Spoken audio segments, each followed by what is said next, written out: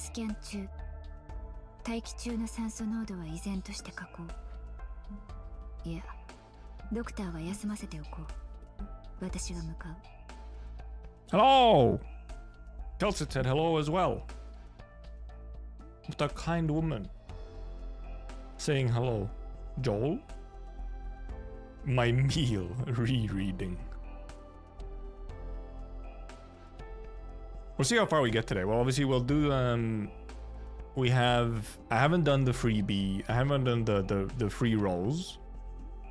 So we can do those, or well, those, the 110 and the daily. And then we'll probably clear, we might just clear the maps all first, or at least up until boss, and then start reading. Also, oh, there's also the mails. I'll quickly read through the in-character mails. Like anniversary, half-year anniversary mails. We have those as well. Boop. Almost went to the wrong place. In-game. Yeah, because I didn't go through these either yet. Pepe? Archives? Oh, right. Yeah, modules. That makes sense. There is new modules. Cool. I don't think I'm getting any of them.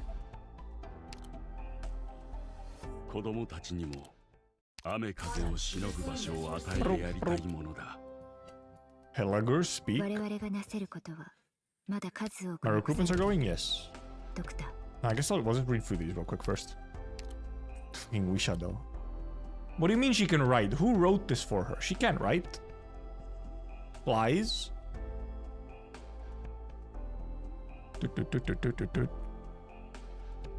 What I did to don't put bomb. How many bombs in doctor's desk is that? Fried rice? You telling me a cockroach fried this rice?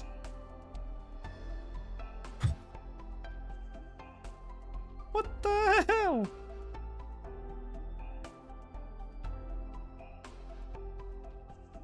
The letter contains quite a few typos and some smudges, but on the whole, her writing has noticeably improved. Okay, they actually put it in. I didn't. It actually is in there. That's funny. Throw it away quick. Oh yeah, we just always get a bunch of stamina, don't we? These are just stamina. She's not that kind-hearted. Hello, Pepe. My maid.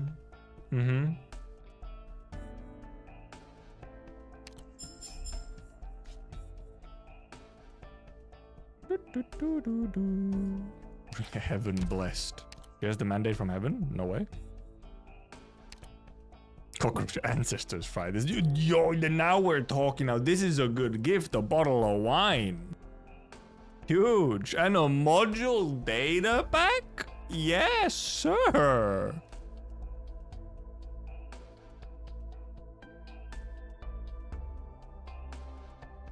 They'll lend you a car. Drunk driving is heavily penalized here. I don't believe that. I don't believe that. Salute to vintage.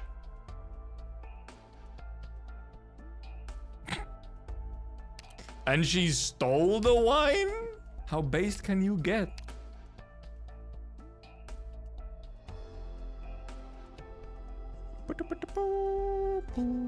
How special means Sandal?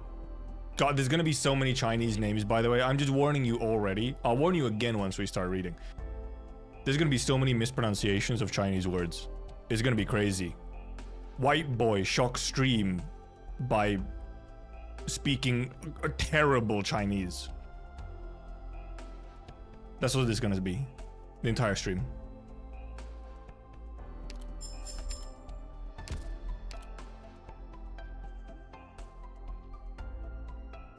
Calci the Epping, of course. My beloved. Oh, it's a cake. Okay, I thought it was cheese at first. What do you think when you see this cake? Well, I thought of cheese, actually. To tell you the truth, I thought it was cheese. Close enough.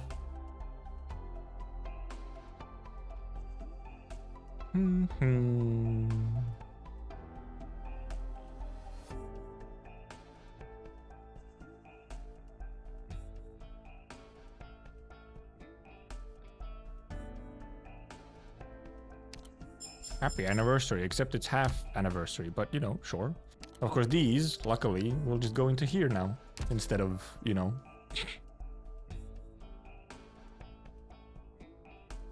instead of whatever. Oh, I have a bunch of, I have some stamina going old, that's fine. We'll get to farming maps today, so that I can just farm. Okay, shall we do, we'll do our one daily. Yesterday's was a 5-star, but it was grain buds instead of surfer, unfortunately. We're a party with elite ops, real. She speaks loud. Okay, then we have the 10.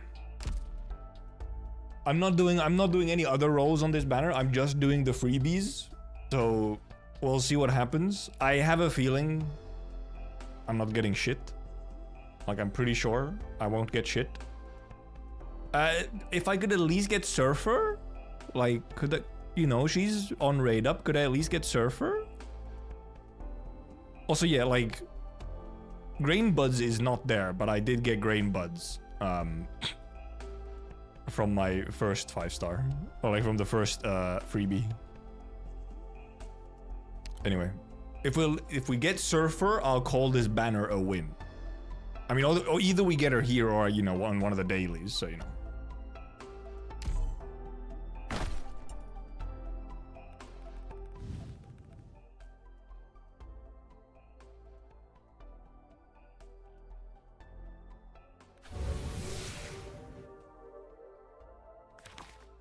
That's crazy. That's crazy. You know, now that I think about it, I kind of forgot that isn't... I kind of forgot that Arknights doesn't actually have a thing where every 10 roll is guaranteed to have at least a 5-star. It's just the first 10 roll.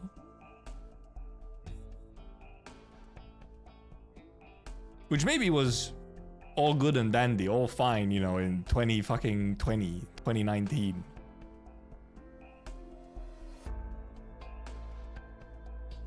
When I think about it, they could maybe change it to, you know... They could maybe update it, now that I think about it. Maybe there could be. Maybe there actually could be like a, hey, if you know, every 10 rolls, you're guaranteed a 5-star at least. Considering this is an appeal to the majority, like just straight up fallacy, appeal to majority, but like everyone else is doing it, you know, everyone else has that sort of guarantee. Yeah, the 4-star really isn't the same as 5-star, you know? Like, yes, you're guaranteed a 4-star every 10, but let's be real, that's not really the same as the other games with like a, hey, you're always guaranteed, you know, this. Like, oh, you're always guaranteed an SR. Or you're always guaranteed a 4-star if the highest rarity is a 5-star, and so on, you know? The vibe isn't quite the same, you know? 4-stars feel far more like fodder than 5-stars. Because you get a lot of 4-stars. The 4-star rates are...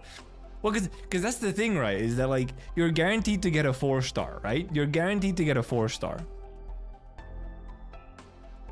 But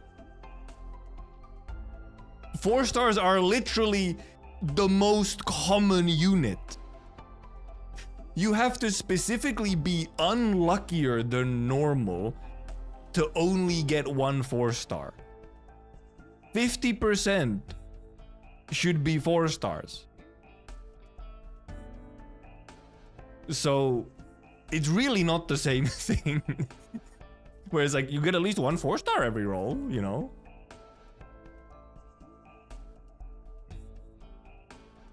It's not like a huge, massive thing, like, because they do have, like, they have it just for the, you know, you get the first 5, like, first 10 you get a guaranteed 5-star. I don't think it would change, because it's not like there's an actual massive reason to change it. Since 5-star rates are still like 8%, you will, if you do actually roll, you get a lot of 5-stars. But, you know, if I got to choose, I would maybe have that in there.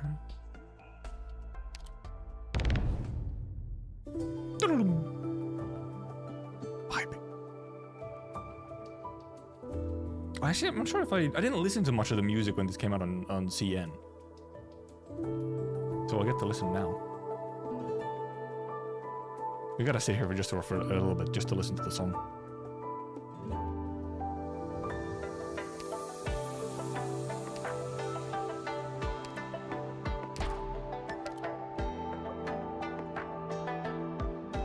Listening. By our cuisine and food culture and flavor of food. Event music really cook, huh? Right, is the volume good, by the way? Is it like too loud, kind of, or is it just perfect? It's kind of like on the edges. I'm looking at my OBS. They've only got this around actual Chinese New Year, right? No, it's summer event. Which reminds me, I guess we're supposed to get the summer event stream for CN at some point. Pun very intended. We are okay. We are now allowed during this event. We are allowed to use the cook terminology a lot. It is required, actually, maybe. Okay, CN stream hasn't been announced yet, but I guess the event is in like. Oh, no, because they used it around the same. I guess because we've gone slightly faster. Because obviously, normally we often get a limited event on CN and a limited event on global at sort of at very same times. Obviously, just different events. But I guess we've gone slightly faster now, so we're actually a bit ahead. So I don't know, maybe next week stream and then week after the actual event.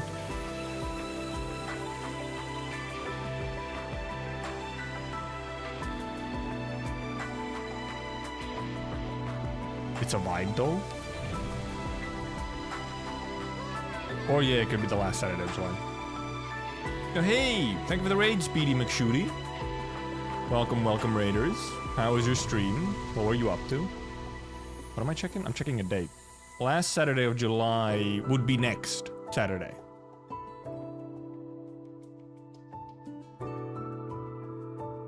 Welcome, Raiders.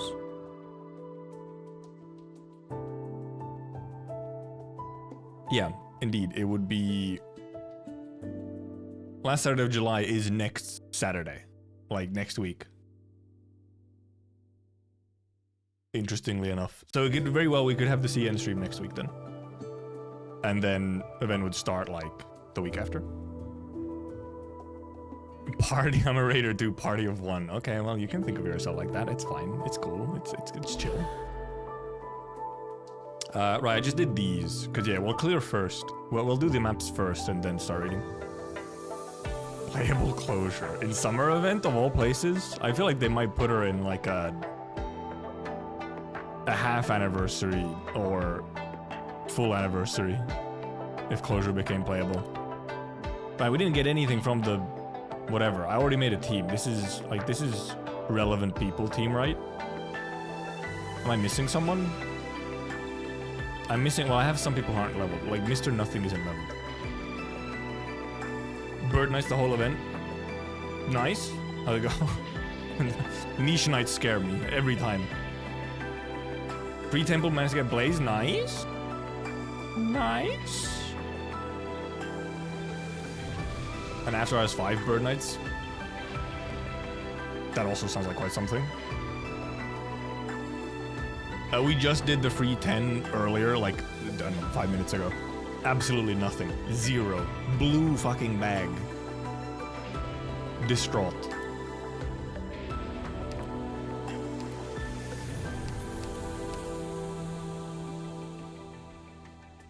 I'm not really missing anyone, I think, from our Yun event team. Other than Mr. Nothing, who is indeed not leveled, so, like... I'm not using her, by the way. I'm not using her. Want Suzudad playable in this summer event? So why would you want Suzudad in the summer event? Do you want him to release as a swimsuit unit? I mean, okay, sure. You know, maybe based.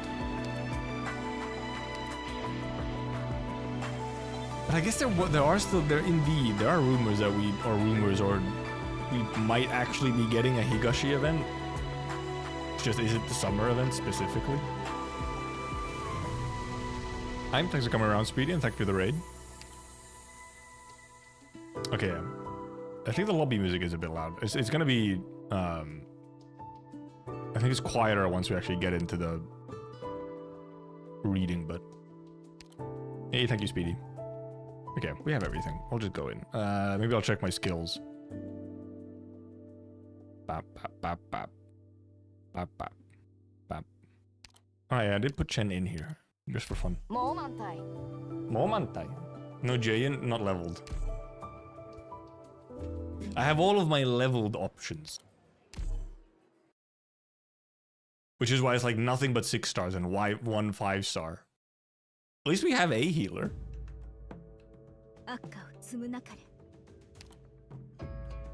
Quit after 5, after 5, quit right after bagpipes, use my return pulse for you and got you. Have any advice on what you should do? Probably just continue where you left off from. Do like some of the main story, like check where you are on main story and stuff, and obviously do as much of the event as you can. Just level some peeps. It is that easy, it's true.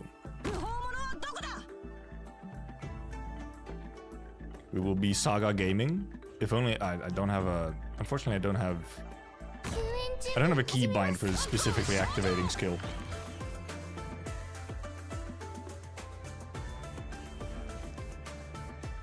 Also, yeah, you and Shu are both quite good units to get. So... Yeah, it can be really difficult to get in. Like, if you've played a little bit, then it can be really difficult to get in, like, again. Because you kind of don't know where you were. You don't remember at all where you were or where you should really go next. But I think a pretty safe option is... see where you were sort of in the main story maps. Continue from there, and obviously... but obviously right now you can also just do as much of the event as you can. It'll just give you good resources and stuff to get back into the game.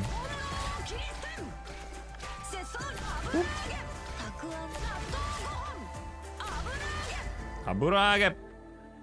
Nattogon!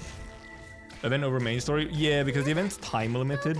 And you get event currency. The event has a store, which you might actually remember. You probably did some events. The event has a store, and you get event money, like currency, for clearing maps on it and farming the maps. And the store has a lot of resources and money and stuff for you to use to level up operators and so on. Even if you don't read the event and so on, it's very good for just getting resources. Actual just Saga Gaming? Oh, I guess I could have used a dragon! I didn't use the dragon! No! I forgot. Hello, hi Cruz. Cruz. I love Cruz Alter. Just like as a character. I don't actually use her that much. I literally leveled Cruz Alter just because I like this character. She's useful somewhere, I guess. She has her uses. But she was not leveled up for that reason. Okay, where do I guess I have to put her here. Yeah, that would have... I was looking at... Oh, that's a big old line of dudes just walking in. I was like, oh. Probably would have been like a good use of... dragon. Oh yeah, that's obviously very true.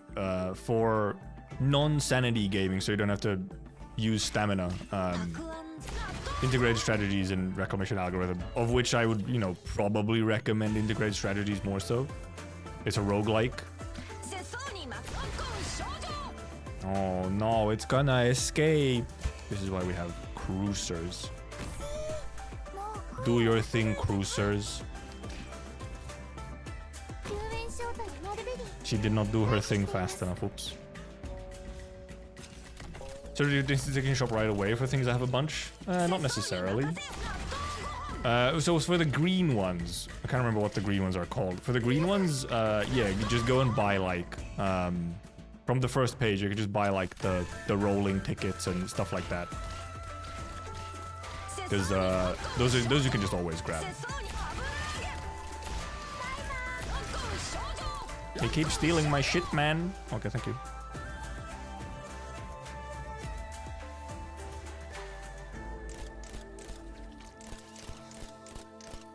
No, my shit.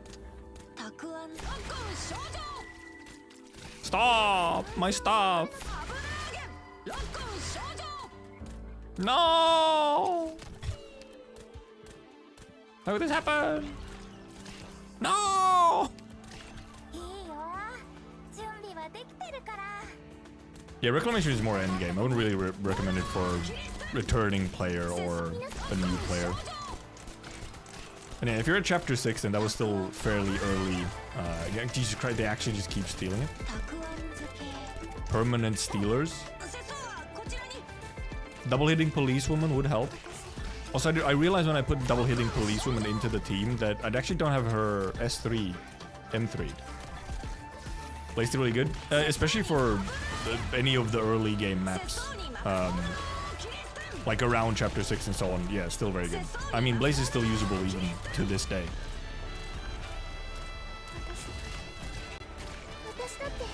Still very much useful. Oh, we can actually use it.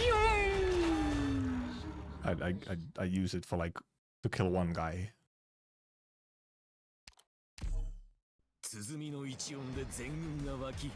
Chongus? Hello, Chongus? I guess Chongus actually would work as well. Let's use Chongus a little. I haven't used Chongus in so long. It's been 1 billion years since I used Chongus. And we have Shu for Chongus as well. It's all coming together. We have the perfect Chongus tile, sort of, kind of.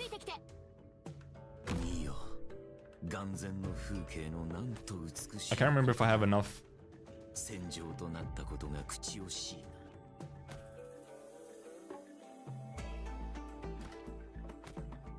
Okay. For super operators in the squad, all operators can plus 12 attack and 1 SP reset. Do I have 4? I have 4! I have 4! No way! Exactly. And now that you say that, there's not really many guides, I think, indeed, specifically for returning players. Obviously, for new players, there is stuff. I think it's just really difficult to make a guide for returning players because everyone returns. Like when they left originally, they were all in very different spots. So then it's kind of tricky to really make a returning guide. Okay, this guy is just over here. He's just being annoying. He's being a little shitter.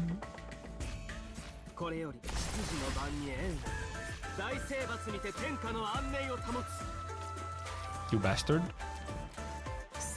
Oh, now he sits over there?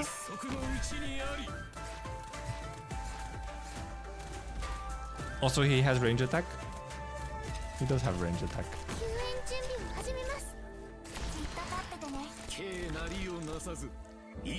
What a heckin' guy. What a bastard. Get stunned, stupid.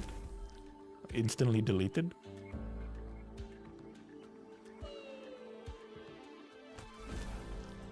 Returning guide would probably just be a list of which ops have been power kept and their replacements. Maybe kinda, yeah.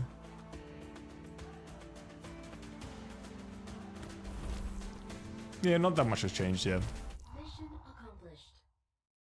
Do the current event, then whatever farming or main story. Obviously, farming stages, you know, have changed in the sense of like what's your best farm stage, but. And yeah, deny us. But you can't really give like obvious sort of more tips. It's more so like, it's just, yeah, like, yeah, okay, you know, hey, like, why don't you can go and do this thing, you can go do this thing. Like, check where you are and what you were doing last time. Pickled something? Pickled pot herb mustard. Are all the stage names just ingredients? Is that the bit?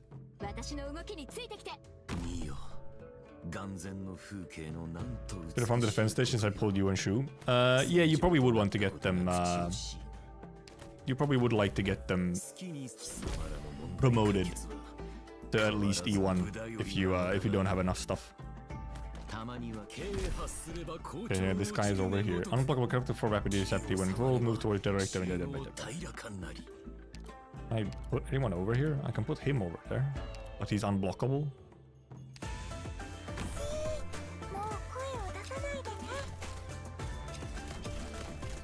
It moved fast.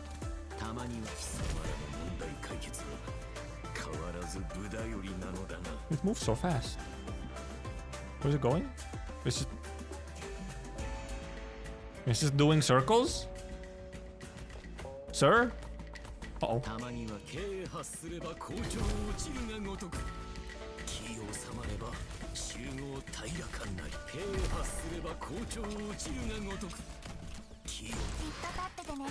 Maybe I should have her on the camo skill, actually. This is the camo. No, wait, no. Is this the camo skill? No, it's the other one.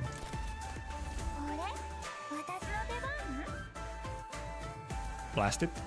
Chongus, thank you. Icky, these guys.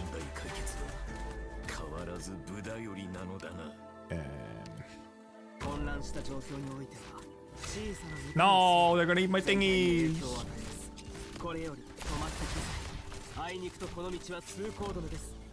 There's so many of them. There's 1 billion of them. Yeah, bubble rack could. Oh yeah, bubble rack could just take all the damage. And I guess sometimes it would explode.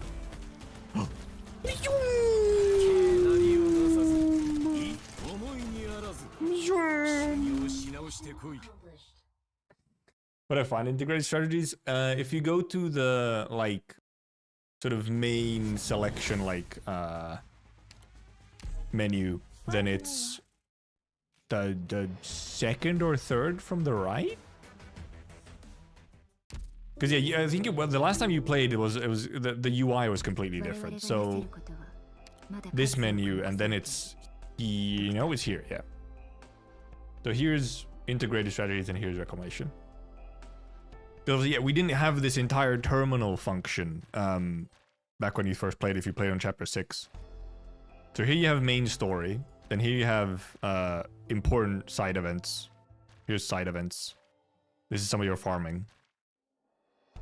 This is Annihilation, the weekly resetting stuff. And then here's the replayable content stuff. Trying to persuade someone to play Arknights from scratch. What would you say? You need to vibe check.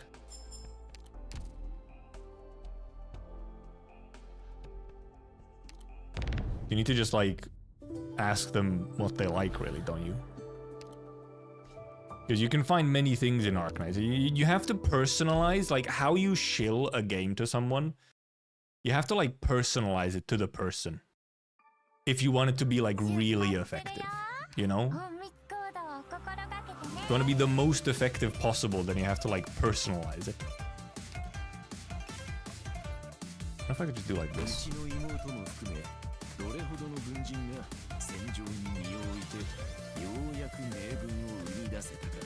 Also the music. Thunder music change. Okay, they come out of here. That's icky. Never mind, this maybe isn't the best place. Unless I do this.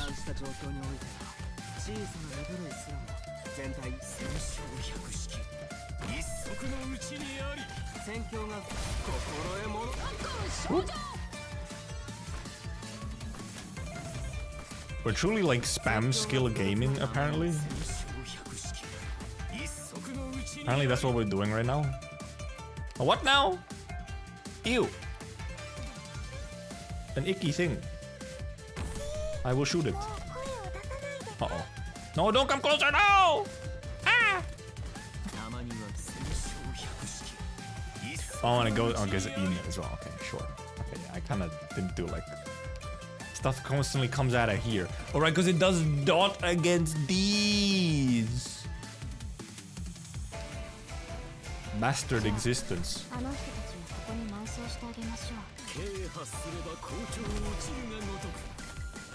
Okay, Chongus can actually clear them, kind of. Well, almost.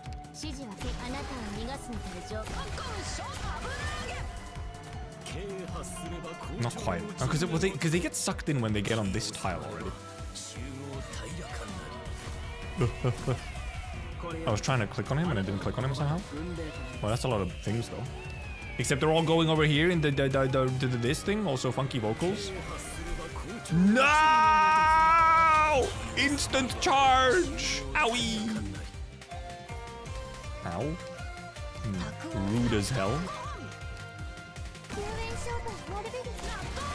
I guess Mulberry is actually quite useful if they have burn. If there's burn in the event, then Mulberry is quite useful.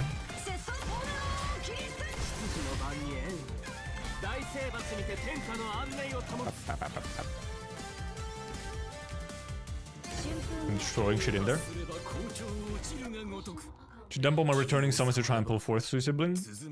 Yeah, if you're gonna dump your pulls or something, just dump them on the current banner, yeah. I like the gacha part, but I never played the game mode before. You may want to try the... Well, first of all, I think it's weird to... Not gonna lie, it's weird to say I just like the gacha part, so you just like gambling, which, I mean, like, okay. Because obviously the gameplay is part of it, then the story is part of it. For just, you know, what appeals to someone. You can either have the gameplay, which is indeed very unique. There is really no game out there that has the gameplay of Arknights. So if you like it, there's nothing like it, and you will love it. But then there's also the story, and just also the like vibes. Okay, this thing is over here. Can I have her do her thing? You're supposed to just like fight here. It doesn't shoot fast enough. Unless I do that. Most effective place to lure screen. I mean, because obviously that is, you know, in the end, if you want to lure people into a gacha game, one of the most effective ways is indeed to just show them characters they might like, and then if they start liking the character, they'll be like, okay, I'll start the game for this character, and then they start playing the game, and then they may or may not come to just like it for what it is. I've only gone 2 people through the games, both have since quit. I don't think I've... No, well, I don't think I've directly really, like, specifically got anyone to play the game. Who else can I put in to help over here?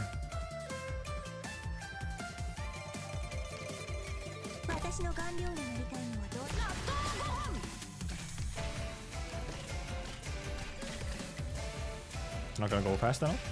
I don't have enough anti-air for these things? Okay, that's gonna charge. Unfortunate. Now Cruz gonna... Maybe Cruz should be on S1. S1 has such a much faster cycling. This fucking guy over here, I just realized. You almost didn't pay attention. She should have been here facing down, but...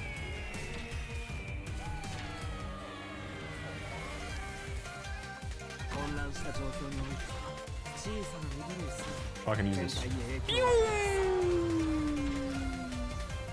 It does do a lot of damage.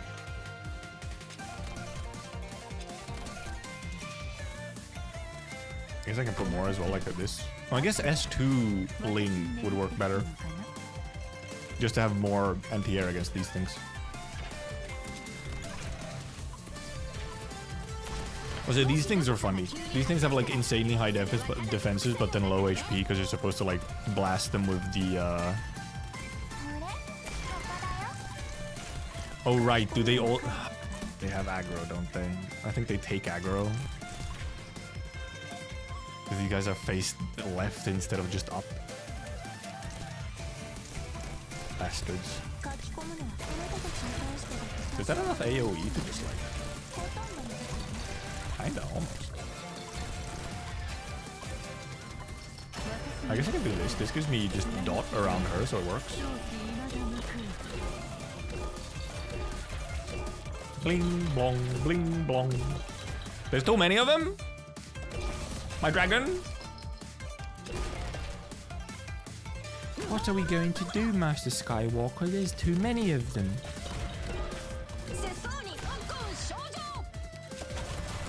No! Well, it actually survived. Interesting.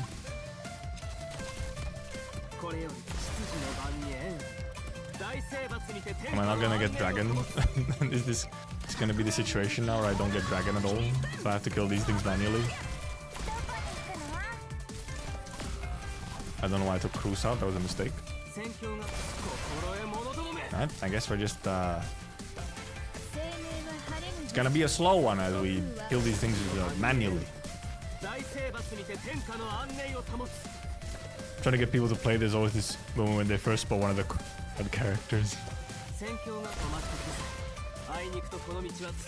Yeah. Yeah. You do it. There is like a furry tolerance check. I guess they are, yeah, enemies for burn. Or just, you know, using the dragon function. How about Arknights on PC? If you're lucky, you get to use Google Play games on PC. Or then a third-party emulator. But if you can get the official Google, like, Play emulator, then just use that. It's by far the best. I shouldn't do that new Lee skin, we still don't get a new character. Yeah, when was the last new character from Kura Blood? Where's art? Okay, ours is here, this is there. It's on Google Play. Arknights? Yes, Arknights is on Google Play. Where else would it be? But you have to, so PC, on PC, there is a PC version of Google Play by Google. And it is just an official emulator for Google games that are on Google Play on Android. I should have switched Ling, but I was supposed to switch Ling to S2. I guess you could also just use Ling as Ling. That's like a whole. That's a whole option. I might need her first.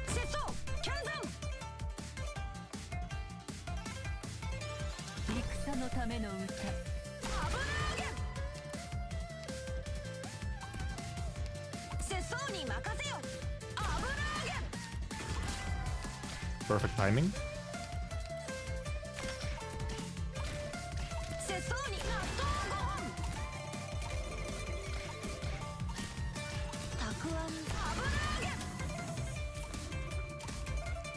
More Ragon.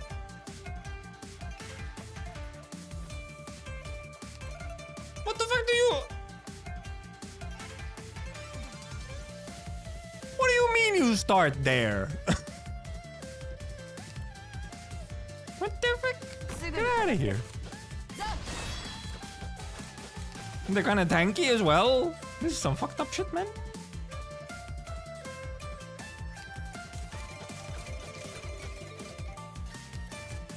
Why are you here? Spawn camping, yes. Ideal.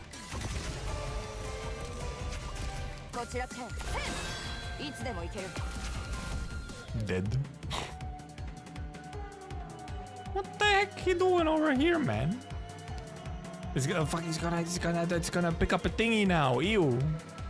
Also, I like how they spawn here as well, so you can't just put someone here. Absolute bastards.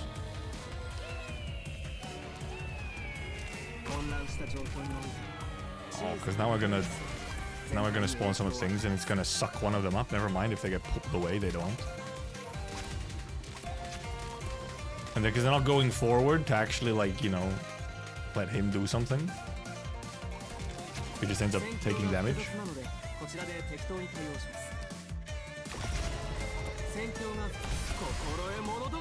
Because now it flies. Why does it even go? Oh, is it? Oh, it takes it over there. That's what this guy fucking does. I guess that makes. I guess it probably said that it does that. Oh yeah, La Pluma, yeah. Or just any Reaper, yeah, just here doing their thing would work. Fuck, because now it's flying. Bastard being.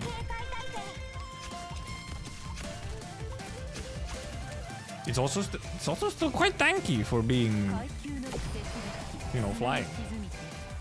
Because this bunch of these just have like high defense, low HP. It's gonna fly away. It's Jover. It's gonna escape! What do I have? I have nothing. Who does? Cruz died. Okay, cool. Epic. I have no one.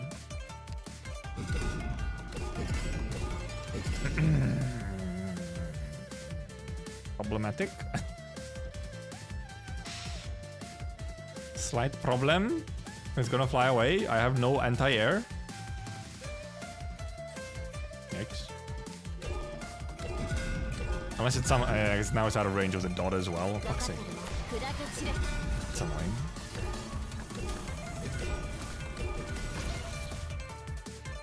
Bastards. Bastard flying being. Okay. Let me read them. These things. They have E death? Never mind. They have E defense? It didn't seem like they had E defense. I'm gonna be real. Shin was not doing that much damage.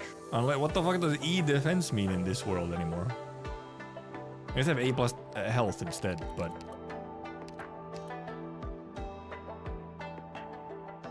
I didn't grab her yet, no. I forgot we can actually grab her.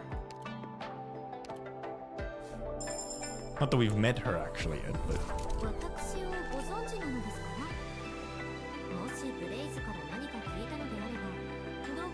The music is just really loud in the lobby, by the way. I can barely hear what she's saying. I can hear her. Can't even hear her. I guess you can put her in for, like, trust farming? Oh yeah, I guess she heals somewhat. She does some heals. Cool. Okay. What do we do here, huh? How do we shenanigans this? What is our shenanigans?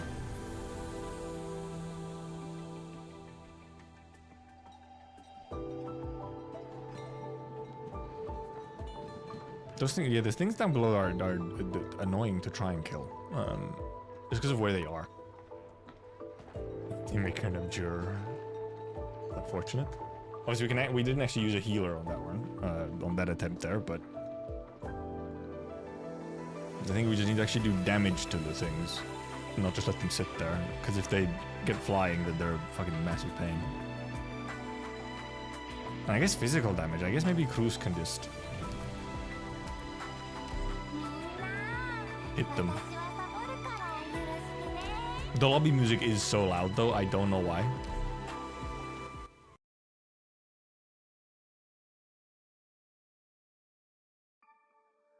We'll do this slightly differently this time. I mean, we'll start the same, but...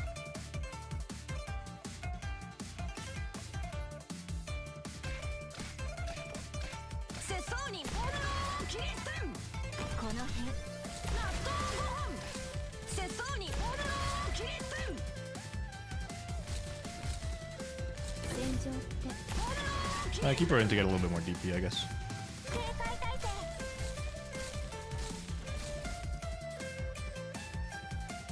And we'll probably put some kind of bait here, I guess.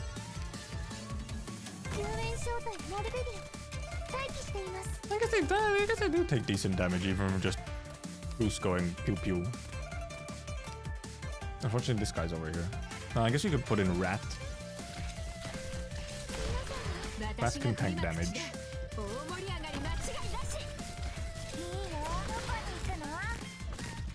I guess they just have a decent amount of HP. They get like a damage from Cruz. Okay, good. Yeah, okay, yeah, these guys can't hurt Rat, so they get to fly now. Also, it's not in range.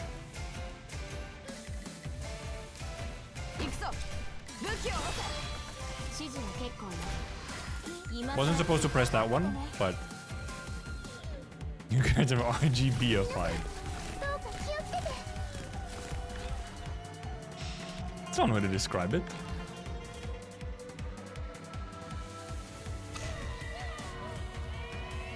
We almost have our thing. The vocals are still funky. Can I destroy this somehow? I'm not gonna get to destroy it, it's gonna get to fucking fly away before I get to do anything good.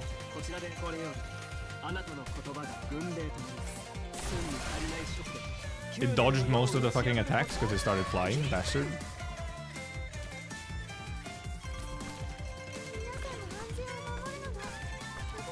I guess we'll wait for it to be in range of her.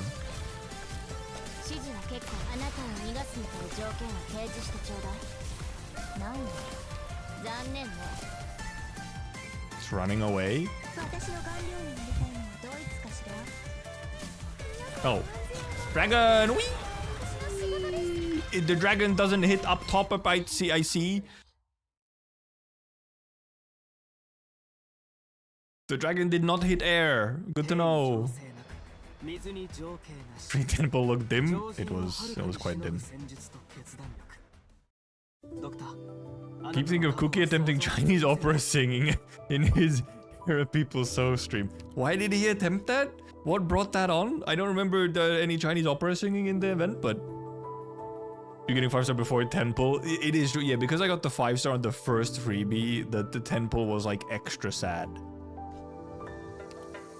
Because I couldn't even get the 5-star then.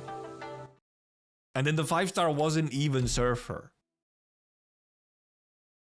Promise on the stage.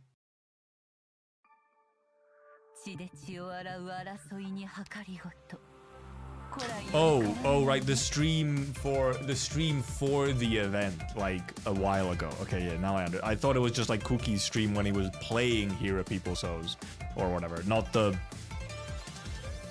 CN stream. Okay, what's gonna like happen on this one, huh?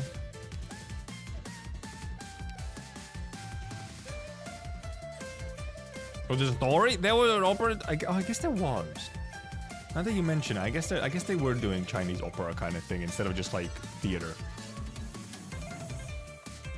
Also got the 5-star on first. Nice. But it's kind of nice to get it and then sort of not, because your 10 roll does become sad if you do get it. I'm wondering where would I maybe want to put Chongus in here. Alternatively, there's a very simple and elegant solution to many things.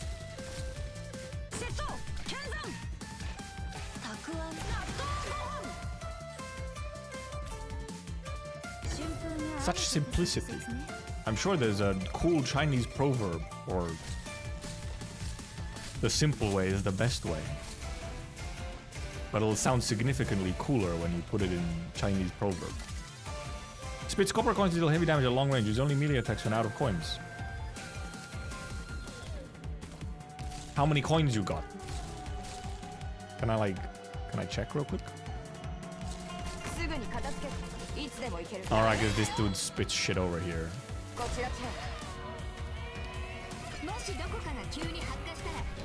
Okay, so there's no indicator of how many coin it has.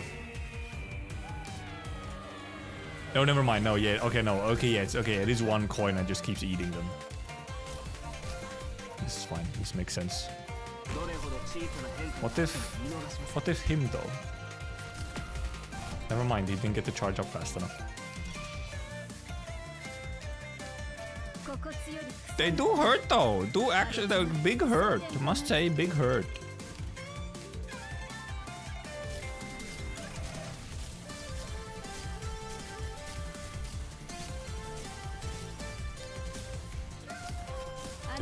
Is this gonna just be enough? Like, can I just? Oh, they're gonna get to.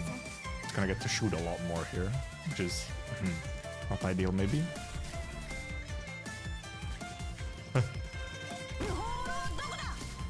Bait has never been more believable. See? Okay. They're slightly annoying, I must admit.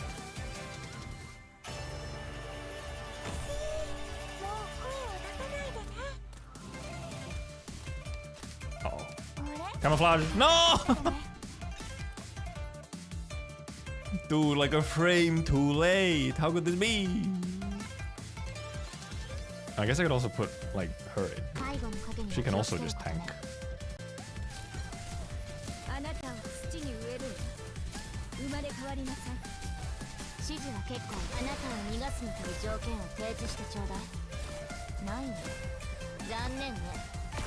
No! Actually, I think it might genuinely have just been enough for just Shu and Blaze to just sit there. Snake died to frog. I don't think that's a frog. The coins do actually do enough for a rat shield, yeah. It's not like the rat shield is that huge or strong. This is boss, right? It's OR9. So in theory we can save this for when we actually get to it. Is this a farming map? I guess it is. But I have 271 of that. I don't really need to farm it. Incandescent alloy! Well, that's kind of an annoying map to trust farm though, possibly. Okay, now I want to try. Can I trust farm this with just Blaze and Shu? Is that enough? Alternatively, probably, what's their faces? Just Abyssal Hunter shenanigans is the other option. But I kind of want to see, can I do this with just Shu and... just Shu and Blaze? And I guess whoever I need to trust farm, obviously.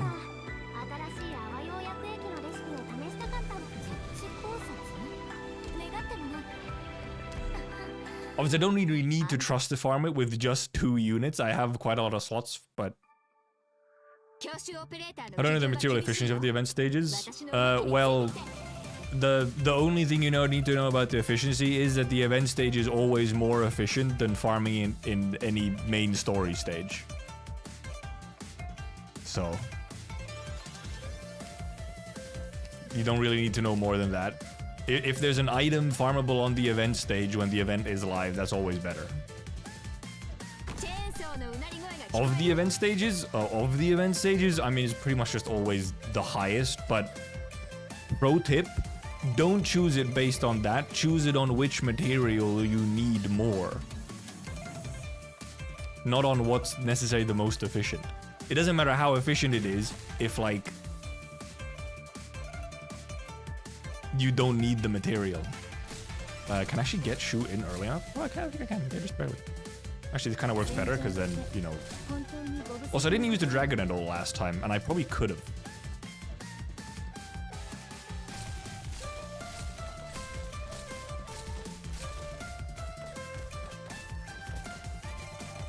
And yeah, indeed, when it comes to the currency thing, it's just 1 sanity, 1, like, money. So, like, the currency conversion of stamina to event currency is always the same. So there's no efficiency differences there. Then we'll see how this goes. I guess she can maybe slightly heal over here as well. You can do like tiny heals.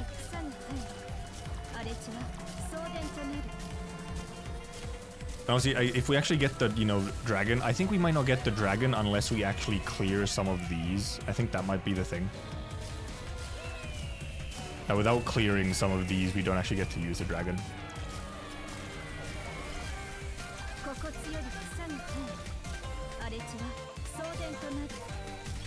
Also, the enemy dragon might also blast away. Also, apparently she got hit. What the fuck?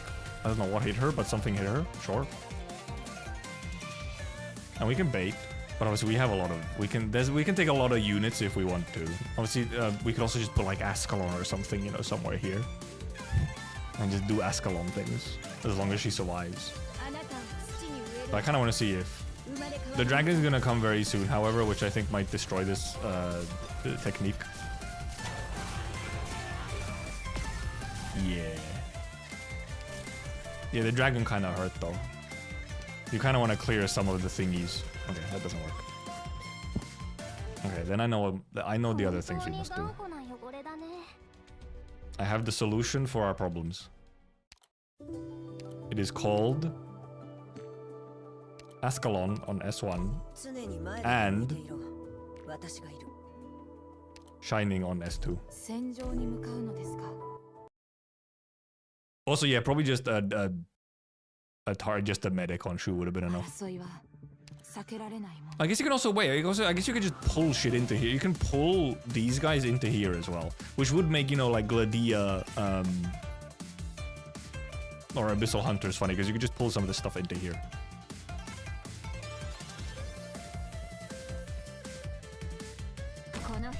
Because I think Ascalon alone might not work just because she might actually, if she doesn't dodge enough, she'll get killed. Which, you know, she's not very terribly helpful. Souling the Fire Emblem with Wishadel. That's not even that weird though, because it's fucking Wishadel. Though I've also the event boss doesn't seem to be terribly strong. It's seemingly quite weak. Like Wishadel will solo it. Ulpianus will just solo it.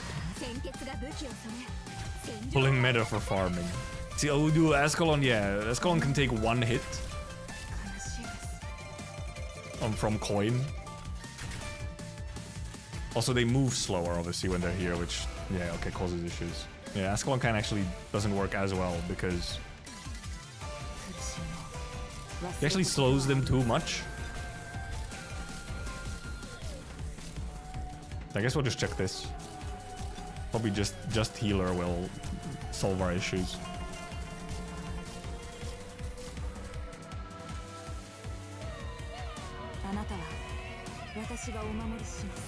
Tough to see Shining.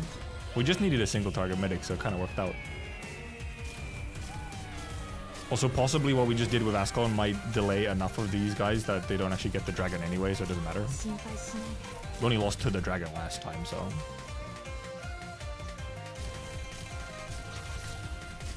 So never mind, the dragon might just barely get out. No, the dragon won't get out before these guys die, so it's all good. Okay. I have my trust farm, all good. Unless I luck into some new units on the daily freebies. Very unique problem to AK where users of the best characters actively avoided. It kind of is. You don't see it quite as much in other games where it's like very specific avoidance of the best units because the game becomes too easy. Though also, I'ma say though, specifically when it comes to Wishadel is in her own category for this phenomenon, because there's the normal phenomenon of you know people don't use the strongest units so that like it's not too easy and so on. Wishadel, however, is not just that, because if you use Wishadel, there's a significant vocal minority who will just straight up shame you and like shit on you for using Wishadel. Which, surprise, might push some people away from using Wishadel. Do you need to deploy ops you want to trust from to get trust? Nope. Purple, you thought you had to do that? No, they just need to be in the squad.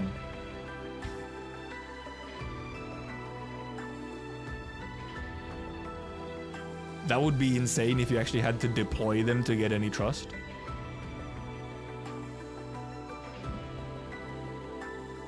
Flashbacks to the Wishadel hate during the co-op event. Incredible. That shit was... I did not play the co-op event at all, but... I mean, yeah. Real. Valid crash out by Tobo. We've all seen it. Oh, her dupes, obviously. Bap, bap, bap. No, it's just it's still giving me the notification that she's new. Okay, now she's gone. We can save the boss. I can do the boss whenever we actually read the last part of the story. Since I don't need to farm the boss map like at all. I'm probably actually gonna actually what's the other farm? Sugar? Oh, I'm looking at the wrong place. 7 is... I might do some devices. No, this is an annoying map as well.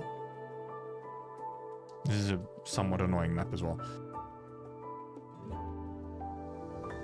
But I mean, the main thing I need to farm is this. I'm probably just gonna farm these for the entire event, honestly. I only have 30. I actually ran out of these like a week ago or 2 weeks ago or something. I had to buy them with my fucking whale currency. I'm not a whale, but I have whale currency. Ugh.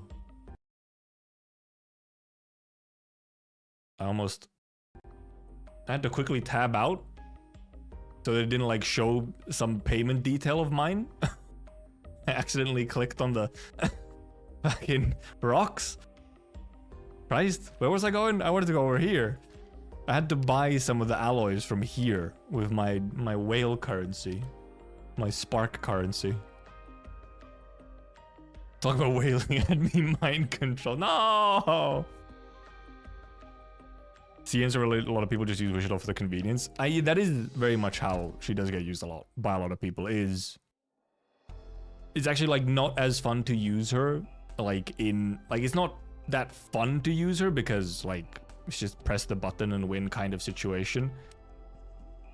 But then if you need to clear something fast, like if you don't have time, like if you're short on time, the event is ending soon, or you're doing trust farms or something like that, then it's very useful to have an operator who is very easy and strong.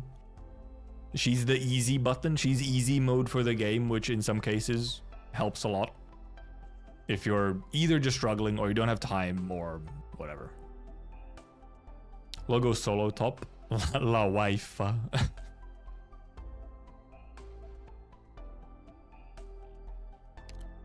Anyway, so we actually get to reading as we've cleared up to the boss, which is where we'll clear before we also did the tutorial. The tutorial didn't really have anything.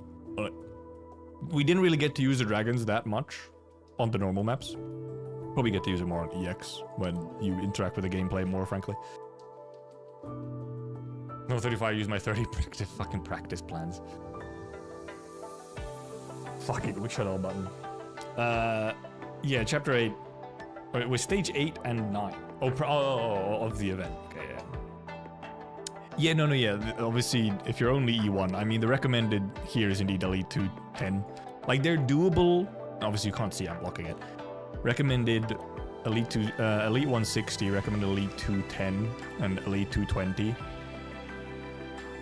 They're absolutely doable without those elites, but, I mean, yeah, you are fighting an uphill battle if you don't have quite the levels. Or at the very least, if you don't have a team of, like, full of max level E1s and good units.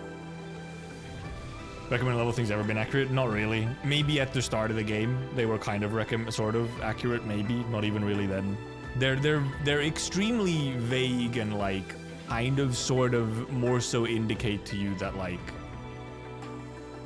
this is a harder map. Oh yeah. You'll have to get used to struggling with a map. This is extremely common in the game where you struggle with a map hugely. And then you finally clear it after great effort with what you have. And then YouTube recommends you some dude clearing it with like unleveled operators and 4 stars only. It's like, oh, cool, okay, sure. You have to get used to it. You have to like go Zen mode and remove that thought from your being, like, I shall not consider this a demerit on my ego, on myself, on the soul that exists inside of me, and just tank it. Yeah, they pretty much, when it comes to like the level recommendations, they do just kind of, I think, pretty much every event I think has the same thing where it starts from like level 20 and then it goes up like the same amount. Oh, the flying fucks. No, these flying dudes are quite something. The flying dudes are icky, I must say. They were icky, it's true. But chrysanthemum tea with dried tangerine. Oh yeah, are all the stages ingredients scallion tofu? Okay, yeah. Malt sugar candy, oil splashed hand pulled noodles, pickled pot herb mustard, honey herbal tea, roasted chestnut, braised wax gourd cube, meaty platter, golden rice crust, and longevity noodles. Longevity noodles sounds like an IS-6 relic or something. Okay, we're about an hour and we can start reading. We'll read for about 3-ish hours, because we'll read for about 3 hours probably. Unless we get to like a good stopping point before that, because we'll also watch the episode 3 of season 3 today, obviously, as well. So that I don't forget about that. That's also a thing we'll watch at like the end. So we'll sort of stop the reading in a way that it makes sense, then we still have time to watch the episode.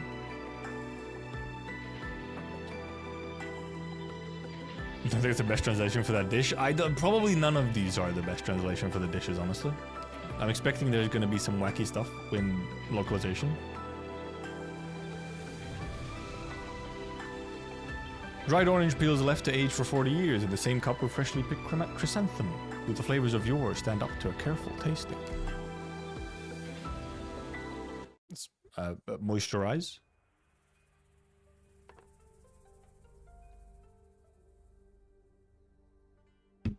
Thirsty? It's been a slightly less warm day, but it has not felt any cooler. Yesterday was like 29 degrees. Today is like 24. It doesn't feel any cooler because the residual heat has never left my room. So I've still been just like getting all of my energy sapped by the heat. And I've already taken like 2 cold showers today.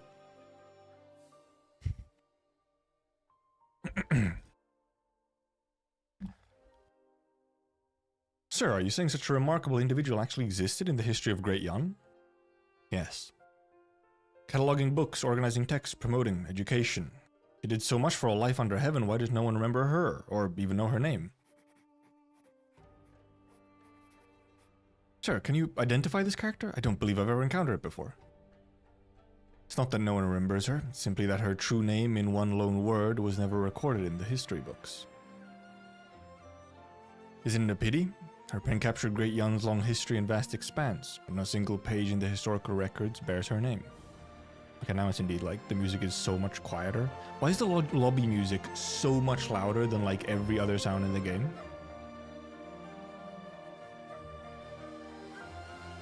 I can barely like hear the music here, and then in the lobby it's like boom.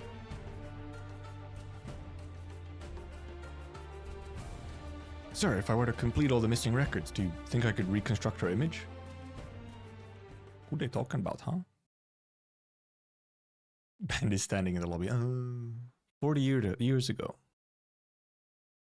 The orange pills were from 40 years ago. April 21st, 10:62. Guyu, Grain Rain. Grain Rain. Hawking shopbroker. Sir, it's raining so hard out there. Why not come inside? Have a pot of nice warm tea and wait out the rain. No need, this rain won't be stopping anytime soon. I should keep moving. Some people want the rain to stop, some hope it carries on. Umbrella vendor is smiling from ear to ear, but the passers-by are downright miserable. Fascinating thought. Friend, you should take a moment to rest. I was asked to remind you, the road ahead is rough and uneven. Certain someone worries you might misstep and get your shoes wet. Certain someone. Please, just follow me, sir. Your friend is already waiting for you inside. It was him. Hi, Minister. It's been a while. No, these days you're the Grand Tutor. It has been some time indeed since we bid each other farewell in human. I expected to meet with the Sui Regulator and the Ministry of War first upon this return to the capital to deliver my report. That's why I've arranged to meet with you in Vance. His Imperial Majesty has passed. Lightning strike. When? 2 weeks ago. I think if His Majesty had died of natural causes, you would not be coming to see me about it. Does this mean... The man sitting in the shadows holds out his hand. A black Wei Chi stone rests in his palm. 60 years ago, he escaped from that ancient temple and turned himself into 181 black Wei Chi stones, which scattered across the lands. Their current whereabouts are unknown. 2 weeks ago, the Sui Regulator found this stone in the capital. What has he done?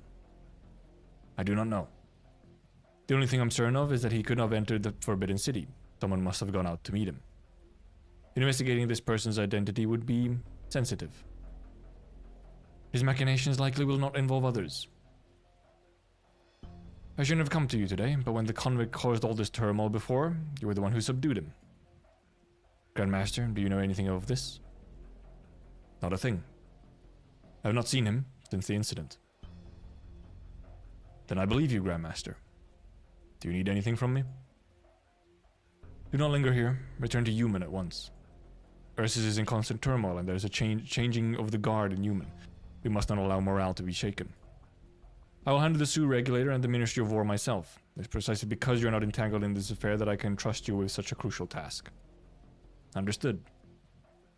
I will see the Sioux Regulator and continue to investigate the Weiqi matter in secret. During this crucial time, you should remain out of sight, Grandmaster. We did not meet here today. Regarding the True Lung, how's His Highness Yan Wu? At this moment, he should be Yan Wu. Yan Wu was the one who went to His Imperial Majesty on the night he died.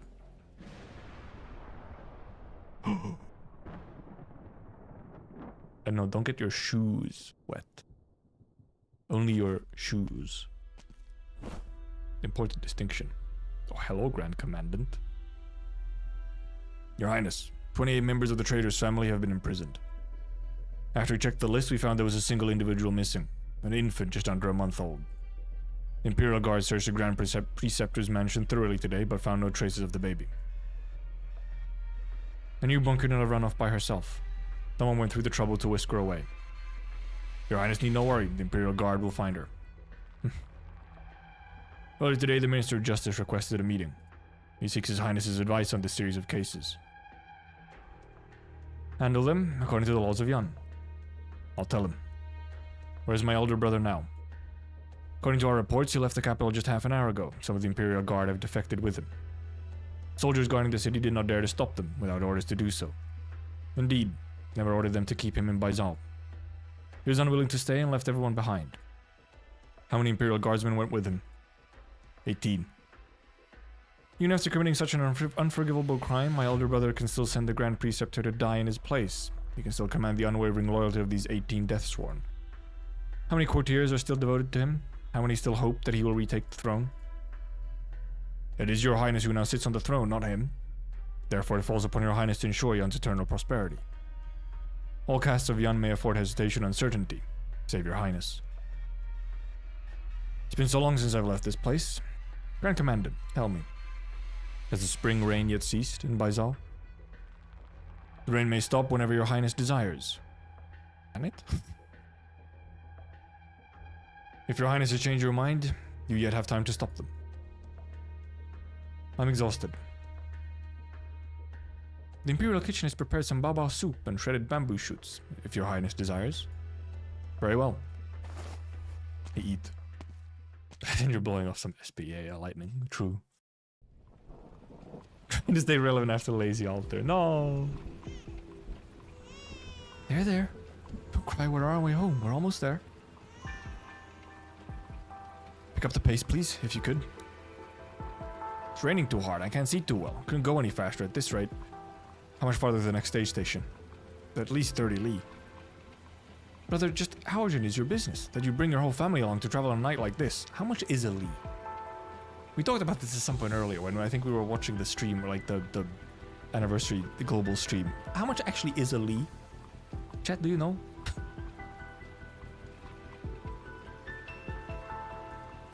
Please, just go faster.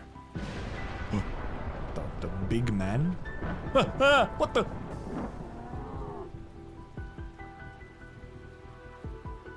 Varied from time to time. Of course it did. Of course it did. Genese exclamation, huh? Somebody doing out there in the wilderness at this hour. 3 nautical miles.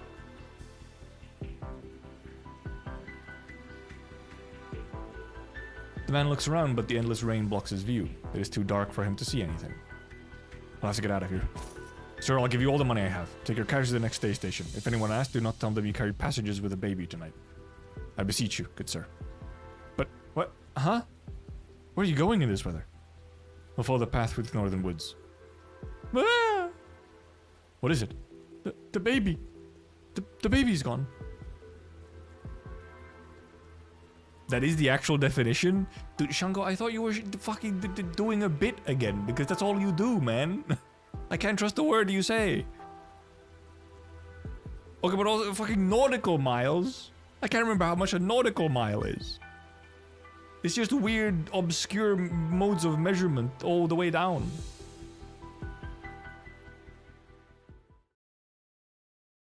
the big scary man stole baby?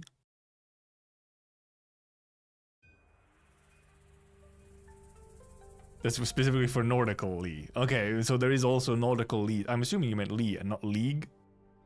I guess unless a league translates to league. Hello, old man.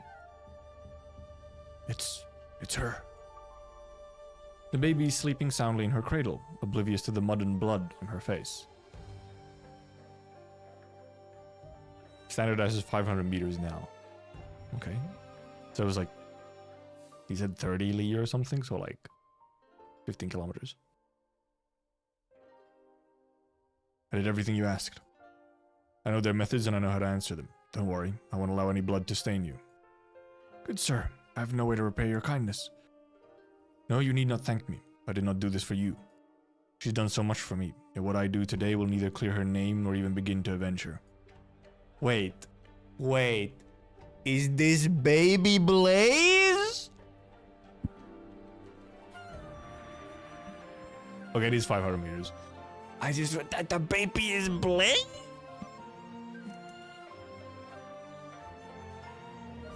Hag. A kilometer is also called a metric league. Silly forms of measurement. I have no family and no affairs to settle after my death. I ask only one favor of you. Please, take this girl in. You need not tell her anything. Just let her grow up and live her life in peace. You know, if she stays here, it will be risky. The greater possibility that this old case will be reopened. Isn't that what you want? We may be powerless to change the situation right now, but if one day, be it 3 or 4 decades later, the truth is revealed, all the blood shall not have been shed in vain. Right then, I swear it. It's isn't it? It's her. This is like, it was 40, this is like, 40-ish years ago or whatever, and so, well, we know the Blaze is 40 now. Story. Lobby so loud? We're just gonna get the loud lobby every time we finish a bit. Check, please. Wait a minute, I'm busy.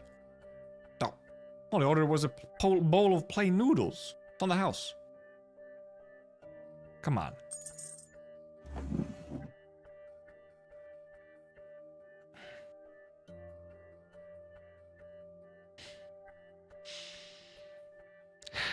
Psychic damage. Psychic damage every time there is the most basic mistake in a sentence. I'll read it as they have decided to translate it. I'll leaving the money on the counter. Bye.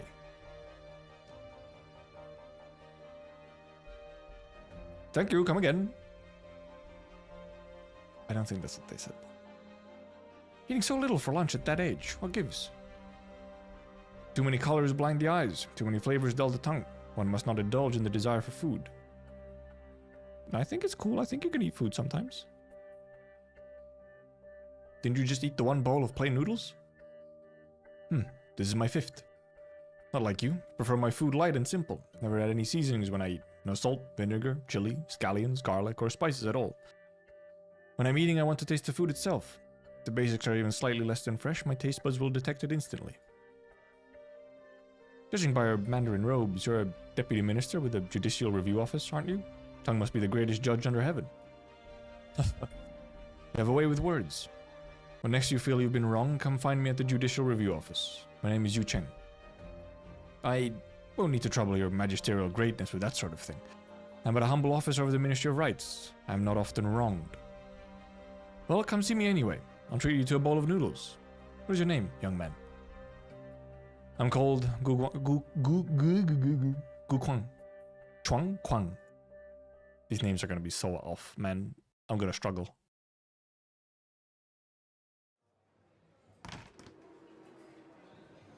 Hey, Zhang, I'm here. Oh, big guy. Coming. What'll it be today, Liu? I'll have the usual. Any specials today? Well, persimmons are in season. We also got a fresh batch of chestnuts today. You can eat them raw or nice and crispy, or cooked, sweet and tender. How about stewed beast belly with chestnuts and then some osmanthus-flavored dried persimmon for dessert? Nice. Alright, I'll try that then. By the way, that sign we fixed for your restaurant a while back. Don't worry, check with our chef. This meal is on the house. Taking care of all the carpentry work the past few years. Treating you to a few meals is the least we can do. You're too kind. He's really a great cook. Greatest under heaven, I'd say. Can't find food this good anywhere else. That wooden talisman I gave him, I meant it. He was too modest to accept the gift. Come on, enough already. We're just a little old eatery. It's you who keeps us in business. You don't need to flatter us like that. What do you mean keeps you in business? He's not paying. By the way, where is that young chef of yours? Didn't see him sitting outside and chatting with the guests today. Don't even bring him up. He's been sulking since early this morning.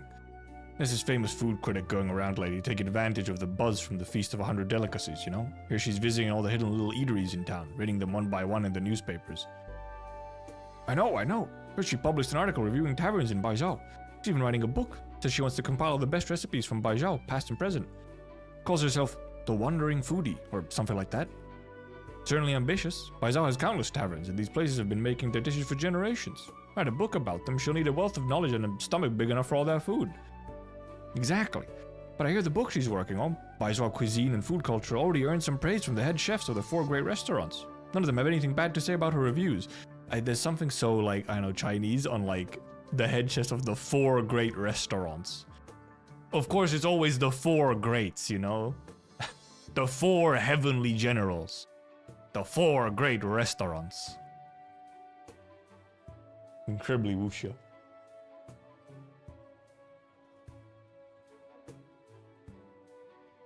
Rumor has it, she's dropping in here today. Well, you have nothing to worry about. If your chef's cooking, even the harshest critic will have nothing to criticize, right? You know his temper. Whether reviews are good or bad, he can't stand people talk about his food. He says he doesn't want to get into a cooking competition, but that's just because he's afraid he'll lose. Alright, that's enough of that. The only thing I'm worried about is people discovering this place, so I want to be able to get a table here anymore. Knock on wood. Oh, another customer. Are they twins? They look exactly the same.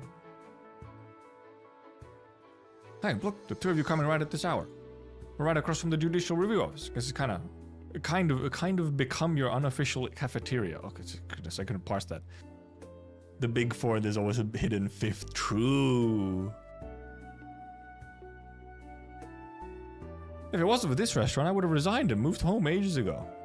Don't say such things. We have a duty. How could you think of resigning? What's up? Why so serious? It's the Feast of 100 Delicacies, of course. Busiest time of the year for the office. Haven't had a good night's sleep in a month. Who can keep going like this? The precautions are necessary, though. There's so many tourists here now. If something bad were to happen, it would be a disaster. No matter how careful we are, there's just too much going on. Something is bound to happen. Hey, enough shop talk. Just enjoy the food. Think we're talking about work because we want to? Ugh. By the way, did you hear about Dingfeng Lu case? What case? There's something to say, just say it. Why all the secrecy? I'm not trying to be secretive. This case is just downright eerie. Oh. Yeah, no, I'm sure there is indeed some translations are for sure just machine translations, and some of them are probably just like fucking ChatGPT. But then indeed there's like mistakes in there that indeed something like ChatGPT would not make. There's like the weirdest combination of like localization, man. I don't know how they do it, frankly. It's like impressive how weirdly idiosyncratic dumb it is.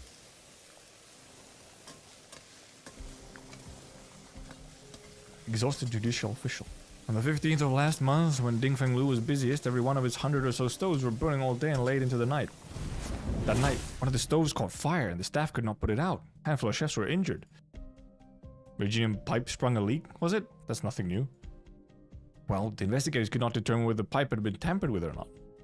Hundreds of people have access to that kitchen. Who knows if someone did something? You must know that Dingfeng Lu is the most famous restaurant in Baizhou, the organizer of the feast.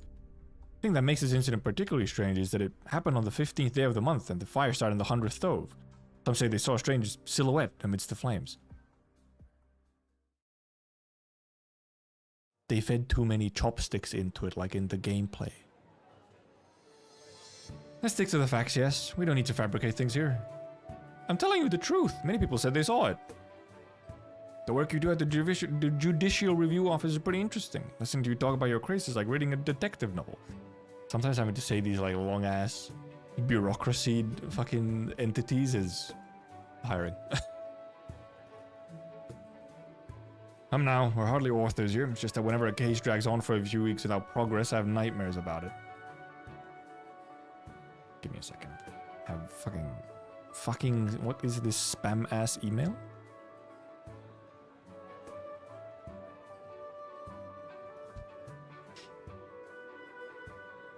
Pipe to transport I'm assuming pipe to like transport originium fuel, yes, not, you know.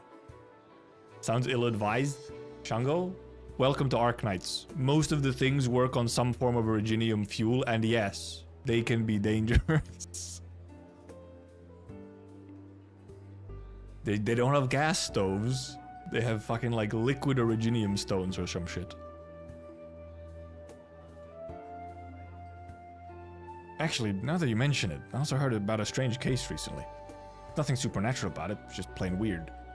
Oh, another juicy story? Do tell. I really shouldn't divulge too many details about this. You can't tease us like that, suspense is killing me.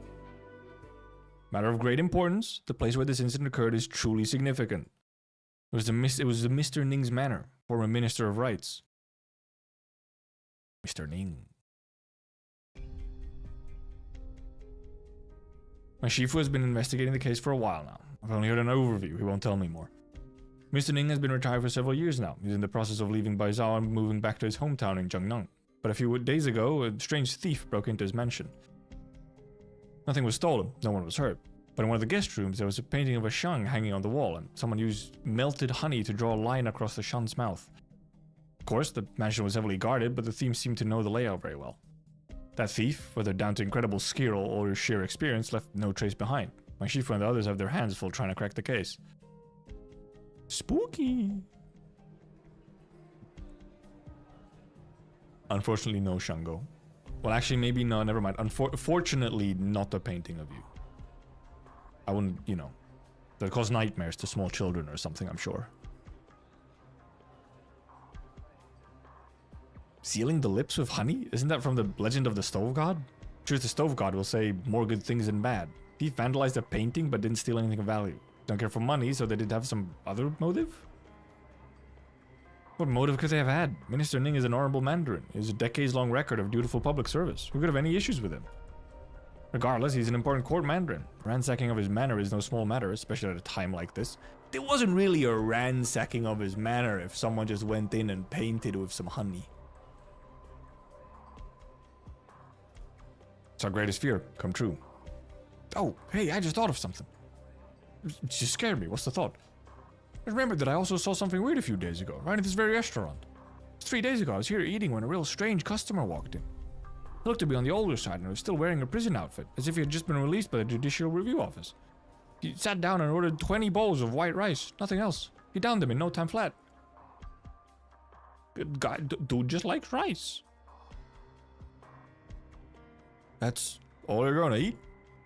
Eating all that rice is bound to make you choke. Why don't we whip up 2 little entrees for you and a bowl of soup on the house? No. It's Da Huang rice, nice and fresh, finest on the land. What other food could I possibly need? I filled my belly, but no need for any free dishes. Check, please. He over too? Black Rock. After the funny fella finished eating, he grabbed all 20 empty bowls and walked out of the restaurant. He kept walking until he reached the Judicial Review Office. He threw the pile of bowls at the door of the office and yelled, "I'm the one who set the fire in the scrollery." Well, I'm sure you know more about it than me, especially with my terrible memory. Who was that guy anyway? What happened to him in the end? And the rice bowl guy. There's no way I could discuss something like that with you. Shh, there's civilians at the next table over. Don't worry about them. I heard that lady speaking Victorian. I think they're foreigners. They don't understand what we're saying anyway. Dude, classic. Classic. Here. I did see. I saw this screenshot.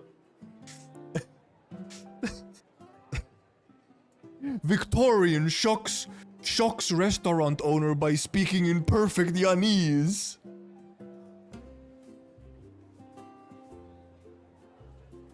Victorian orders in perfect Yanese, no way. In perfect Yanese. This is not gonna be perfect Yanese from me. Lao Bang, Dan Chang. Never mind. The Victorian understands. Red silk special, mala tofu, soft yellow shells, autumn casserole, and jade surprise. That's all she ordered. Is she trying to challenge us?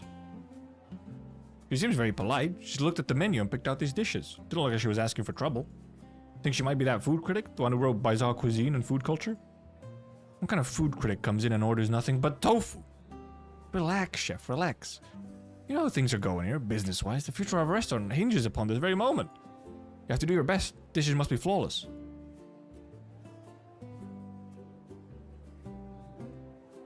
Blazes and Easer, she's the 40-year-old. The 40 years old, because we did actually know that she had some kind of connection to Yun earlier already. Like a very vague connection. The age confirmation is like, damn! She looking good for 40. The Victorian woman pulls up a chair and 2 jugs of wine and sits at the table with the 2 mandarins of the Judicial Review Office. Casually pours each a glass of wine. Its rich, sweet aroma soon fills the table. Please, drink and enjoy. This wine was meant for sharing. Aye, so what happened next? We're picking with the weirdo who threw the empty rice balls. Good lady, what you just heard was nothing more than an idle diner's chatter. Whatever you do, please do not share with anyone else. Huh? But you haven't finished the story yet. Where's the cliffhanger? Where's the stay tuned for the next episode? I'm a mandarin of the Judicial Review Office, madam. I'm not a storyteller in the tea house. What a coincidence. I have a good friend who works there too. And here I was, thinking everybody at the Judicial Review Office was stuffy, pretentious, and tight-lipped. Dear madam, have you come to Yun all by yourself? Are you here on vacation? Let's not be so formal. My name is Huang, or Blaze, in Victorian. In Victorian. And yes, I guess you could say I'm here on vacation. Haven't met many Victorians who speak Yanese as well as you do. Have you lived in Yun previously? Actually, no. But I'm not 100% Victorian. My father is Yanese. Cut off.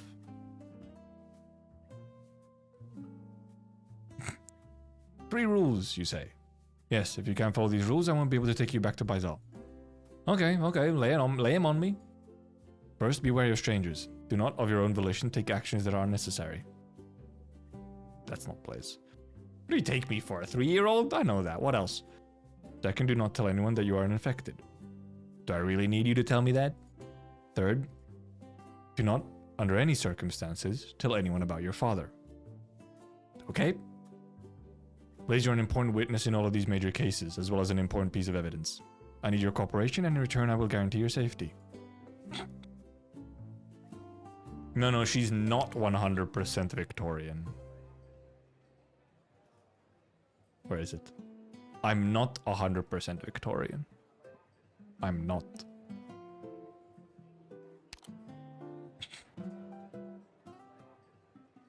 What's that about your dad? I'm here to visit some family and I'm on vacation. Well, madam, you came at the perfect time. Feast of 100 delicacies is about to begin. All Baizal's restaurants compete to serve the best dishes. It's the time of the year when you can try the tastiest food. Really? You have any Baizal delicacies you can recommend, or maybe a restaurant or two? Baizal doesn't have any signature dishes or Baizal delicacies, as you put it. Instead, you'll find that every single dish you eat in Baizal makes a delicacy. The classic. You ask for a recommendation and they tell you, all of our dishes are fantastic. Just give me a recommendation.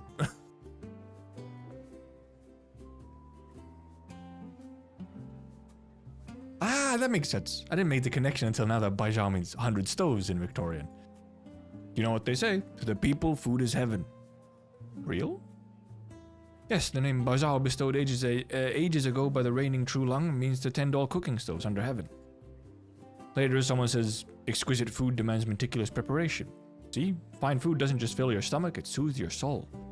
There are different dishes for every season, every region. Best chefs, they have a wealth of knowledge and the power of the gods at their fingertips. The power of God and anime on their side. Please, let's see. Enough fooling around with foreign tourists. Order up. Food. Big rice. Do you have some special fondness for tofu or... These all tofu dishes? They have different names, so I had no idea. Who would have thought that Jan had so many different kinds of tofu? Also, the steam? Whatever, there's more than enough tofu for everyone. We'll enjoy it all together. Isn't that the custom here in Jan, after all? Alright, let's dig in. Suddenly her. What's this? I don't remember ordering a dessert. Elegant woman.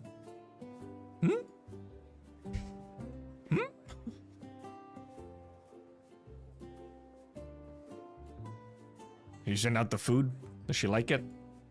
Actually, she didn't really eat much. She gave most of it away to the other customers. Settle down. She might be feeling out of the ambience, you know? Just calm down. Let's see what happens. Oh, yeah, because they think she's... Oh, yeah, they think she's the critic. So, what is this feast of 100 delicacies you keep talking about? You may speak fluent Viennese, madam, but there are clearly gaps in your knowledge of our culture. I mean... Feast of 100 Delicacies happens every year in mid-autumn, where the True Lung convenes meetings with mandarins at all levels to discuss state affairs. If it's just a bunch of government meetings, why is it called the Feast of 100 Delicacies? Now, that has a beautiful origin story. Many years ago, the True Lung at the time held a birthday banquet, and all the mandarins presented him with gifts, including all manners of rare treasures from all across Yan. But there was one mandarin, a young assistant minister from the Ministry of Revenue, who gave the True Lung a bowl of pearl jade soup. True Lung lifted the lid off the bowl only to find a clump of rotten cabbage leaves and a scant few grains of brown rice floating in some water. True Lung was enraged, demanding, "What is the meaning of this?" Assistant Minister replied, "There was a flood in Jiangxi this year, so we've had a terrible harvest. What you see in the bowl here is what the peasants have been eating every day."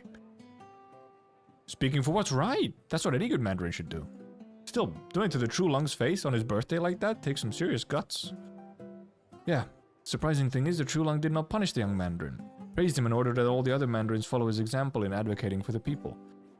True Lung ordered cuts to the court budget and used those funds for disaster relief. He built embankments to guard against future floods and Jiangxi was saved.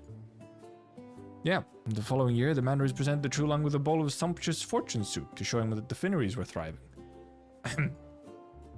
In summation, the annual banquet became a tradition, called the Feast of 100 Delicacies, held every year during the Mid-Autumn Festival. All restaurants in the city served dishes from the traditional 100 Delicacies menu, welcoming all the people to join in on the celebration. Oh, the Yannis really know food, don't they? The little shop here is a great example. May look ordinary, but it serves top-notch eats. Just look how many different types of tofu they can make. Amazing! Then again, these cakes here, they taste different to the ones I've had before, and not in a good way. I think something's not quite right with them. Why is everyone gone silent? Was it you? You're the one criticizing my food?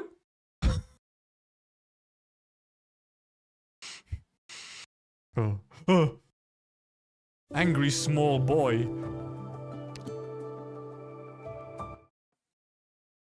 Was it you? No, it's you! No, I mean you! I am you! No, you are you!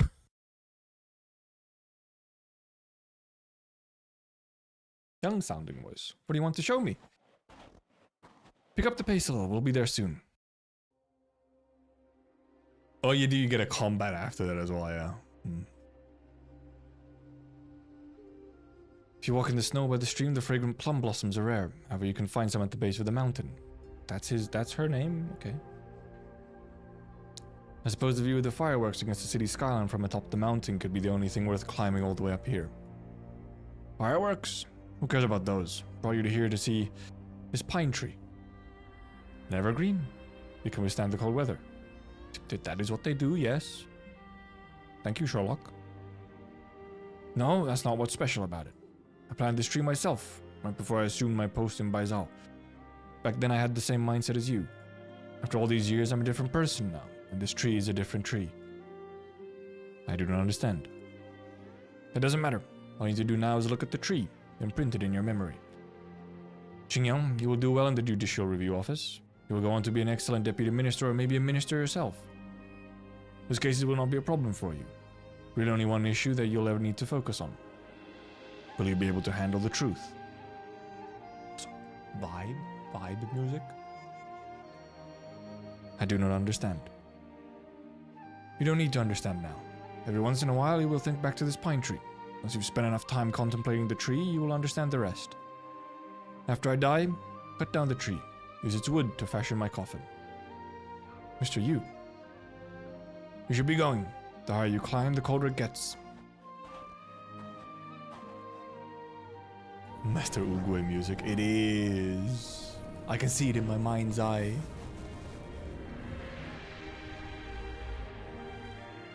Years of wind and snow, moments fleeting like blossoms in the morning and evening light.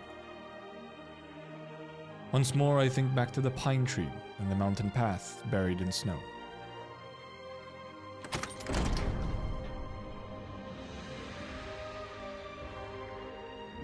Yu Cheng, what penalty do you propose to atone for your guilt? Oh, what happened? What happened?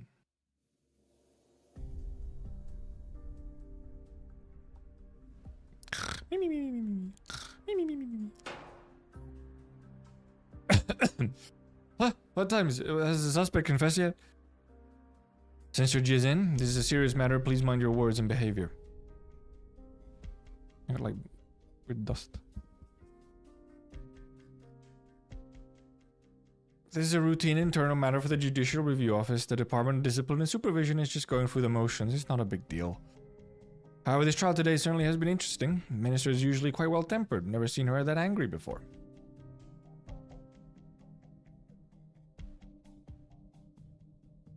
Oh, hello, ma'am? You look like you could be from the Seaborn events. Yu Cheng, you served in the Judicial Review Office once, and you took an oath before the Bronze Mirror. Do you really think the Judicial Review Office is the proper place for you to act like a spoiled brat? That's an unjust accusation. You asked me all that you need to ask, and I answered them. What else would you have me do? On the 15th of last month, around 1:45 a.m., someone set fire to the southern end of the Judicial Review Office scrollery. That person was me. Oh, that was the guy. Well, he claims to be. Liar. When the fire broke out, you were in pretrial detention. How could you have started it? If you planned the fire, you had help. Name your co-conspirator. I had no co-conspirator. However, I did have a helper. A foul beast. That night, a wounded foul beast landed by the window of my cell. I fed it a few grains of rice and some fresh water. Foul beast was quite intelligent. I saved it and it was willing to return the favor. Gave it a burning straw and told it to fly through the scrollery. What? This huh? Yu Cheng, the courtroom has no time for your games. I'm not playing games. Ask me anything and I will answer truthfully. Very well, you say you started the fire. Elaborate on that, if you will. What species of foul beast was it that you used? Do I look like a foul beast expert? I remember that it was completely black without a single stray hair. Black as the human heart. You said you gave the foul beast a burning straw. You were locked in a cell. Where'd you get the straw? Picked it out of my sleeping cushion. Your cushion was made of cotton. Then my memory is mistaken. It must have fallen in from the foul beast's nest.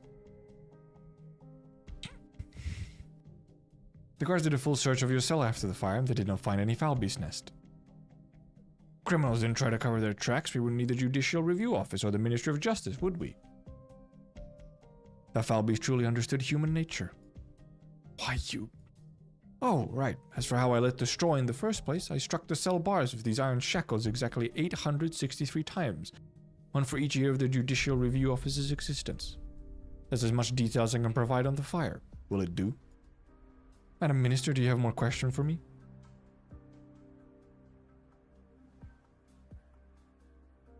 Also, wait a minute. Yu Cheng? I can't believe Yu Peng Cheng?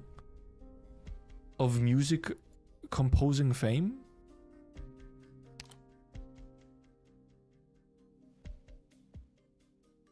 See that he's been reading some fanciful stories since his retirement. There's no time for jokes. Well, if she had the patience to play along with him and indulge his insanity. Want to enter his line into the record? Of course. Interesting. Yu Cheng was once appointed Deputy Minister of the Judicial Review Office, Haoram Pavilion, where he took down countless corrupt mandarins and notorious criminals. However, after his retirement, you convicted him of fabricating evidence, which is how he ended up here. As you think back now, do you regret your choice, Deputy Minister Lin? The law is the law. Bends for no man. Stop trying to stir up trouble, Censor Jie. When you look at it, Yu Cheng's behavior is quite odd. When he was charged with fabricating evidence, he did not question it or protest. Now, after he's been convicted, he decides to start a fire? It's not right. I still have questions. Yes, Deputy Minister Lin? Haven't heard this track in a while. Ling Qingyang puts down her pen and paper and happens to meet Yu Cheng's gaze. The prisoner, who has been pretending to be insane, is now staring at her intently. I guess he was kind of pretending to be insane a little bit. She wants to know the truth. She does not fear revealing herself in the process. Yu Cheng seems pleased with Ling Qingyang's reaction. He closes his eyes as an ugly grin crosses his face. Deputy Minister Lin, as acting clerk, you need only take notes. Minister Chen, there is one question you haven't asked yet. Yu Cheng claims he set the fire. What was his motive? The suspect's confession is clearly nonsense. Why bother asking his motive?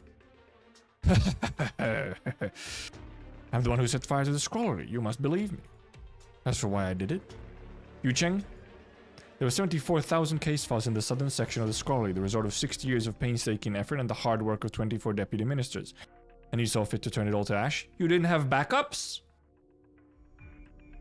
You're an advanced nation? You didn't have backups? A computer? Yu Cheng suddenly droops his head. He remains silent for what seems like ages. The minister's eyes remain fixed on him, watching his every move. As I see it, it was no great loss. Those files were filled with half-truths, whitewashed fabrications, and outright lies. Gazing upon them dirties the eyes. Thinking of them taints the mind. But I thought it best to cleanse it all in flames. Cleanse? So what are you trying to say? What am I trying to say? If you're keen to know, then let's have a discussion. That which I burned, was it clean or dirty? Mr. Chen, the suspect is clearly suffering from some sort of mental disease. It's getting late. Shall we conclude the questioning for today? Escort Yu Cheng back to his cell.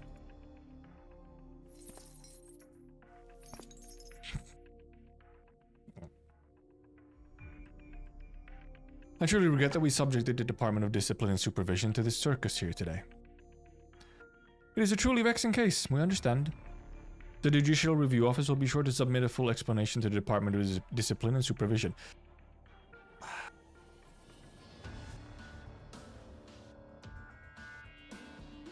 I feel like there's some better way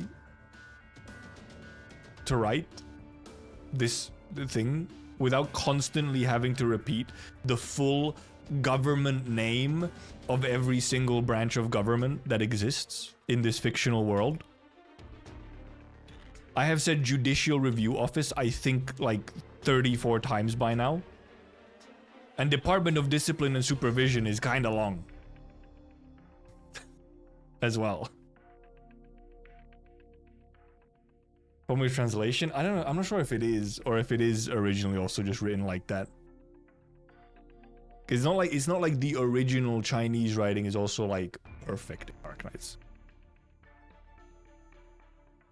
But it's just like, come on. Come on. I just hope this can be resolved quickly, so I don't have to make so many trips here. You planted way too many camphor trees in the courtyard. They're making me sneeze. I just take my leave now, Deputy Minister Lin. See you. You should be off too, Ling Qingyang. The courtroom door swings open as sunlight pours in once more. Ling Qingyang immediately spots the 7 towers with 18 pointed roofs hidden in the shadows of the trees. The review office scrollery were all built in this style. The roofs of the towers seems to be covered with ash, the remnants of the burned southern section. Just as she is about to step out the door, she hears a faint voice. Ling Qingyang, it's almost time. Do not forget. Ling Qingyang steps out into the cold sunlight without even hesitating. All ancient Chinese bureaucracy system names, yeah. So like, they do, I think they just repeat them in the original text as well, a bunch. So it is like, it's just a fundamental issue. I mean, obviously, there might also just be the thing where just like they're just like easier to read in Chinese because it's just like less words essentially. It's probably less words and less sounds to say the full thing, while in English it turns into 5 words, like separate full words.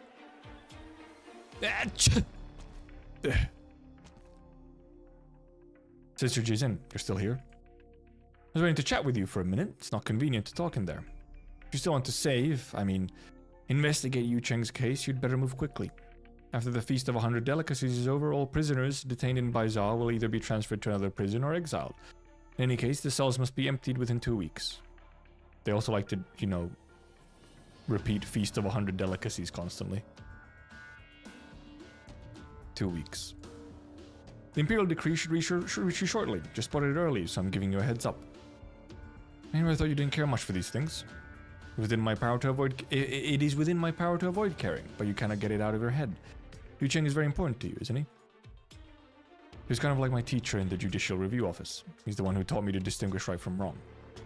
When I first discovered that he had fabricated evidence to convict a corrupt Mandarin, well, I shrugged it off as using any means necessary to achieve justice.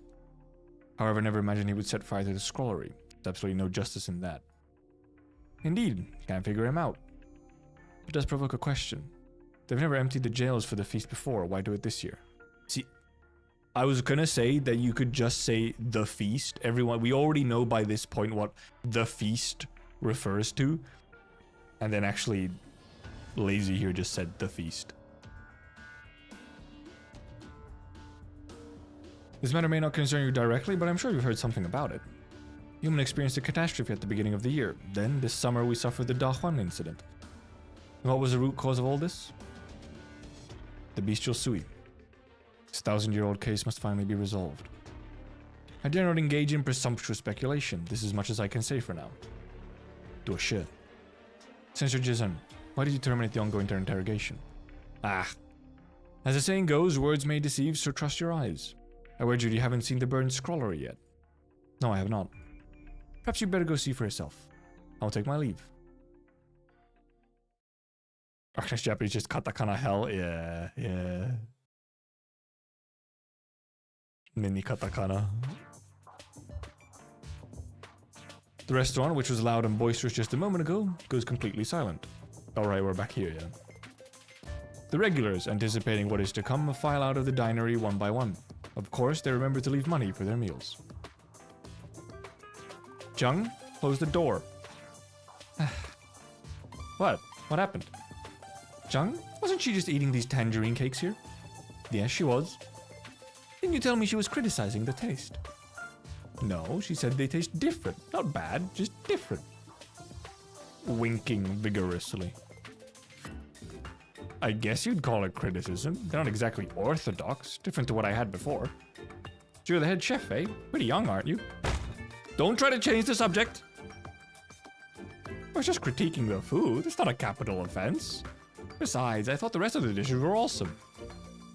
Now you're on to flattery. This is my restaurant and I have my rules. You either tell me what's wrong with the tangerine cakes or I won't let you leave. I told you already. They taste different to the ones I've had before. Where and when did you eat them before? Oh, maybe more than 10 years ago? When I was living in Victoria? A relative sent them to me. Did you come in to stir up trouble? Jung, escort her out. No, we're not in the habit of kicking customers out of the restaurant. Good madam, think for a minute. What exactly is it about these cakes that taste different? Maybe this is all some kind of misunderstanding? Wink, wink. Let me think. I remember the tangerine cakes I had before were sweeter. Yeah, you must have not have used enough sugar. The tangerine cakes need more sugar? I think I took you for a food critic. You're a woo-woo with absolutely no taste. I won't waste my time arguing with you. Please leave. You say I have no taste when the real problem is your cooking? Oh no. My cooking, you say? Don't make me laugh. My culinary talent, Alright then, I'll make you a bet. Go out of this door here and sample the food at some other of the restaurants. If you find a better tasting meal, I'll give you this entire shop. No, please no. But if you can't find better food or you have to sit at this table by the window and shout out to the streets. Shout what? Apologize to me 100 times. What would I want with your restaurant? Let's do this instead. If I find food that tastes better, then you'll let me eat here for a month. free, and you'll teach me how to cook a few of the tastiest dishes in Yanni's cuisine, also free of charge. Huh? There's an old Yanese saying, give a man a fin and you'll feed him for a day. Teach a man to fin catch and you'll feed him for a lifetime. This restaurant, when I leave, I can't take it with me. If you teach me how to cook a few tasty dishes, I can cook them for my friends. Weren't you just criticizing my cooking? I told you, all your other dishes were great. That face. Wait a moment. Don't think you can just trick me like that. We still need to discuss the tangerine cakes. Okay, then I'll take your bet. I know I can find tangerine cakes somewhere in Baizhou that taste like the ones I had before. What's that weird smell? I think it's coming from back in the kitchen. I know that smell. Like something is overcooked. My stew! Dear customer, I apologize. Our head chef has a bad temper and is easily offended. I didn't take you for this kind of character when at least... I guess it makes sense at least when it comes to food.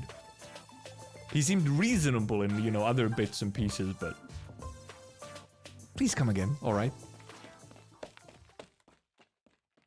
Pretty weird. She's pretty though. She's so pretty. Look at her. Such pretty. I've heard that skilled chefs tend to be eccentric. In fact, I'll bet the reason he was able to become a good chef was precisely because he takes his food so seriously. Did you notice that each of the 5 tofu dishes you ordered had tofu cut in a different way? And every piece of tofu within each dish was exactly the same size and shape? I don't think many chefs in Baizhou could accomplish that. You overheard our argument? Sorry, I wasn't eavesdropping. You were just within earshot. Also, like, yelling. You're all having such fun, sharing your dishes amongst yourselves. Well, I believe you accidentally took the plate of tangerine cakes that I ordered. Oh, sorry about that. What a dummy I was, taking someone else's food and then having a fight with the chef over it. You wait here, I'll order you some more, straight away. No, there's no need for that. I came here today to try the food. And seeing how much you all enjoyed it, well, I figure it must be good enough. However, I'm still a little curious. What exactly did you not like about the tangerine cakes? Can't really put my finger on it, but I just know I've eaten better ones before. You sure the dish you ate before was indeed tangerine cakes? Of course! One of my relatives lived in Baizhou and would ship me these cakes. There's no way I'd be wrong. I'm sure. I don't know about that one, Blaze. May I trouble you with a request then? You're going out looking for another restaurant that serves these tangerine cakes, right? Can you take me with you? Sure, you're from Baizhou, aren't you? That's perfect. You may know your way around these parts. Then again, it's getting kind of late. Let's meet here again tomorrow at noon. What do you say? Certainly. Oh, right, by the way, my name's Blaze. I'm a tourist from Victoria. How should I call you? I'm a woman of few hobbies. I like to write and I like to eat. That's not your name, ma'am. Ma'am, that's not your name. My pen name is The Wandering Foodie. In any case, you may call me Jingshu, for short. Or Xingshu. Xingzhu? Xingzhu? Female tourist B-I-S. You are foodie. You are Blaze sister. Such a trove of knowledge, those wonderful archives. Ashes to ashes, dust to dust. The dark space still has a lingering acrid smell. On the collapsed beams of ironwood, murky raindrops tremble, ready to fall. I think they're not raindrops if it's not raining. The iron chest that once held so many records and books have been warped and twisted by the flames. The paper and ink within have smoldered into ash, leaving only faint traces of words.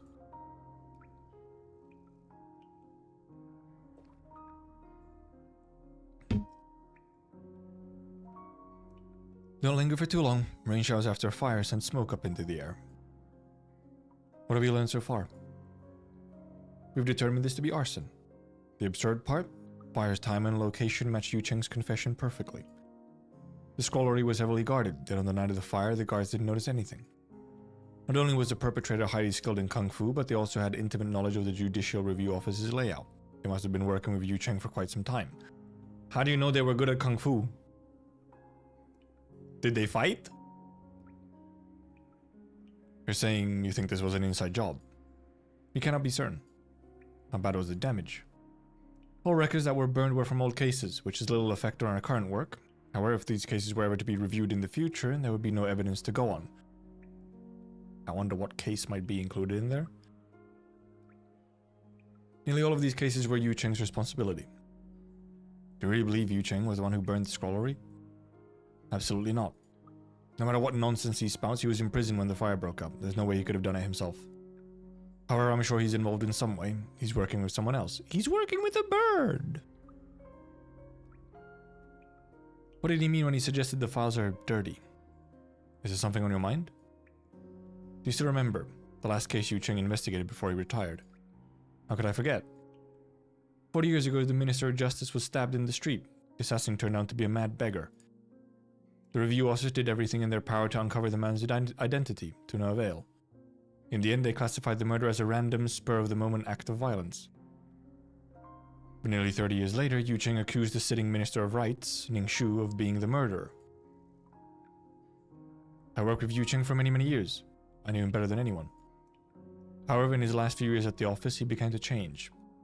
Something radicalized him. He began doing whatever it takes to catch criminals. He even started fabricating evidence to close cold cases and settle old scores. If the accusations against him were baseless, then why did Minister Ning resign? What do you mean? Also, I literally just remembered Ning, Minister Ning. I think it's the family that has the cute woman from Invitation to Wine. There's the cute woman who is totally not dating that black-haired horse guy, who's a friend of Lee's. It's that Ning. Do you still remember Gu Chuang? Gu Kuang. Gu Kuang. Kuang. I never know how they pronounce a Q in these translations. It all began when Gu, serving as the envoy of ceremonial rites, died en route to Victoria. Yu Cheng believed that Minister Ning murdered the Minister of Justice and then killed the important witness in the case 30 years later. But that's the absurdity. The envoy had only just taken office. How could he have been connected to a case from 30 years prior? Moreover, the envoy's manner, place, and time of death were all clearly established. He drowned near the Victorian border. How could the Minister of Rights have orchestrated his death all the way from Baizhou? The review officer recorded Gu's death in case files. Files are somewhere in this pile of ash that lays before you. If I raise these two cases now, do you think they're connected to the fire somehow? I would call it a hunch. Yu Cheng's confession has drawn our attention, but clearly there's some kind of larger scheme behind the fire. The real question isn't who set the fire, but the arsonist's ultimate goal. Would you hand this case over to me? No. On what grounds? Yu Cheng asked you to take notes during his trial. That is why you stand here now, and is also the reason I cannot allow you to participate any further. Whatever Yu Cheng's plan, you are most certainly a part of it. I know you regard him as a mentor and couldn't bear to see his reputation tarnished, but I will assign someone else to investigate the fire. Rest assured, we will get to the bottom of this. Wasn't she part of the... Wasn't she the one who, like, convicted him of the fabrication of evidence? Like, hasn't she already tarnished his name? Qing Dynasty? Yeah, but also, I feel like it's not even consistent always with how Q is pronounced. I guess most of the time it is, though. At least it's, I believe it's Qin, like here. What about the cases that Yu Cheng once investigated? You'd best forget about those. No matter what you intend to investigate, it's simply not a good time. Why do you say that? Ling Qingyang, you're a deputy minister in the Judicial Review Office, not some patrol woman. Every case you handle has a ripple effect. Your so-called act of justice may very well become a dagger in the hands of those with ulterior motives. So you know what's really going on with these cases, don't you? Stay away from Yu Cheng's cases. That is my suggestion. Do not force me to make it an order. I want to have one final piece of advice. You must learn to prioritize. The past is never as important as the present. The young deputy minister is still standing in the same spot. Well, not anymore. She walks down the path that's been cleared through the rubble, through the place that once held so many case files. Justice's motive is quite clear. He never wanted those files to see the light of day. Whether Yu Cheng fabricated evidence or not, all available clues in both cases point to Ning Shu. But why would the Minister of Rights assassinate another high-ranking Mandarin? She bends down and brushes aside a charred beam, revealing a hint of green emerging from the ashes. It's a pine tree. Yu Cheng. Yu Cheng? I planted this tree myself right before I assumed my post in Baizal. After I die, I cut down the tree, use its wood to fashion my coffin. Pine tree. Ling Qingyang, it's almost time. Do not forget. I don't think we needed these flashbacks. They happened like just now.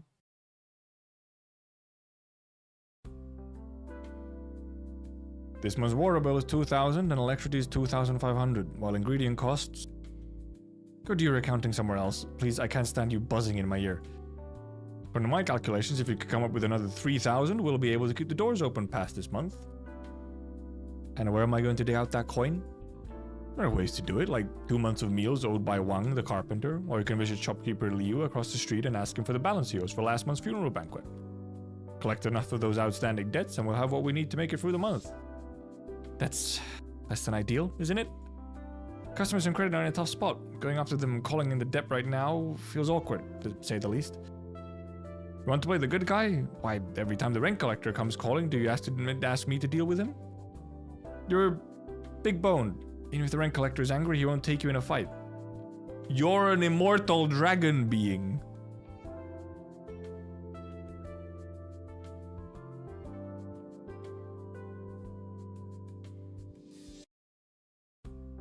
Maybe there's another way? Dingfeng Lu is coming here today to hand out invitations to the competition. They're hiring chefs in preparation for the Feast of 100 Delicacies. If you can manage to win the competition, the prize money alone will be enough to pay our rent through the end of the year. Nope, no way, no how. I'm the proud owner and head chef of Savor Use. How could I stoop so low as to work for someone else? This guy. This is no ordinary cook. The head chef of Dingleng Fu doesn't take apprentices, but even a casual demonstration provides enough to keep most chefs learning for 3 to 5 years. Plenty of people dream of working under him, never to get the chance. Besides, it's for the Feast of 100 Delicacies. The menu is recorded every year and passed down through generations. It's the lifelong dream of countless chefs. Those who want to attend are free to go. I shall not. You scared? Angry. I'm not scared, you're scared. But what a feast of 100, what a feast of 100 delicacies. Nothing more than a group of old grey hairs hosting a big dinner party. All they ever talk is politics. They don't even have a chance to eat. It's a waste of time. Just listen to your arrogance. You talk as if you've been there in person. He might have been. I've carried so many banquets, they're all the same. You won't take any more of my suggestions. I guess we're just going to let this restaurant fail then. Good grief, with a boss like you, I've got to start making new career plans. Okay, if it's just another 3,000 we need, I'll start making extra deliveries each day through the end of the month.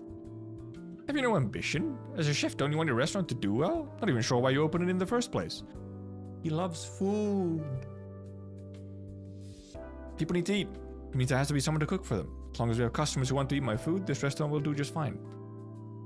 More importantly, I promised I'd wait for a certain customer. That one still haven't shown. I can't close the shop yet. What customer? What do you need to wait for? Just not time yet. Great stew demands great patience. You have to add in the ingredients at just the right time. There's no need to rush. Waiting for dragon customer. What's with this thing? I can't get any channels. I want to watch the news. Oh, hello. Hey, you're back. Indeed. What have you learned? Brought some food for you. Found a new restaurant today. Kitchen stinks to high heaven, but the cooking is pretty solid. That's how you know it's good. That's how you know it's good. It looks dirty as hell.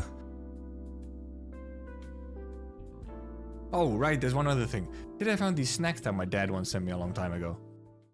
Who gave you permission to leave your room as you please? What? Seriously? I've been living off takeout for 3 days straight. I just wanted to go out and grab a bite to eat. Is that not allowed? How many times have I told you your identity and status are extremely important? Your current situation is dreadfully tenuous. Are you taking this seriously or not?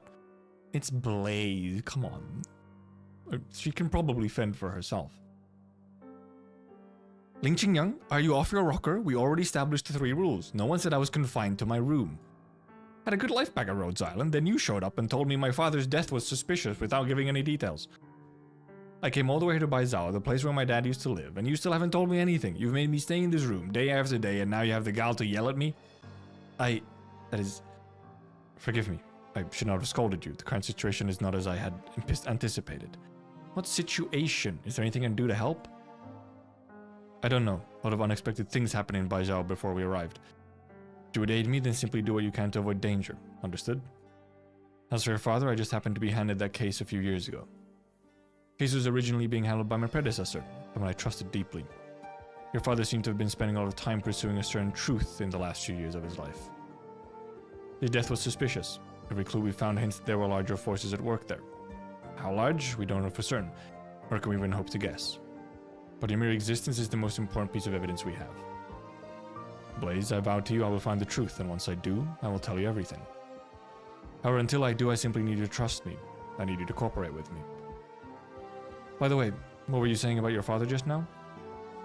I said I found these snacks that he used to send to me a long time ago, and they don't taste the same as they used to. It's just because I'm remembering wrong. Yanni's have a saying for this, right?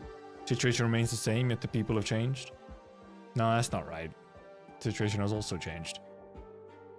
Well, then a more apt saying would be, times change, and with them, change all things. Too much time has passed, and it'll be very hard for us to find any clues left from back then. But these are in fact one of the few things I found in Baizao that relates to my father. Well, because it's just like food. When I lived with my mother in Victoria, my dad would send them to me from time to time. Figured that by the time I got my disease under control and figured out what I really believed in, my dad would be back in Victoria, waiting for me to come home naive. Oh, waiting for me to come home. Naive. Everyone longs for that sort of happy ending. And yet by the time I found a place that could treat my neuropathy and finish some things I had to do with the bunnies crew, my dad was gone. Before you came and found me, I always thought my dad's death was an accident. I was sad, but there's nothing I could do about it. If you're telling me my father was murdered, then that's an entirely different story. I need to learn the truth, or that to my father, and myself. In all truth, I know very little about what happened to your father. Many of the old archives have been lost, and very little information can be extracted from what remains. Just from looking at the case files you left behind, we can see that your father worked as a ceremonial officer in the Ministry of Rights for over 10 years, but never got promoted. Seems he was not well suited to serve in public office. However, to stay in a position like that for over a decade, he must have been a good person. Good people. Good people also die. It's true? She walks over to the window, closes her eyes, and rubs her temples. The faraway city lights are shimmering in the twilight. The years of wandering are long over. People today are moving from one stage of life to the next, as the city guides them and runs right behind them. Many boundaries are blurred, many high walls become thoroughfares. Many hurried footsteps pass over the paving stones. Not everyone is qualified to etch their name into the annals of history.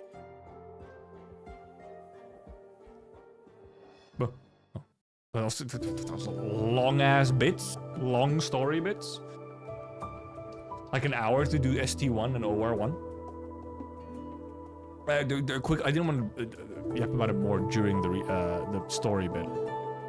For like, when I was talking about like how probably the Chinese name for the various branches and whatnot are like easier to read. I think it's just that like,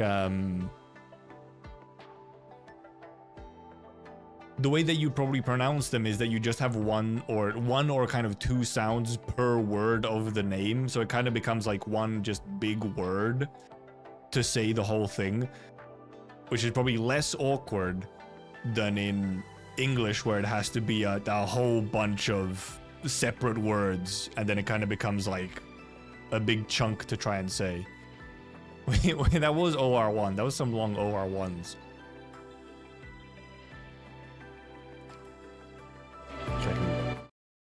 Turn the music back up. The lobby is really loud. Also, give me a second.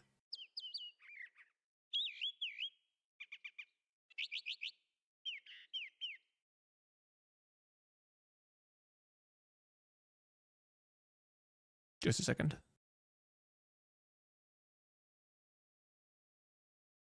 Why did the bird sound stopped? Why did they stop?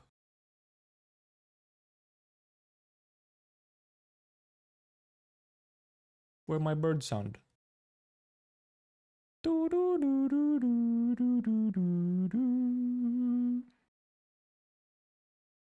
My birds?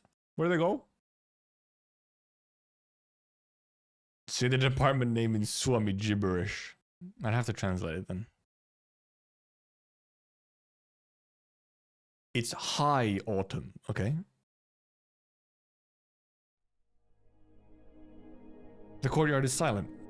Its long, thick walls prevent outside noise from coming in.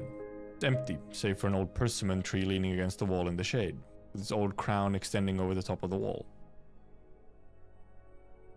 No one knows what this old tree has witnessed over the years. We do know that since its planting, it has turned red and green and red again as the seasons have flown by. That is how a tree works, it's true.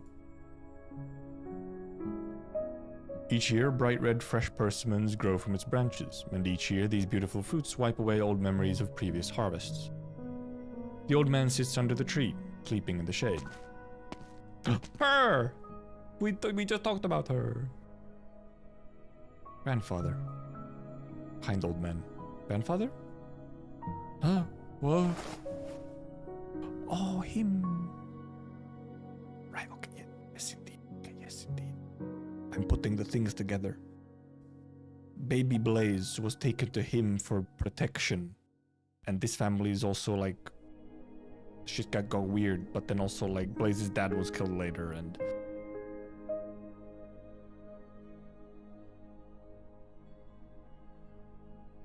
Chichu, you're back? Yes, I got delayed a bit on the way back, but thankfully I made it in time for the Mid-Autumn Festival. I've been thinking a lot of these past few days. Been watching the persimmons grow redder and redder. Afraid that if you didn't come back soon, we wouldn't be able to eat them together this year. Not sure how many more harvests I will live to see. If you'd come back any later, you may not have even seen me here. Grandfather? Inchishu decides not to crack any jokes, as she usually would have done. She looks at the old man closely. He seems to have a few new wrinkles on his forehead this time. Yeah, well, no, he has a couple more wrinkles apparently. Didn't stay completely the same. It looks the same. The autumn wind blows suddenly, ruffling the old man's hair. We completed a trial of Dachwan's first mobile plate last month. I finished up my work at the Ministry of Rights for now, so they allowed me 2 weeks vacation. You've worked really hard. I heard about the goings-on in Dachwang as soon as they happened. Detailed all my criticisms in my letters. I know you were involved in the disaster relief effort as well, but every Yanese Mandarin is duty-bound to protect the people. As an assistant minister of the Ministry of Rights, you must take responsibility for the poor management here. Deducting half of your pay is letting you off easy. You have nothing to complain about. Perfect. Yeah, Dahwan is shoes, tell ya. They're referencing the previous event. Of course I shall not complain, and I take my errors to heart. Chichu, you must remember, do not focus on what you've already done. Focus on what you still haven't done yet. As a magistrate, you must carry out the orders of your superiors, while winning over and maintaining the trust of those below you, citizens. In your position, everything you do is only what was expected of you in the first place. However, should you fail in even the slightest of your responsibilities, it will be an unforgivable transgression. If you do not understand this, you are not fit to wear your magisterial robes. Come on, Grandpa, she came here on a vacation. Why you gotta be lecturing her like this?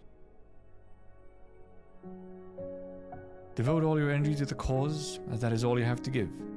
To remember the words you taught me so many moons ago. I shall take this mistake to heart, but I shan't despair. Quitting now would really be shirking my responsibilities. Yes. Okay, I've said enough on this for now. I'm not in your position, nor do I work in the Ministry of Rights. Therefore, I have no right to interfere. Now, I'm more worried about your injury. Are you well? Do not worry, Grandfather. I recovered quite some time ago. Broken bones take at least 3 months to heal, so please take caution. A few days after you get settled, make the time to go see a doctor. An old friend of mine gave me medicine patches. I'll give you some to take back home with you. Very well, Grandfather.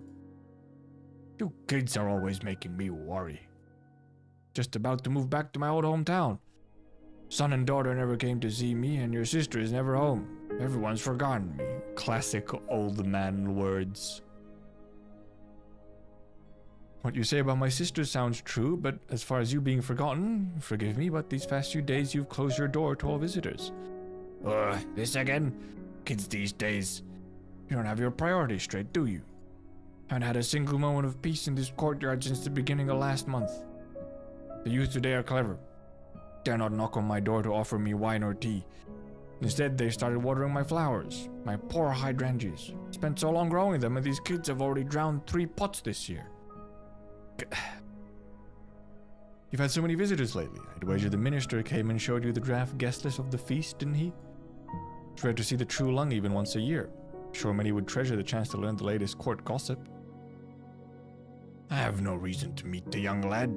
He's the minister after all. What does he need my input for? Come now, grandfather.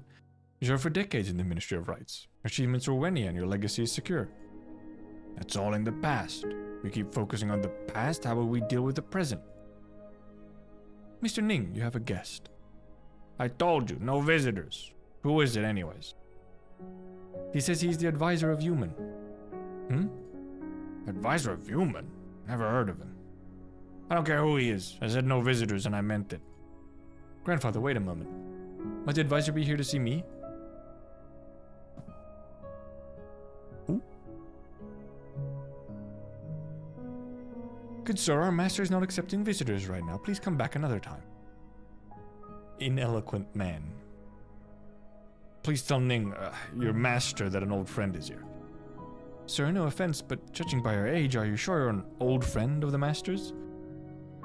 It's true, I dare not make up stories. Sir, please be on your way. The master is not accepting any guests right now. If you really are an old friend, then I'm sure you wouldn't want to cause trouble, would you? Mr. Liang?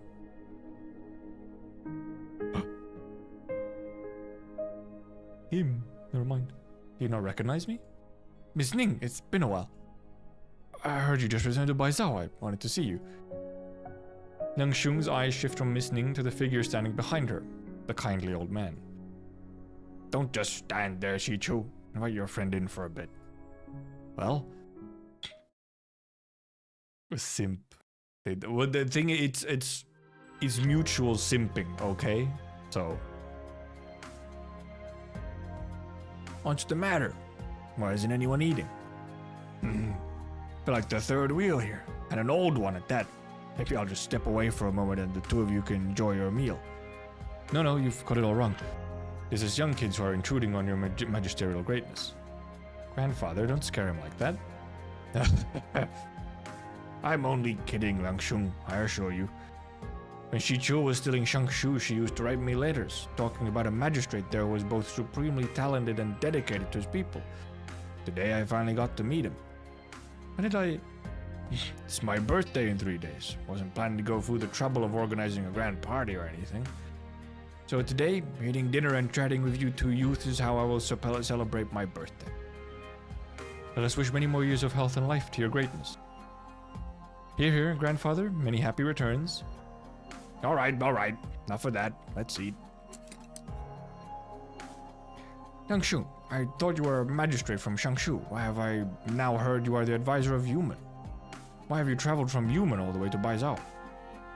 Human's journey was a long one, and the people once living in Human have been resettled in batches in different nomadic cities along the route as planned. The last group settled down in Baizhao a few days ago.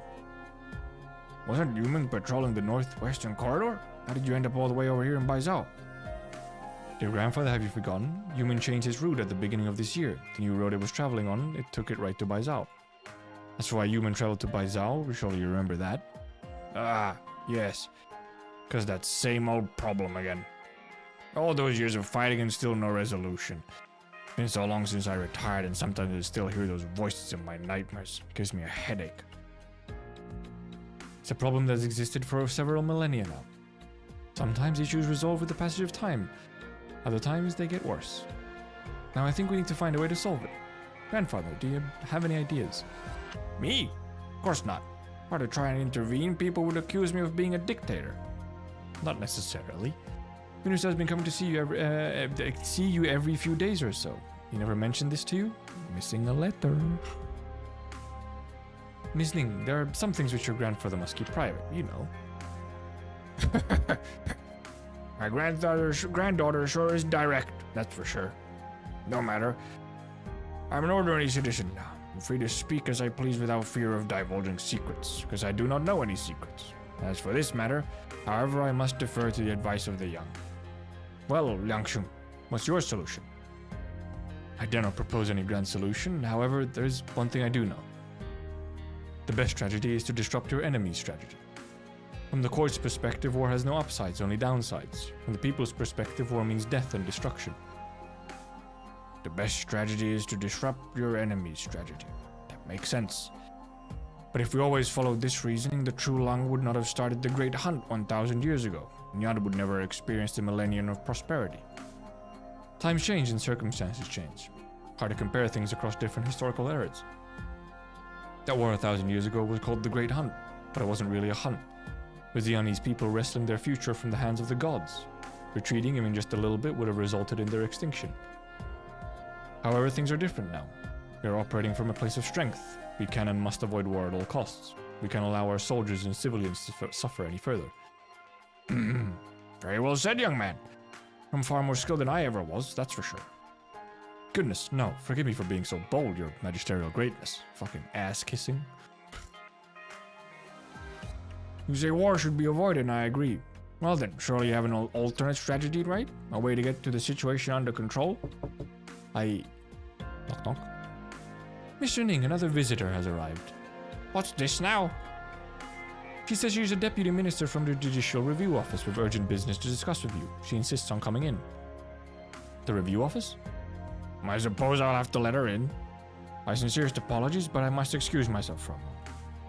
Chichu, please continue chatting with our guest here. A deputy minister? You don't think it's Ling Xingyang, do you? You know her too? Anyone who deals with the Chunshi bureaus has at least heard of her. I've heard Bai Dingsheng, the Blue Thunder Count, is senior to her Shifu. She's skilled in Lei Fa and solves cases quick as lightning. Not sure why she has to come to see my grandmother. Grandmother? What the fuck did I just say? Grandfather.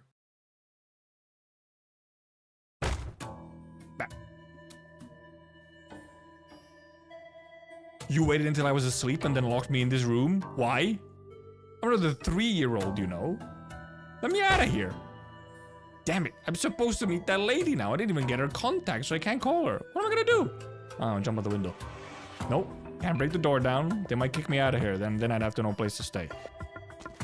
She could kick it. But this window. 18th floor, huh? That's not that high. All right, I'll jump. So blaze of her.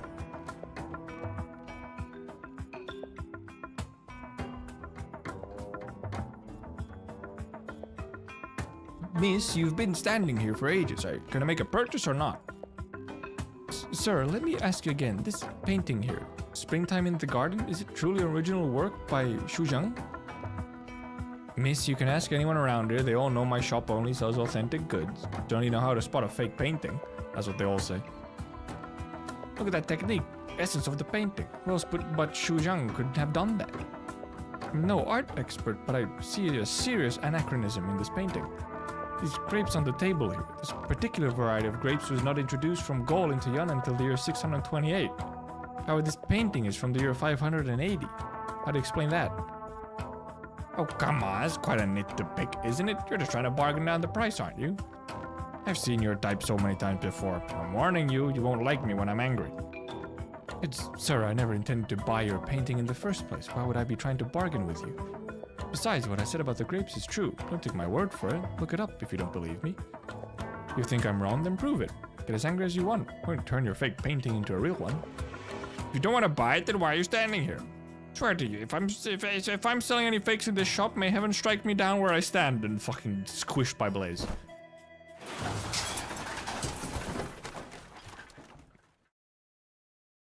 Why is there a canopy above the upper floor? Blaze? How did you... I'm not late, am I? System is completed now? Nope. We still have more. The newest ones were just introduced on CN with IS6. I'm not sure we still have everyone, even after that. Sorry for making you wait. I've had so many guests visiting lately. Apologies. You are? My name is Ling Xingyang. I'm a deputy minister with the Judicial Review Office. I came here to ask you a few questions, Mr. Ning. The review office, you say? I haven't talked to anyone there in many, many years. Not even sure who's in charge there anymore. Is it Yu Cheng? Yu Cheng? No, I'm afraid you're mistaken. Deputy Minister Yu is no longer working with us. Ah, that's right. I remember.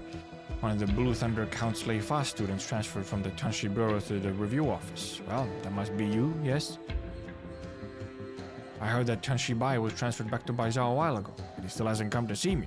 Not even for some tea or a bite to eat. Guess he doesn't have time for this old retiree. These are extraordinary times we are living in. The Tanshi Bureaus must be extremely busy. I'll mention it to the Count next time I see him.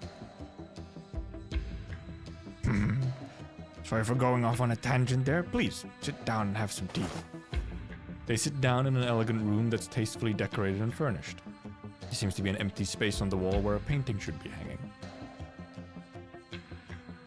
The part of the wall that had once covered by the painting is a slightly different color, which makes it stick out even more. Where'd the painting go? Mr. Ning, the tea is elegant, and so are you. Everything in this room is excellent, but something's missing. A painting, perhaps. Yes, missing painting is, in fact, a longevity painting. Someone gave me many years ago. Supposed to help you live longer. As the saying goes, the older you grow, the heavier birthdays feel. Well, I believe it served its purpose. Not have expected you to be superstitious, Mr. Nin. Growing old has left me at fate's mercy, hardly free to act as I wish. Must make you laugh, yes? But I heard that the thief tampered with one of your paintings recently. They sealed the lips of the painting with honey. It's an old folk custom to celebrate the new year. Do this in hopes that the stove god will only say good things and not bad things. Whoever the thief was, they had some other motive in mind besides theft. Why did you not report this vandalism? If I never reported it, then how do you know about it? One of my colleagues is handling this case. Saw the case file, but the one who first reported it, I don't believe was anyone from your estate. Well, I'm glad there's at least someone out there who cares about an old man like me. I would not have expected you to believe in those folk tales, Deputy Minister Lin. I'm a mere citizen. You, on the other hand, are a mandarin, and your time is valuable. You came here today to ask me something. Just go ahead and ask me directly, please. I came here to ask you about someone, not something. Do you remember an individual named Gu Kuang? Gu Chuang? Chuang? 10 years ago, Gu accompanied some Yanese dignitaries on an official visit to Victoria. They encountered a catastrophe, a blizzard along the way, and poor Gu drowned in a river. Have you any memory of that, Mr. Ning? Yes, how could I forget? It was December. Definitely happened in the winter. By the time the news reached Baizhou, it was almost the new year. Remember the messenger told us after the storm came in, the envoys got trapped on the mountain. Gu stayed at the back of the line, helping shepherd everyone else across the river. In the end, he's the one who ended up falling in. Sigh, the river must have been freezing cold. Looks like that incident made quite an impact on you. Gu was a very good worker. He served the ministry very well. He was very well read and had excellent calligraphy. It's a pity he had no family. Only remnant of him is a cenotaph in the cemetery of the virtuous. Every year, the Ministry of Rights sends someone to tend it and pay their respects. No family? Look at me, blathering on again. Well, anyway, why do you mention Gu? The Yanese diplomat dying in a foreign country. That is a major international incident.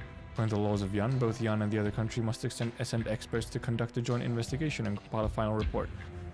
However, after Gu's death, the Ministry of Rights did no such thing. Even more startling is that the review officer records of the case are remarkably sparse. I'm confused. Clearly a question for the review office. Why are you asking me? I was in the Ministry of Rights. Well, then let me remind you. 2 months before the team left on their mission, Gu was just an ordinary 9th rank mandarin. How did he suddenly get promoted to envoy, much less be sent on a mission to Victoria? Well, you are the one who signed Gu's transfer order. At the time, you were the Minister of Rights. Now I understand. You're saying that he deliberately arranged for Gu to go on a diplomatic mission to Victoria, and then disposed of him. No, that's not what I'm saying. There's something strange going on here. I tend to solve these cases one by one, and I humbly ask for your guidance, Mr. Ning. Since you're so curious about all this, why not ask me a few more pointed questions? Think it's odd that I, as a former Minister of Rights, would trouble myself for a mere 9th rank ceremonial officer? Are you implying, perhaps, that he discovered some unspeakable secret about me? So you're just here to ask me about a 10-year-old case? No matter. Ask whatever you wish. Just remember, keep asking the same questions, you will keep getting the same answers. What kind of answers do you want? Truthful ones. I already have one foot in the grave, what reason do I have to deceive you? Then again, if you suspect me of committing so many crimes, then you surely don't view my testimony as credible. I just wanted you to tell me why Gu was suddenly transferred. Once you tell me that, we'll be able to figure out the rest of it. Okay. You came all this way to see me, so I think I should tell you what you want to know. Gu was indeed transferred for a reason. Because he specifically requested it. You wanted the transfer? Yes. He said that he was ill and was afraid he didn't have much time left. He wanted to return to his hometown in Victoria to live out the rest of his days. So I agreed to let him join the delegation to Victoria. His hometown is in Victoria.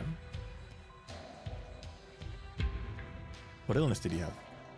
I'm not clear on the details either. I only vaguely remember that Gu did seem to be in poor spirits around that time. But at such a low level of Mandarin, Gu would not have had many opportunities to meet you. How did you make such a request? To be honest, it's a bit embarrassing. There's a hint of selfishness on my part as well. Gu had magnificent penmanship, so I sometimes had him write letters for me. I also asked him to serve as my children's calligraphy tutor. He'd done so much for me, I felt I owed him a favor. Besides, I did not feel his request stemmed from greed. That's all there is to say about Gu's transfer. Do you have any other questions for me?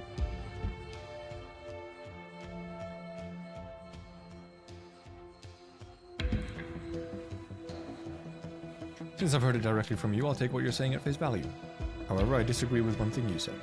What? Anyone who wants to know the truth, be they Mandarin or any ordinary citizen, does not need a special reason for doing so.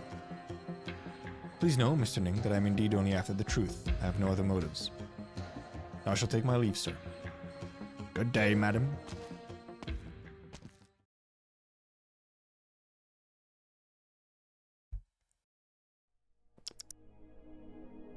Say, where's Lang Shung? By the late grandfather, I saw the young man out many hours ago. He was talking with her for a while.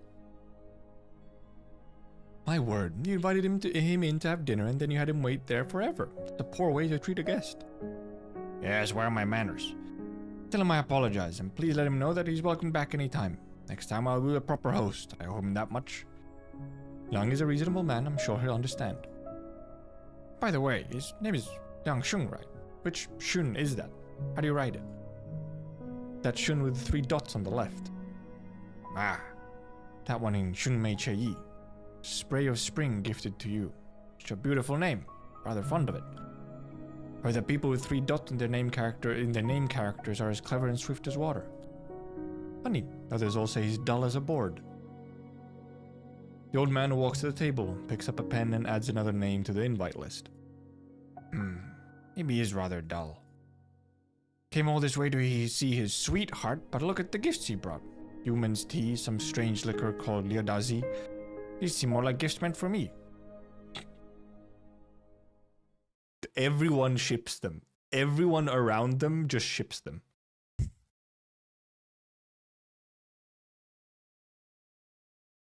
Ling Qingyang, wait. Who's there? Ling Qingyang gets a strange feeling she's rarely felt before. A woman with a sword advances to within a zhang of Ling Qingyang, yet she doesn't even notice her. Fucking within a zhang? Really? More weird ass measurements?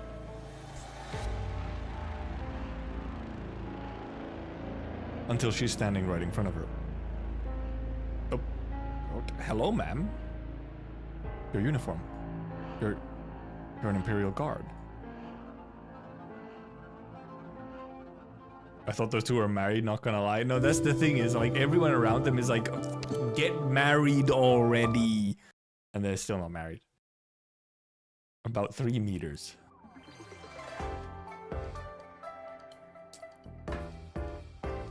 Blaze, what do you think of this one? Not bad. What I mean is, do these tangerine cakes taste like the ones you remember? Well, not exactly. Still not as sweet as the ones I had before. They also don't have quite the same mouthfeel. That's strange. This place uses traditional cooking methods. Their snacks are definitely authentic. Haven't changed their recipes in 100 years. 100 years? Have tangerine cakes even been around that long?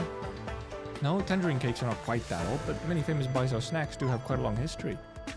The tangerine cakes you're looking for were actually invented by a scholar who came to Baizhou to study in its early years. The scholar's hometown was famous for its tangerines. After he moved to Baizhou, he missed those tangerines. Far too far to go home and get them, so he improvised. Smashed up some old dried tangerine peels and made them into dough. Added some sugar, shortening, and spices and baked them. It was a cheap, easy way to get his tangerine fix.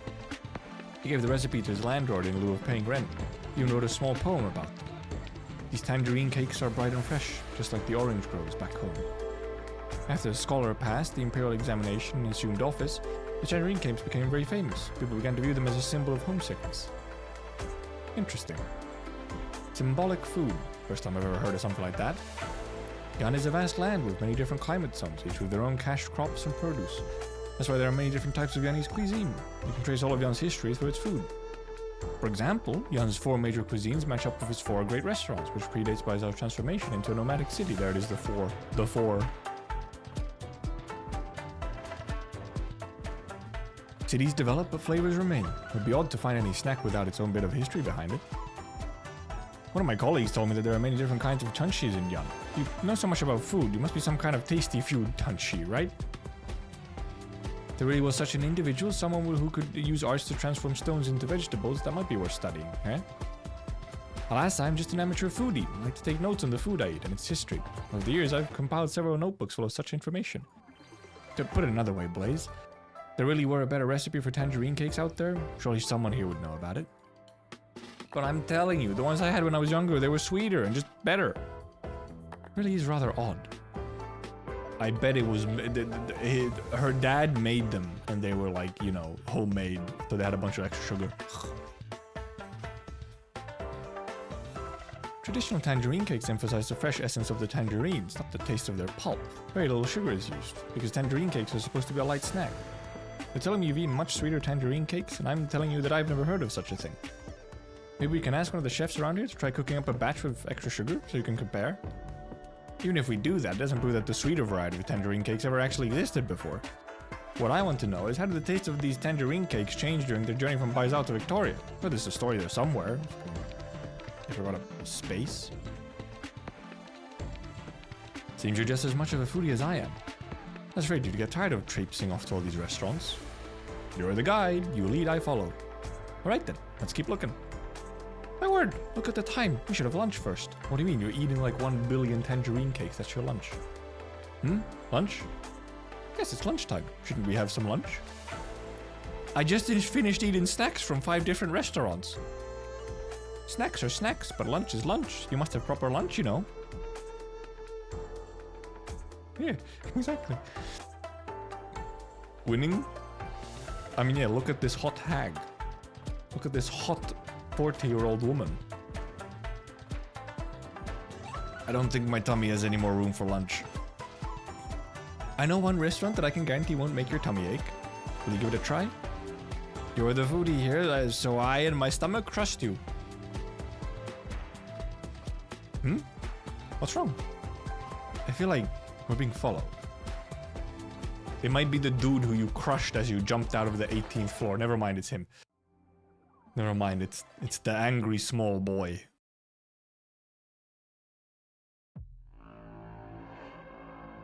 You're an Imperial Guard. No. Without Darksteel armor, I'm not a proper member of the Imperial Guards. Officially, I'm a captain serving with the Yulin Guards. Darksteel? Like... Is a different Darksteel from the one in Kazimierz? Deputy Minister Lin, I doubt you'd want to encounter anyone wearing Darksteel armor anyway. I'm certainly not in broad daylight. Once Taihe mentioned that there's a junior drill master serving the ranks of the Imperial Guard apprentices. She's very young but skilled beyond her years. It must be you. You're the junior drill master. I guess Taihe still store that I beat him a couple matches last month. There's no need for a name calling though. No matter, I'd like to ask you, what are you doing here? I'm investigating a case. Does that case have anything to do with the former Minister of Rights? Has the Judicial Review Office issued you a search warrant? You're just a drill master. You have no authority to question whatever warrants I may or may not have, do you? You have no authority to question my authority. Just answer my question, please. That how that works? Very well. I heard you went on a long business trip just recently. You left Baizao for a while, did you not? That's right. I went to question a witness in an old case and update the case files. What old case? From when? What witness? Why are you just investigating it now? One question at a time, ma'am. I don't understand your line of questioning. If the Yulin Guards want to investigate the review office, I'll go submit the necessary documentation immediately. If that still isn't enough for you, I can have the Minister of the Review Office report to the Yulin Guards for questioning. My questions have nothing to do with the review office. They only concern you, Deputy Minister Lin. So you went to investigate an old case. What did you learn? Too much time has passed, so the trail has gone cold. I didn't learn anything. Nothing? Really? Are you sure? Nothing. Right, I believe you. However, remember that you were speaking to the Yulin guards here. Your answers carry great weight. Don't talk to the police without a lawyer. Very good. I'm done discussing official business for now. So you still have some personal business you wish to discuss? Taya, that dumb Forte, told me he doesn't have many friends in government. Well, you now count as well. Well, I must warn you, don't stick your neck out too far. Your worries are unfounded. I'm just pursuing the truth here, as it is my job to do, not putting myself in any additional risk. Very good. Give Taya my regards. You're questioning why I'm here. Well, why are the Yulin guards here? Their presence here, I think, is proof that I'm on the right track. She's investigating. Next time we see her, it is IS-6, half a year later. Phew. Boy, am I stuffed. I never would have guessed that a roadside stand could make such amazing wontons. Certainly better than the ones in Rhodes Island cafeteria freezer. Yeah, you would think so, yes. So stuffed that I want to just take a nap right here. After eating all that greasy street food, a nice hearty bowl of wontons is the perfect thing to settle your stomach. Famous restaurants need no introduction. As your guide in Bazaar, I figured I'd share some of my favorite lesser-known food spots. Well, I'm lucky to have you found such a good tour guide, thank you. I'm also glad to have found a culinary companion. I tend to eat alone, which means I can only order 1 or 2 entrees for myself. You know what they say, the more the merrier. Now that I'm here, you can order as much food as you want. Until not. Speaking of food, what is in these wontons anyway? They're fantastic. Just meat and celery. The key ingredient is the soup. Soup! Most places use shell-based caviar in wonton soup to enhance the flavor. Fortunately, the finniness of the caviar crowds out the other flavors. This place uses soybean sprouts instead. Makes for a milder soup, which allows the flavor of the wontons to shine. Meat filling for the wontons is fresh beast belly. After the wontons are cooked, the bits of fat will naturally seep into the soup. We're getting more food lore.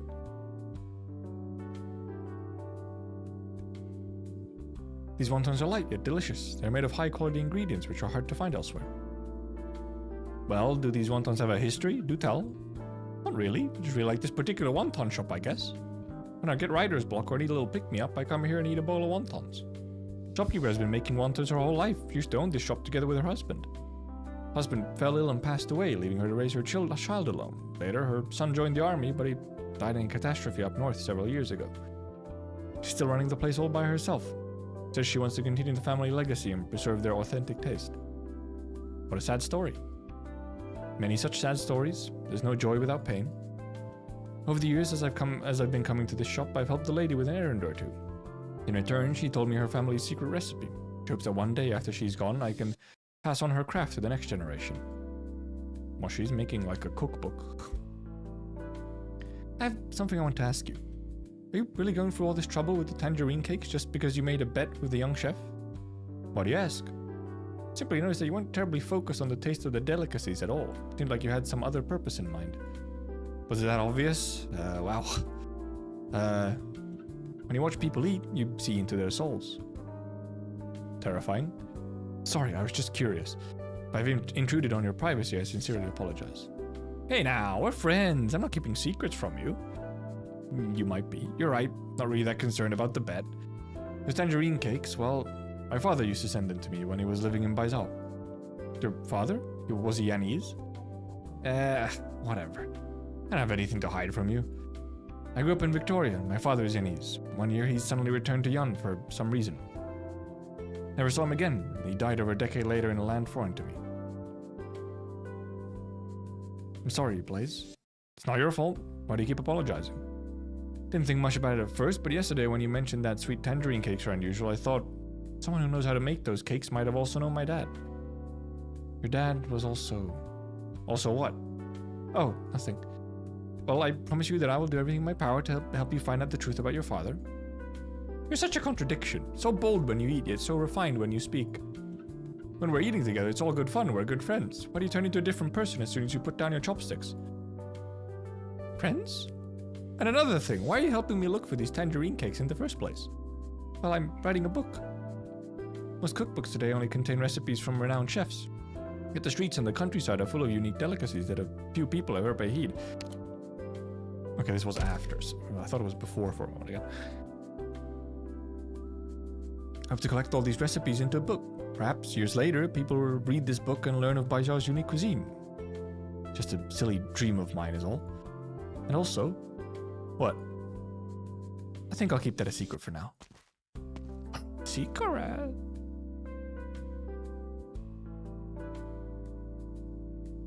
Well, as long as we're out here, you might as well take me to a few more places, yeah? Sure. Where do you want to go? Let me see. This letter mentions the Virtue Bookstore, the Humble Garden, and the Baijiao Academy. Hey, what does this word mean? Can you let me have a look? It's a letter. Why is it so greasy? I didn't do that. It was like that when I opened it. I don't know what my dad was doing when he wrote it. These are all the letters that your father wrote to you? Yes, the few that I managed to save. Strange, the stationery. It's... What is it? Nothing. It's just most of the places mentioned in this letter no longer exist. Huh? Was that written a decade ago? Blaze, that's 10 years. Things change. It's rare for a restaurant to survive very long. For Baijiao, a decade is enough for the whole city to change. Have you noticed that anything has changed since arriving in Baijiao? Well, aside from the food, there are all these energy poles all over the place. It seems like kind of a waste. May seem wasteful, but in fact, we have no other choice. The city of Baijiao was founded a long time ago. At that time, Yana just experienced a great war. The country was in dire straits. However, suddenly an extremely rich originium vein was discovered right next to the ruins of a battlefield. Wow, what impeccable timing! You Yani sure are lucky. No, it wasn't lucky at all. Originium vein was rich. Too rich. It attracted too many originium particles in one place, which eventually led to catastrophe. Basically, not only was it difficult to mine, but it also created a vast stretch of land that was prone to catastrophes. There was nothing the Yanese could do about it. That is, until one of the Chanshis had an idea.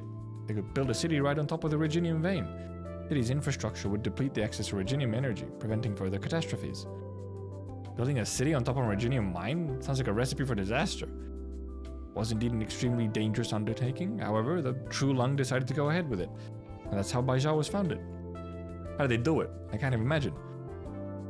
Honestly, I'm not really totally sure either. All these Chinese history books, there's only a single passage that talks about that period. Skilled individuals were sent to the disaster zone, and after 53 years of effort, a city was built and established as the capital. The city was named Baijiao, with the hope of tending all cooking stoves under the heaven. Why specifically the cooking city on top of the originium mine? As for the more advanced technical details, you'd probably have to look at some of the materials from the Chanshi bureaus. It's beyond my area of expertise. So, to this day, the Baijiao government still encourages us to use this energy. Baijiao is constantly changing. That's how these skyscrapers appeared, as well as these numerous nomadic city plates. And what happened to the people who built the city? I mean, they were building in, like, highly polluted originium. I'm completely stuffed, but I still haven't found the taste I'm looking for. I've taken you to every restaurant I know that sells such cakes. Maybe tomorrow we can go look in some of the larger restaurants. But she burped. What did I tell you? What did I tell you? You looked the whole day, yet you couldn't find your so-called authentic tangerine cakes, could you? You were following us all day? You were afraid we would find better food, weren't you? Me? Afraid? Already told you before, if you're looking for the best chef in Baijiao, you've already found him. If I can't cook it, no one else can. Blaze, I've tasted his food. It really is quite excellent. A rare treat. You really know how to flatter. Besides, you're arguing over the details in how a single pastry is made. How could that possibly be the standard for judging a chef's skill? Still, I can see that you, chef, are still curious about these sweet tangerine cakes that Blaze is talking about, are you not? Not really. How about this? You two set aside your bed and we'll see where we can find these sweet tangerine cakes. That way, Blaze will find the tangerine cake she's looking for, and you, chef, will learn a new recipe. Sounds like a delightful arrangement, no? Huh? What? What about my 1 month of free meals? She's so confident. My cooking skills are so superb that no one can match them. But there were other chefs that I respect. If I had to name one in particular, it would be... I like how his tail, little fire bits of his tail happen to really be right above his name. Well, it would be... who? The head chef of Ding Feng Lu. Highest rated of the 4 great restaurants. You and Mr. Mobufu?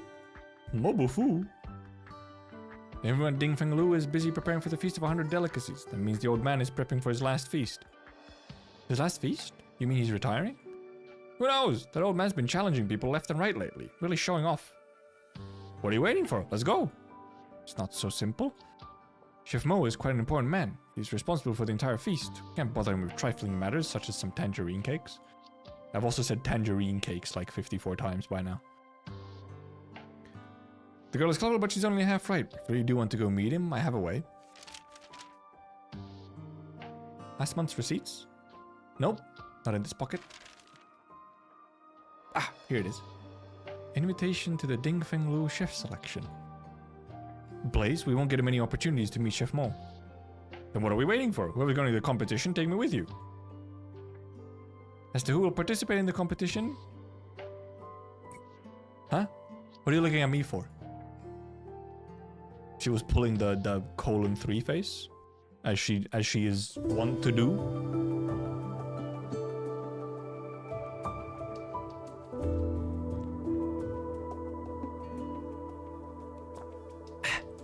Water, my throat.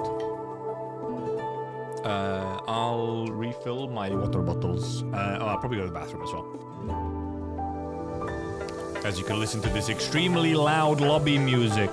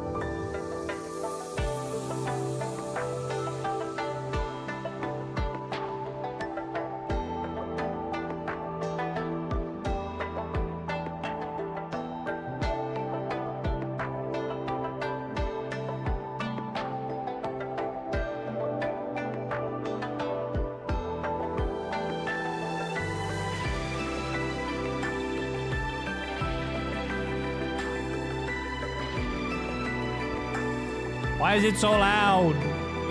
Why'd they do it?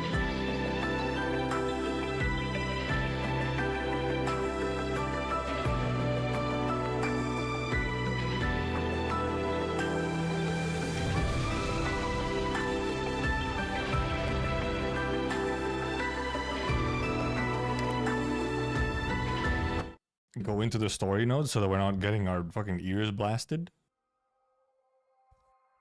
It is nice music, but it's like you didn't have to make it that loud.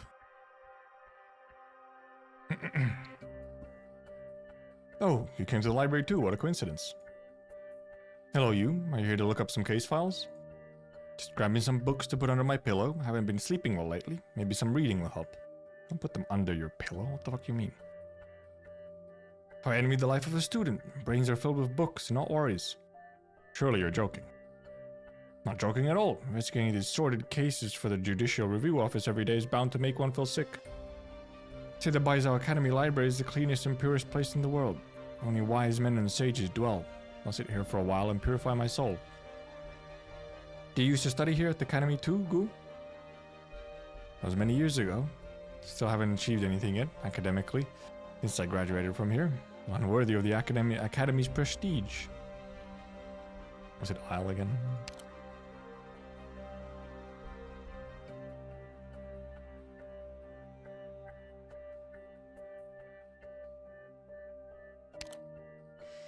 But I was fortunate enough to meet a great teacher here. That experience will benefit me for the rest of my life. What's this teacher you speak of? No longer with us. Why did you come here today? To borrow books? Here to look up some case files. Ministry of Rights is preparing for a grand celebration and we need to refer to some old rituals. Ivor too? I'm a deputy minister of the review office. Do you take me for blind or merely illiterate? The thing in your hand is clearly the case file from 15 years ago when the Grand Preceptor committed treason. You know that file is top secret, right? You already have some gal. I have nothing to hide. I'm indeed looking for materials related to that old case. I think there may be more to it than we realize. If you think I'm doing anything illegal, then by all means have me arrested. What are you blabbering about? Did I say I was going to arrest you? I was only saying it's quite a coincidence. Because I'm also very interested in that case. No. Bling blong, bling blong. Diligent student. I learned a lot from our debate today. Alright, still maintain my own views about the new reforms. Have to do more research on this. Research on this. It's fine. This campus is plenty large enough to accommodate a wealth of different ideas. If my arguments have not convinced you, then you should not force yourself to agree with me just because I'm a teacher.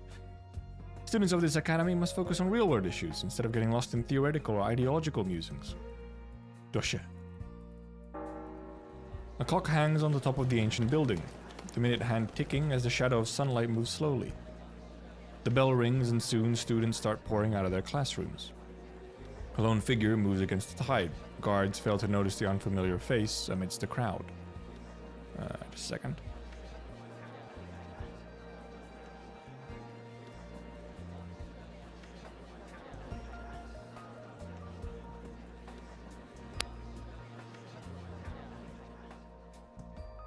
Ma'am, you're walking in there with a weapon? Good day, do you need some help? Hello, how do I get to the archives where the students' files are stored? You mean the register? What do you want with those files? I'm a new assistant lecturer. Professor wants me to organize the graduates' files. That's odd. Which professor? Professor Jing. She teaches military theory at the college affiliated to the Ministry of War. She's teaching classes all day today, so she asked me to do this errand for her. Oh. What's wrong? Go straight down here, past the main building, turn right, and you'll see the Bingshen building. That's it. Better get going. Trust me, you don't want to keep her waiting. Dusha.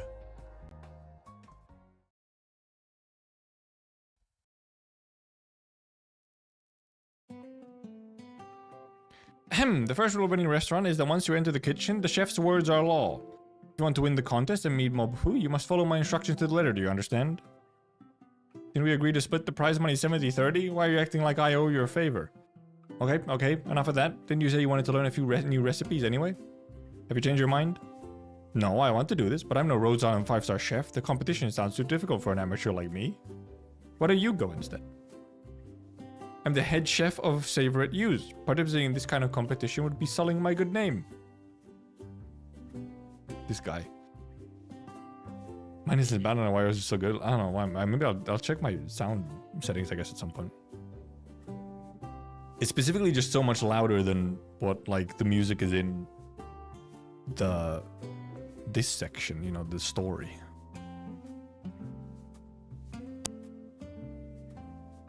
I'm giving you an opportunity here. As my apprentice, you can go show your skills and wipe that arrogant smirk off Mobufu's face.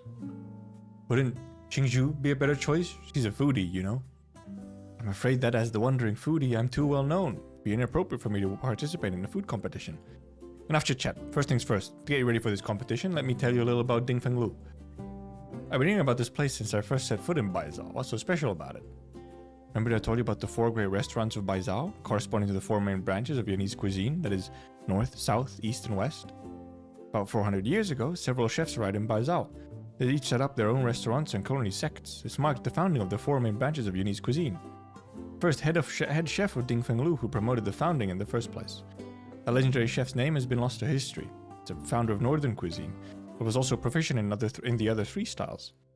Other 3 chefs were only invited to Baizhao after they lost to the northern chef in a cooking competition. With such a storied history, Dingfenglu outshined the other 3 restaurants and became known as the #1 restaurant in Baizhao. Who's teaching this class, you or me? Oh, my apologies. Of course. What you said is pretty much accurate. The only thing I'll add is that eventually the 4 great restaurants of Baizhao started fighting with each other for fame and glory. These squabbles continue to this day and they're really quite annoying. I thought Baizhao was a place where all these great chefs could learn from each other. If I'd known there was going to be all this infighting, I wouldn't have gone. Not have gone where? In any case, what you need to know is that there's the most famous restaurant in Baizhao, Dingfenglu, and its chef selection competition has extremely high standards.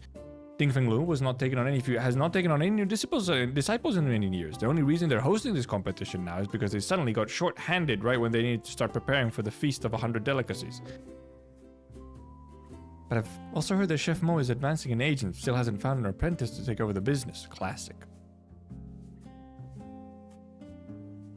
The format of the competition is different each time, but there's one requirement that stays constant. Each chef has to showcase their best dish. Wait a second.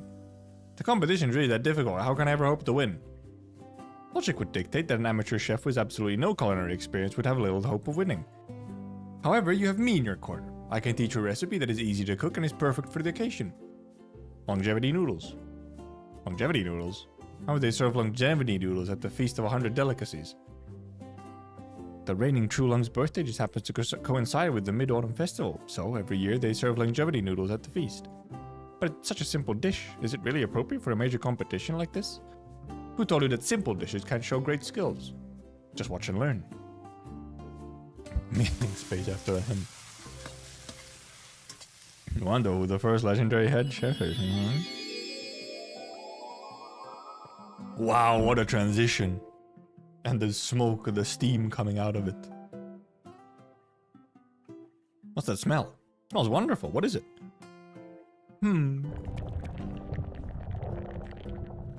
What do you think? It's like magic. Really only use the ingredients you showed us before? Nothing else? Fresh shell beast meat, mushrooms, scallions, bok choy. It's a simple recipe with basic ingredients, but the result is truly amazing. Sometimes the true skill of a chef hides in unseen places. There's more to this bowl of noodles than meets the eye. Another chef can use these exact same ingredients, but if the ratios, the heat, or the cooking time vary just a little bit, it'll taste completely different. Do you know how long I spent perfecting this recipe? Then just stand there, dig in. Noodles. They got nudes. Blaze enjoying her nudes. Wow. Take back any criticism I had of your food. You just inhaled it. Did you even taste the flavor? Blaze can actually replicate that test. Maybe she really can meet Chef Mo. But are you really up to the task, Blaze? Figuring out the secret to this recipe would be difficult indeed, but simply following its steps should not be too much trouble. Have you ever cooked anything before? Of course! Ah, that's good then. I'll give you the recipe and explain every step for you. Follow them exactly and you'll be fine. Great, I'll study hard. Won't disappoint you. He doesn't know what he's signed up for, man. Didn't you say you knew how to cook? The instant noodles are already pre-made. How should I know how to knead flour into dough? You really are a hopeless case. You haven't really even taught me anything yet. How can I teach you anything? You managed to break 3 bowls just while kneading the dough. I can't risk you breaking anything else here. Yeah. Careful, these bowls are expensive. We can't afford to buy new ones. For him.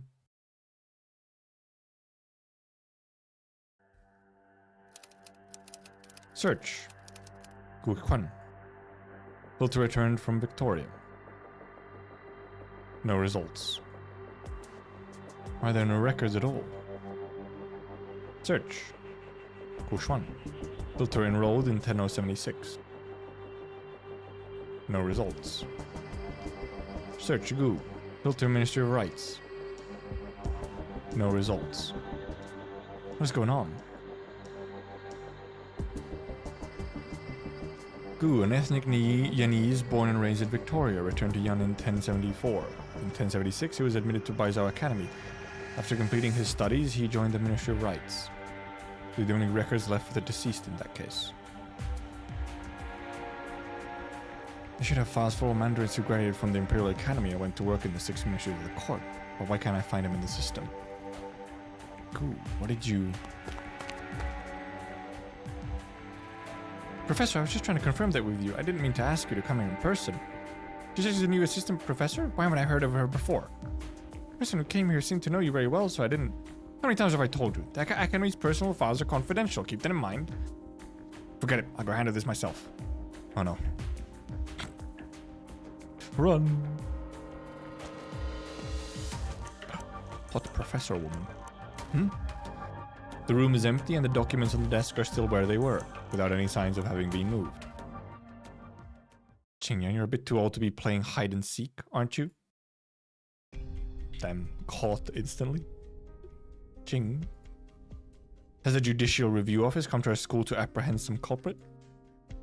The office is investigating a case, so I've come here to collect a few old case files. Please, Jing. Professor Jing, please cooperate. Why she's like so embarrassed. Alright then, if you're here on official business, show me your official documentation.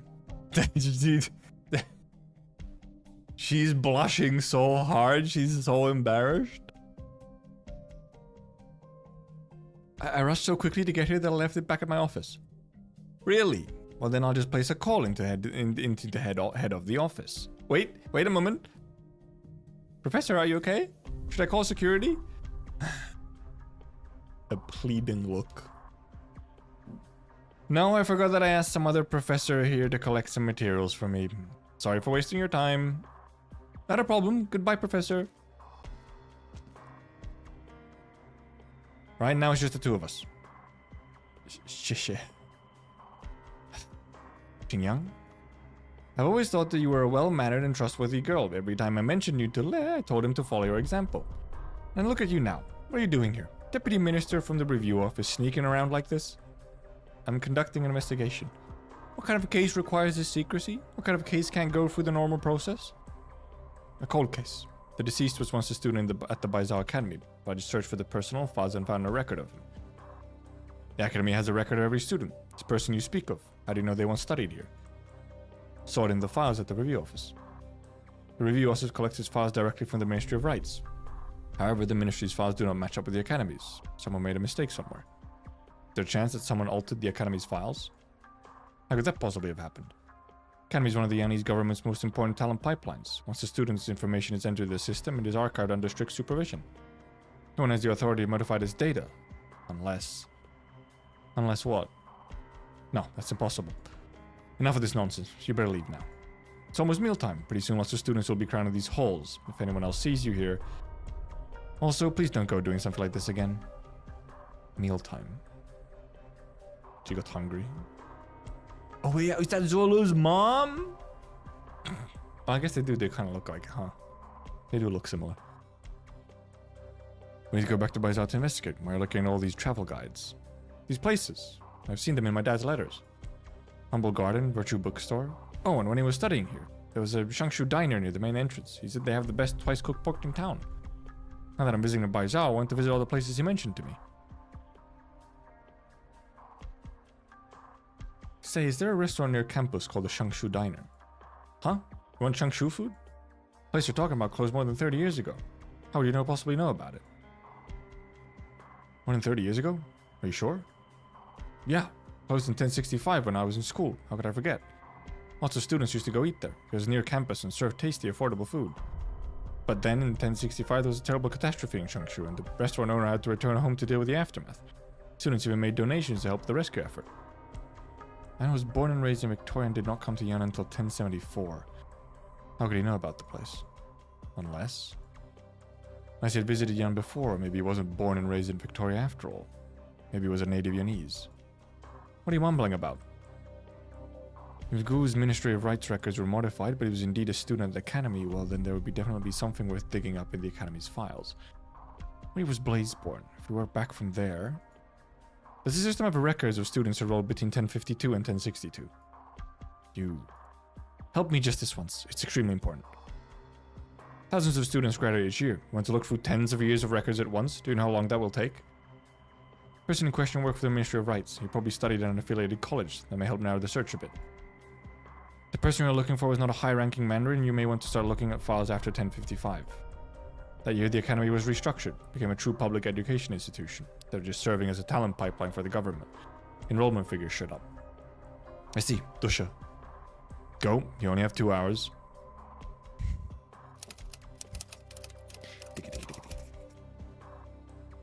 Found you. Gu Sheng. Male, born in Langyi in 1037, accepted into Baizhou Academy in 1055. Assigned to the Education Department administered by the Ministry of Rights, and was among the first batch of students to enroll after the school was restructured. Top marks in all subjects. Wait, you didn't graduate? File was last updated in 1062? The missing persons file? Gu Sheng, along with his wife and daughter, disappeared in 1062. Accordingly, this file has been sealed. So he was already a family man when he was in Baizhou, and all 3 of them disappeared. 1062. Something special about 1062? The plot thickens. Blaze, I need to confirm something. You were born in 1062 in Victoria, right? Yep. From as far back as I can remember, I lived in Victoria. I asked you where you were born. How am I supposed to remember that? True. Gu Sheng. Xingyang, your time is almost up. You should get going. Gu Sheng.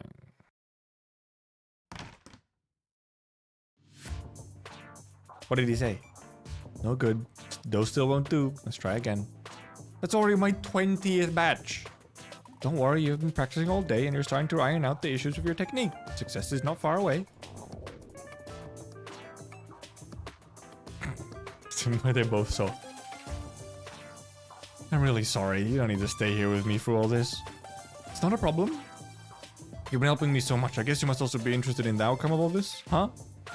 Alright, just wait here a minute. This time I'll surely do it. I'll whip you up a big, nice bowl of noodles for dinner. Did you have something else you wanted to say to me just now? What? Never mind. To be fair, the recipe the young chef gave you was indeed simple enough. You probably didn't expect that your biggest difficulty would be kneading the dough. Look at you defending him. Sorry. Doing all I can do, it's hard. When I work, my body temperature rises and the dough starts to dry out in just a few seconds. Add more water to the flour, and then more flour to the water, and then more flour and water. The dough that was originally the size of my fist is now almost as big as my head. The situation with your rising body temperature is certainly unique. I mean... You're calling her... You do realize that you're calling her by the name Blaze. Anyway, you need to think positively. So as long as you learn to knead the dough, making the longevity noodles will be no problem at all. Speaking of which, for someone who's never cooked before, you certainly have some impressive knife skills. Well, back at Rhodes Island, elite operators like me perform surgery on ourselves in emergency situations. Ah yes, the perfect cooking training. Guess there's not much difference between using a scalpel and a kitchen knife, assuming you're not using it like the young chef does when he chops vegetables. Surgery on yourself with... I can even use the skills I learned from stitching my own wounds to mend my own clothes. I wouldn't have thought your job would be this dangerous. Not a big deal if you have the time to practice. The more I think about it, the angrier I get. Can't you just have more patience with me? Hey, look, I think you're getting the hang of it. Man, a force is just right. Keep it up. I haven't even had any dinner yet. Hold on to that anger. Fold the dough over and continue kneading, right? You can get even angrier if you want. No, I can't get any angrier. My boy, the noodles he sure make are... No, I can't get any angrier.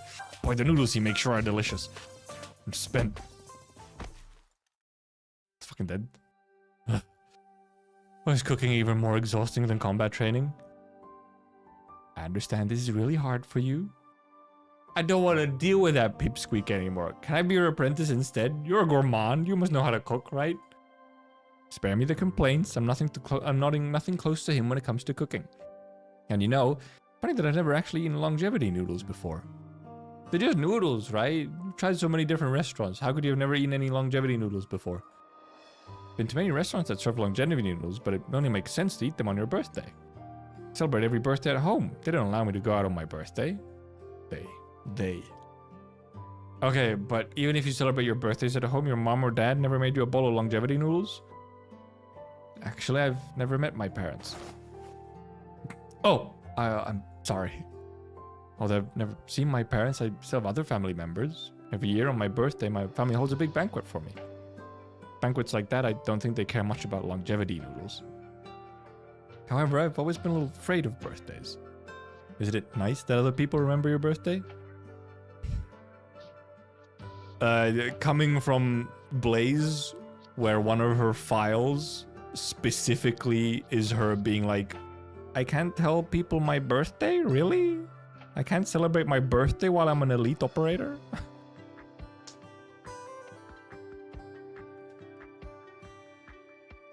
I can't really explain. I always feel that every time I have a birthday party, I'll be surrounded by a lot of people who want me to laugh and also to cry.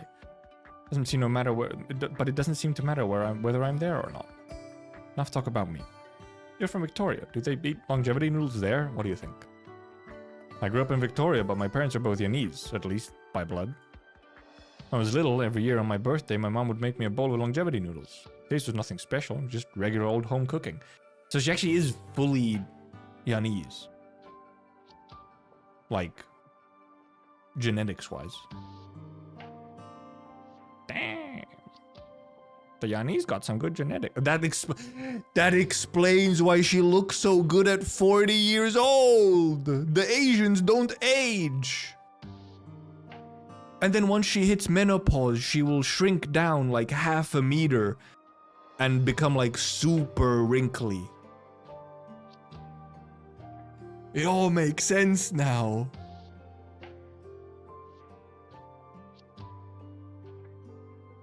When I was little, every year on my birthday, my mom would make me a bowl of longevity noodles. Taste was nothing special, just regular old home cooking.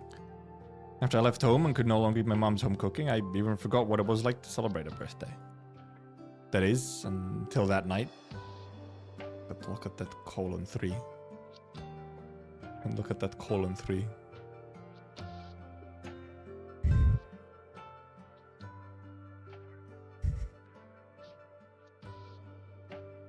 Seasoning packet, the vegetable packet, and I'll have 2 sausages. Why are the lights off in the cafeteria? Hey, what are you guys doing here? You scared me. Shh, keep your voice down. It's late. What are you doing in the cafeteria at this hour? Ace, why do you look all serious? Not another urgent mission, is there? What are you holding there? Instant noodles? I stayed too long at the training ground this afternoon and didn't have enough for dinner. What, now that I'm a lead operator, I can't eat instant noodles anymore? Captain isn't scolding you for eating junk food. He's saying, today's your birthday, and you're eating instant noodles? My birthday? Didn't Dr. Kelsit say, that's why I told you to lower your voice. So long as we don't make too much noise, even if she hears us, she'll pretend not to hear, yeah? I even suspect that she deliberately arranged for our fieldwork breaks to overlap, just so we could throw you a birthday party. Think of it as her way of giving you a birthday blessing, even if it's hard to imagine. Blaze, you're one of us, a part of Rhodes Island, not alone. Thank you all so much. All right, it's already midnight. Happy birthday, Blaze. Happy birthday, Big Cat. Happy birthday. Happy birthday. Also, Hame isn't on the ship right now, but she asked me to pass on the birthday wishes. She hopes you stay happy and healthy. Aw, bunny. So are you planning to come blow out the candles and cut the cake, or are you going to back to your instant noodles? Let her eat her instant noodles. That was the first time so many people celebrated my birthday with me. A bowl of instant noodles became my longevity noodles. Everyone knew how much I wanted to have a birthday party, but that day, not a single person actually came out and said, I know you want this. They acted like just another one of many, many birthdays. I like the nothing special feeling of it. Now you're making me jealous. Oh, right, you said you never had longevity noodles. Well, let me whip up some for you. But you haven't even learned how to knead the dough yet. I don't know how to knead noodles, but I do know how to cook ready-made noodles. I'll go ask Jung for some dried noodles that I can simply boil. But handmade noodles, ready-made noodles, maybe it really will work after all. She's gonna make her Blaze-style longevity noodles.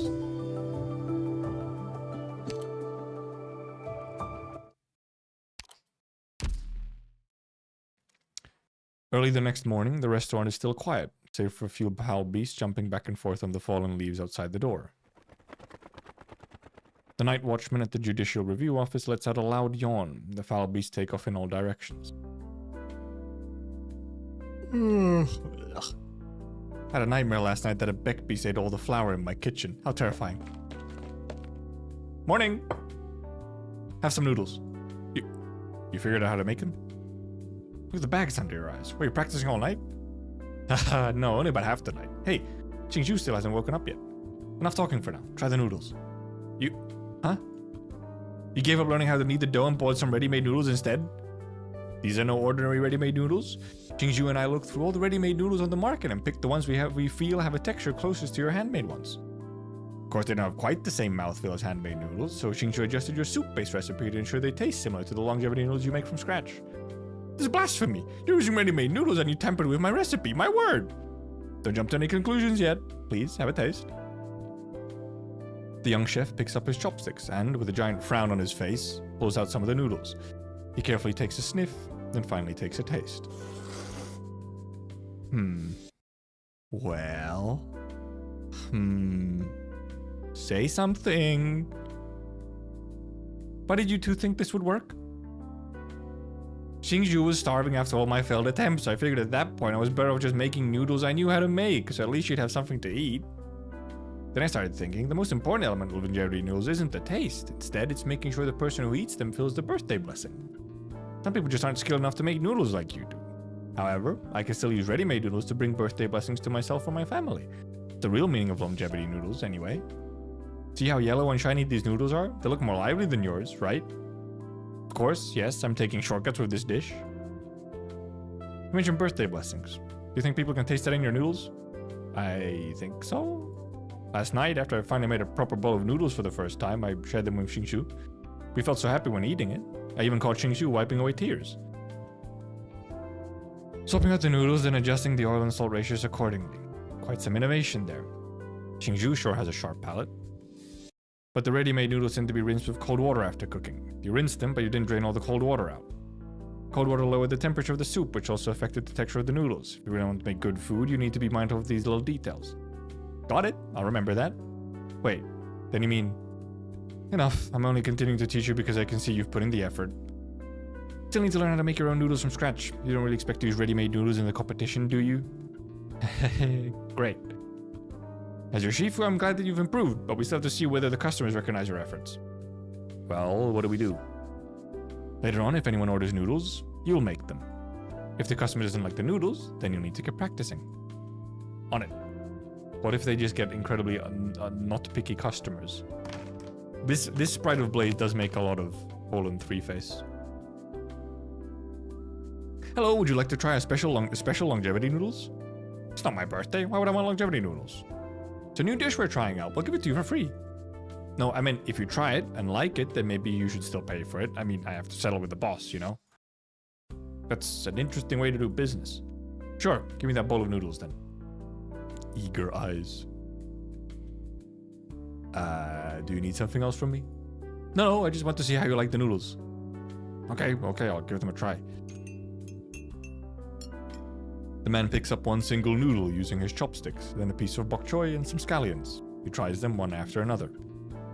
He eats with graceful manners, but somehow, in just a few moments' time, the entire bowl is empty. What do you think? Good. Even excellent. Really? Soup has a rich umami taste. The ingredients are top-notch. He used umami. Oh no. If we'd let the soup simmer for another day or so, it might have tasted even better. It's already so hungry. If I tried to wait another day for that ultimate perfection, I would have starved. He wants to create the perfect taste, but the customer cannot wait that long.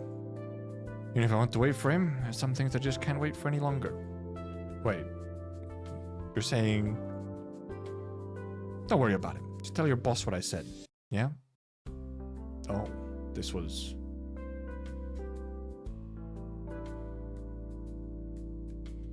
The man stands up. Might have been using the wrong voice. The man stands up, the patterns on his clothes emit a strange glow. The light distorts and blurs his face, so much so that Blaze cannot make out what he looks like. Hey, you didn't pay! Okay, sorry, it's him. Just deduct the funds from my account.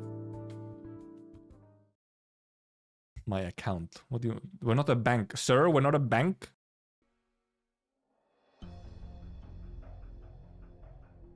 Regardless of what you're looking for, after you leave here, do not tell anyone you got this far from the academy. Do you understand? Yes. What's wrong? Do you have more questions? You remember that bloody case back in 1062? Isn't the sort of thing you casually bring up in a conversation. I just happened to think of it. Is the Grand Preceptor you previously mentioned the one who supported the academic reforms which benefited countless poor students, the same Grand Preceptor who murdered the Emperor and plotted treason 40 years ago?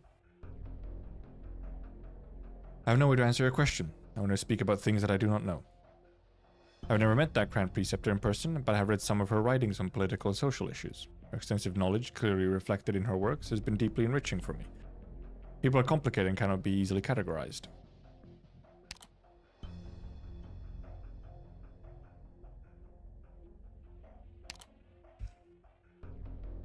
You're saying you're not completely convinced that the outcome of that case was correct?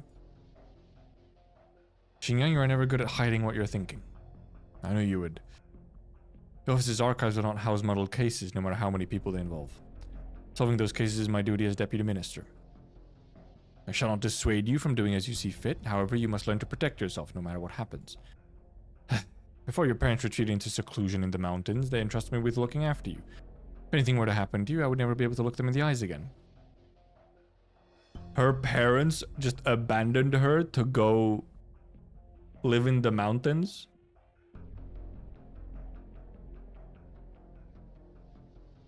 Not a child. When I need people to take care of me. Also, okay, this explains why she was so, like, embarrassed and why she acts so different with her.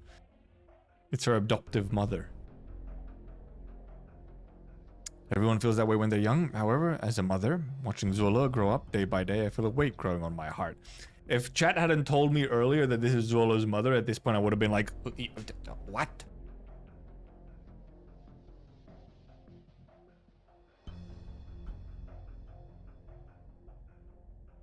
What else should we parents worry about, other than our children's safety? But if your parents learned that I prevented you from fulfilling your duties out of concern for your safety, then they really would blame me. Dosha, sister? Sister? You call me your sister, but in my eyes you have always been like a child of my son's generation. Speaking of which, Human is nearby now. Have you seen General Zoa at all over the past few days? Things are coming to a head. Ministry of War is holding meetings day and night, and the General must remain on the front lines to oversee things personally. Neither he nor I can abandon our posts. There's truly no way to avoid this conflict. This isn't something I have the authority to decide. As an advisor for the Ministry of War, my job is to do everything in my power to accurately calculate the outcome of the war. Allowing any personal biases to affect my work would be a grave disservice to the people of Yan. You don't compromise in your duties, and neither do I.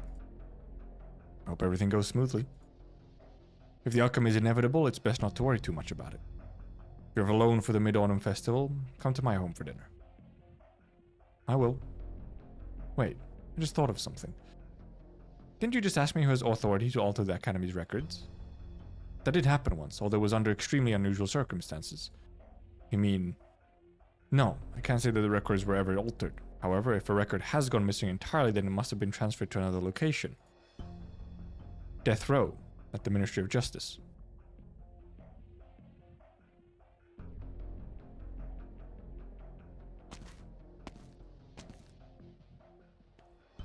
He does look like his mother. Father is not here? It's been more than 6 months since he was last here. Furnishings in the house have not changed, only there are many more symbols symbolizing war on the sand table. A lone city stands in defiance, the two sides gazing at each other from afar. Lord Zu. A thick, familiar voice rings out from behind. Oh, him.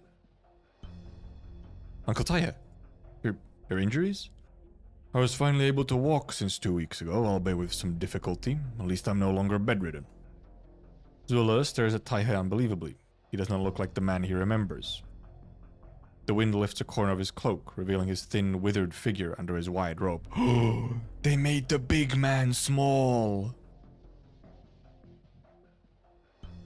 How did he get injured again? Was it in the Chongyue event? I don't think he was around in Shu event, so.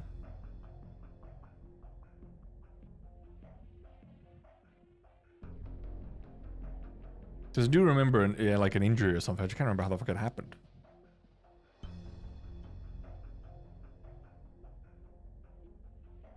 Taihe, once a man so strong and sturdy, is now emaciated, as if a mere gust of wind could blow him away. Or was it Ya? It might have been Ya. Okay, yeah, yeah. Oh, yeah, it was Ya. Yeah, Ya just like fucking backstabbed him. Uncle Taihe. Kung Fu is mere an external tool. I am, after all, still a monitor censor of the Department of Discipline and Supervision. There will always be opportunities to realize my aspirations. If you continue to dwell on this, Lord Zua, then you are only underestimating my skills. No. Taihe, I know you're an ordinary man. Few injuries aren't enough to stop you. It has been over 6 months since we last met. You look stronger than before. The General will be pleased. By the way, Father is... The General has been in constant meetings with the Sui Regulator and the Ministry of War. He's barely had 10 minutes to rest. The situation could change in an instant. Is the court still ready to go to war at all costs? Now, after the incident in Dahuang, the beast of Sui is no longer under the Sui Regulator's control. There's some minor disagreements between the cabinet and the 6 ministries, but their overall opinion is clear. Eliminate the threat once and for all. But the consequences of this war will be...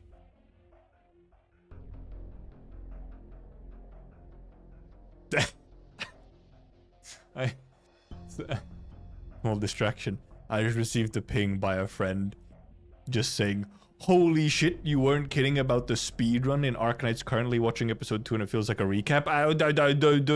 The dragon women and dragon guy. I was almost distracted by Discord and didn't see hot drunk woman dragon.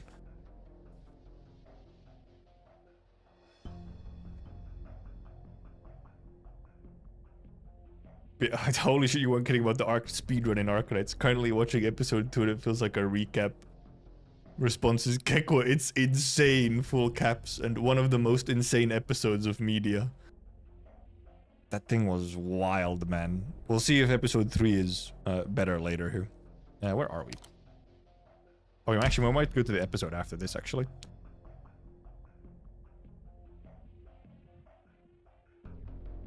I heard that 1 month ago the other candle holders discovered traces of the conflict near Baizal. Yes, I heard the same thing. The Imperial Court is on high alert. They've already dispatched several units of Imperial Guards. Imperial Guards? Convicts' unpredictability is currently the gravest threat we face. I have a theory. Perhaps there's still another proxy in Baizal. This proxy is the youngest and the most unique. According to Sui Regulator's observations, in the hundreds of years since he left the tomb, he's never used any of his powers. Sui Regulator does not know how to deal with him. They're talking about our cooking boy. There's only one thing that's a little suspicious. 100 years ago, after Wang escaped from prison, he came to Baizao and has remained here ever since. Wang used to frequently interact with other proxies, so I'm afraid that during his current return to Baizao, the lone proxy who stayed here would also be part of his plan. What do you plan to do? I don't know yet, so I'm going to go take a look and see for myself. Wang was second brother, right? Gotta remember some of these names every now and then.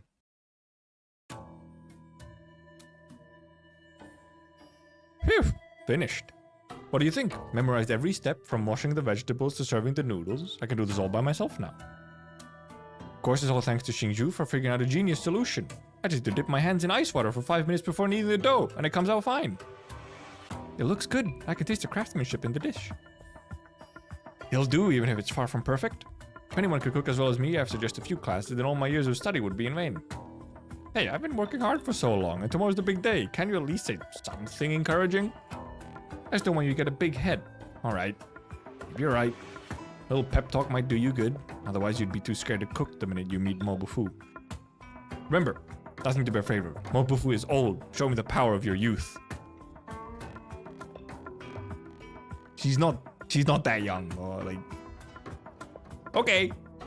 Everything's ready. Let's go to win one. Let's go win one at Dingfenglong tomorrow. She's not...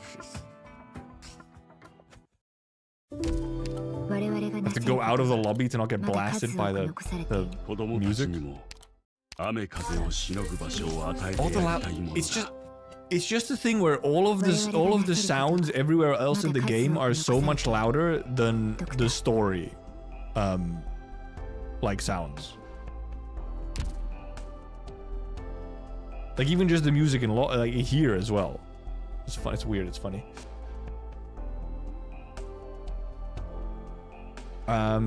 Because I think it's a pretty good timing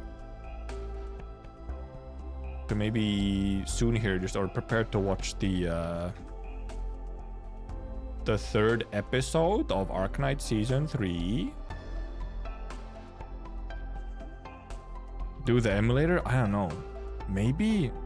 I guess I could try it on my phone at some point to like confirm this myth, but I feel like it's for some reason just the VN section like sounds are balanced differently.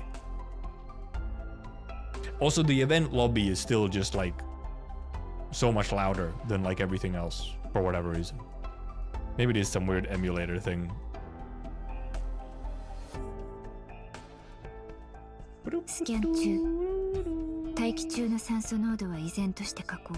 So true, Celtic.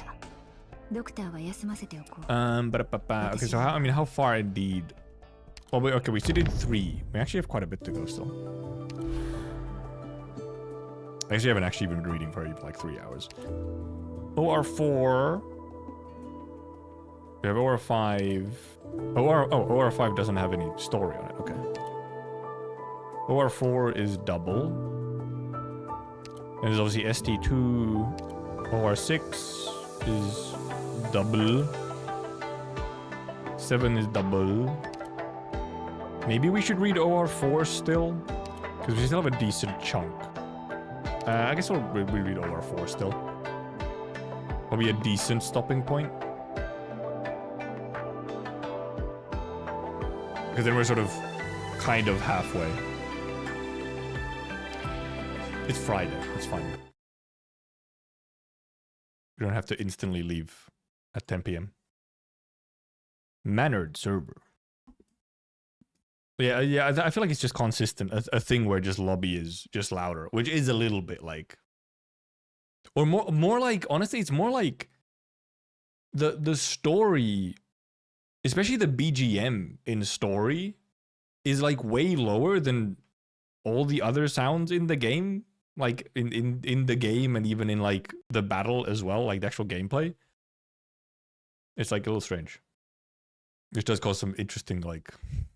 Because yeah, even then when you go into like a fight after a story section, it is like louder than what the game just was. Welcome to Dingfenglu.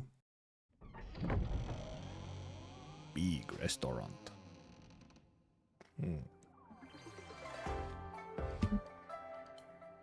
Like her outfit is like a weird ass outfit. It's like, what the hell is this outfit? It has like, so it's a lot of elements and like the asymmetry is a little extreme.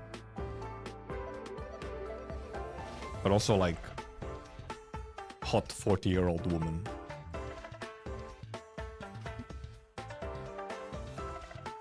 Wow, so this is the place everyone's talking about. Are you nervous? Huh? Don't think I should be. Competition is 9, yet I feel apprehensive somehow. I mean, nothing to fear. The young chef said it was fine. Besides, it's not like we're trying to be cooks here. We're just on the hunt for that legendary chef, right? Asking for his tangerine cake recipe. Cold comfort, but I suppose at this point that's all I'm getting. We're entering the Food Wars arc of Arknights. No way. Shokugeki no Blaze. It's about time. All spectators, please remain here for now. Competitors, follow me. If you get anything difficult thrown at you, don't bluster. Just keep calm and think. There's always a way. Relax, okay? I'll see you. She's so confident with everything she does. Please, sit. Well, I know you're here for the exam. You're still one of our guests. Please let me offer you some tea first. The examiner picks up the teapot from the table and pours Blaze some tea. Her nose is immediately filled with the fresh, sweet scent. For a competition, you're all being pretty friendly here. Well, can't say I haven't been thirsty. Thanks. Blaze grabs the teacup and drinks it up. As she does, the examiner places a pen and paper before her. This pot of tea is infused with several ingredients. Please write them down. What? Blaze glances down at her cup, naught but a bead of tea left on the side. He looks up at the examiner, polite smile still plastered over his face. Could I, have another cup? They didn't think of this part where there's more than just the cooking. Also, I think they're birds. Yeah, they're birds, for sure. Today looks like a bust to me. They've gone through dozens of people since morning and nobody's even passed the first stage. Our head chef is being too harsh on them. It's like a revolving door over there. No one can last longer than a minute. Chef third eyes their tongue. If their tongue's not good enough, they can't be that good of a chef. So, no points wasting the head chef's time if they can't even pass stage 1. May as well send them home sooner. Hey, excuse me, madam, this is the kitchen, are you... Oh, her.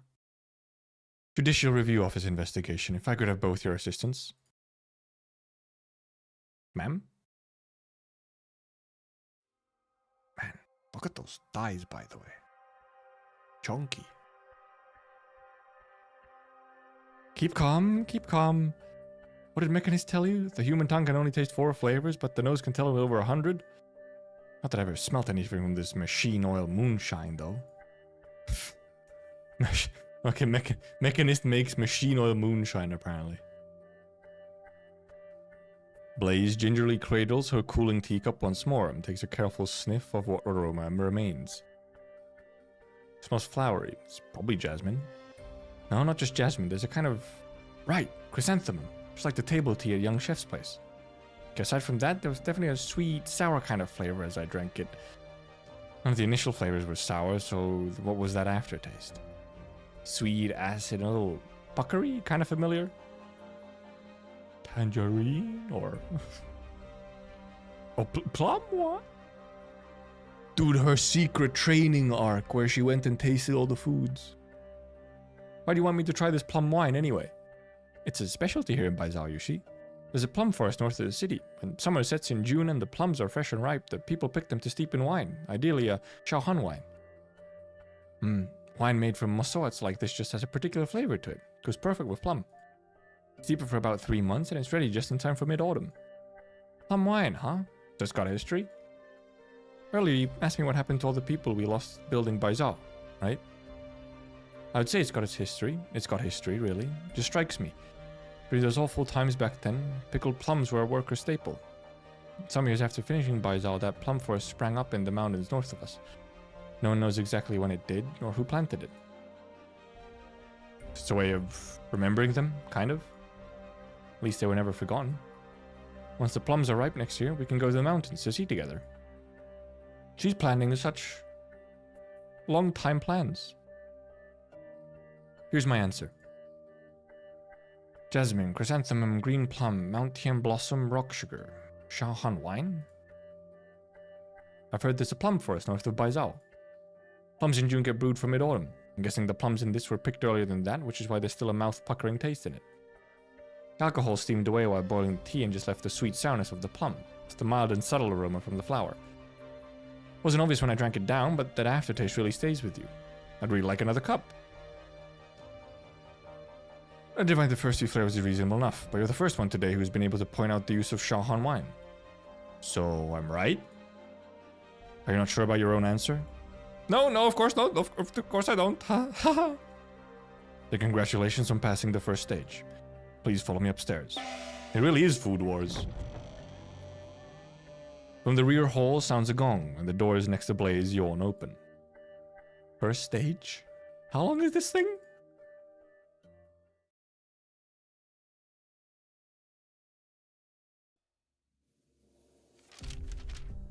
Here you are, madam, the list of chefs at Dingfeng Lu. If you don't mind me asking, what are you investigating exactly?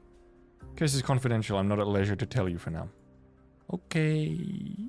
The head chef here, their name is Mo Bufu. Yes, I don't think there's a cooking baizhao who doesn't know Chef Mo. Do you know what his occupation was prior to Dingfeng Lu? That, I have no idea. Chef Mo arrived just under 10 years ago? Not quite a long time, but not short either. His cooking skills are the real deal. They're sublime. Almost straight away, he's exceeded the previous head chef. Where is he now? I need to see him. I'm really sorry, but he's holding an exam right at this moment. There's no way he can meet you. Exam? What exam? You could call it an enrollment exam for Dingfeng Lu? It only happens once every few years. If you're interested, we're televising it right here. A contestant. Blaze? Oh, right, yeah.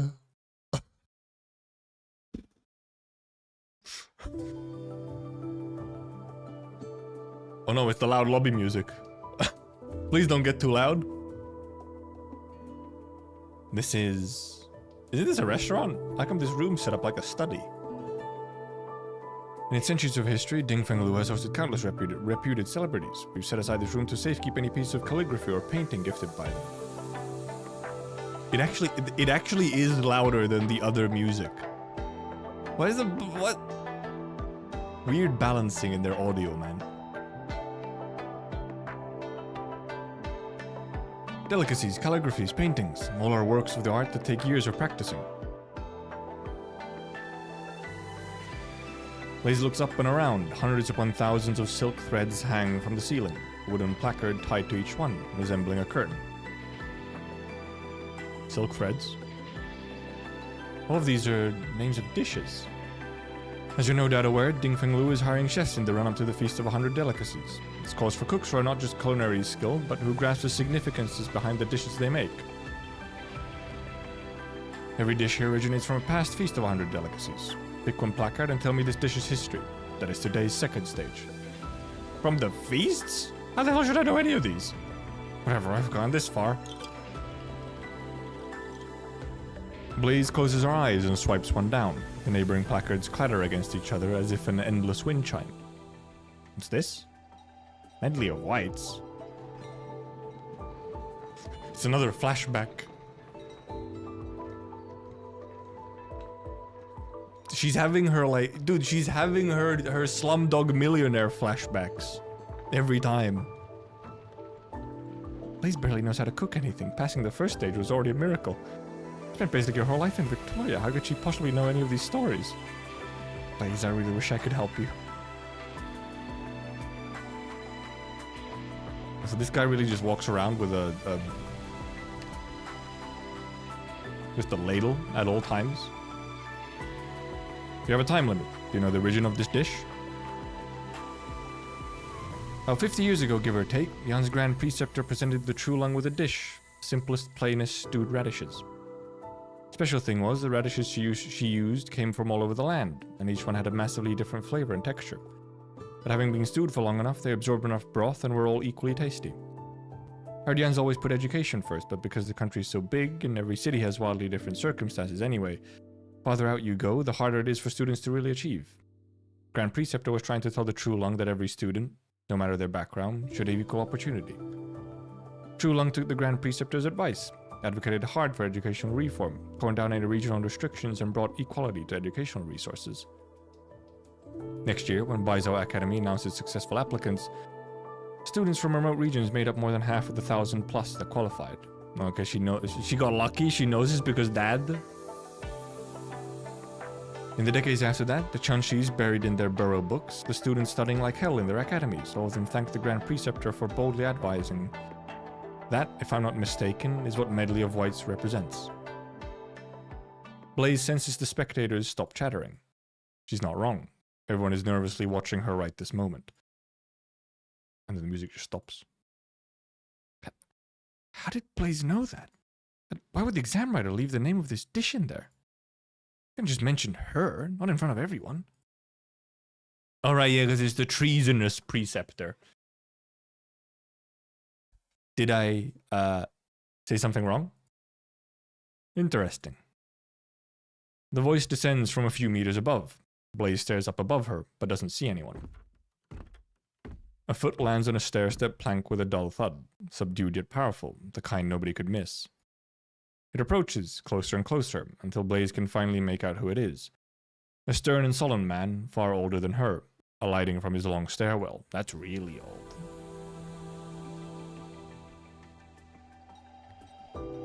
After so many years, I didn't think anyone would remember this. Nice to meet you, Story you told is far older than you, girl. How come you know it? Well, someone from my family told it me, a long time ago.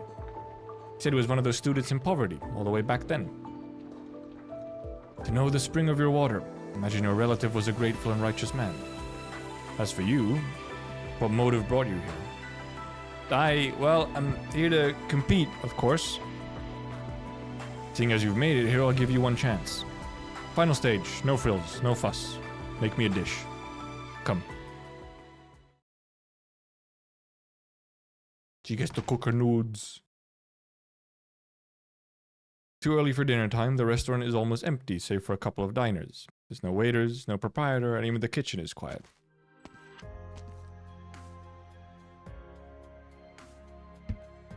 Excuse me. You, young man, help me out.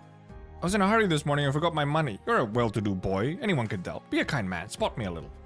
I'm not here to rip you off. Here, take this family jade for now. Once I grab the money later, I'll pay you back. Not that I mind lending you, but couldn't you just tell the owner instead? We're total strangers. How would you find me and pay me back? No, you see, this jade's not your average thing. It's not fit for just anyone to take. I'm only trusting it to you because I can tell you've got a rare air about you. Alright. Such a pushover. Zula rummages for some loose coins in his pocket and hands them to the diner, whose face immediately broadens with delight. When do you plan to pay me back? Where would we meet? We'll meet if we do, and if we don't, we don't. And if we don't, you could just go ahead and pawn this jade off. Relax. I had a favorable deal today, young sir. Who the heck was this? So saying, the diner's gone out the restaurant's door in a blink, disappearing into the crowds. Pawn it off? Okay, the jade probably matters, and actually, this is some giga brain chess move. There's my dish. Pretty good job, wouldn't you say? Longevity noodles? Mobufu's hands rest on the table, chopsticks in his grasp.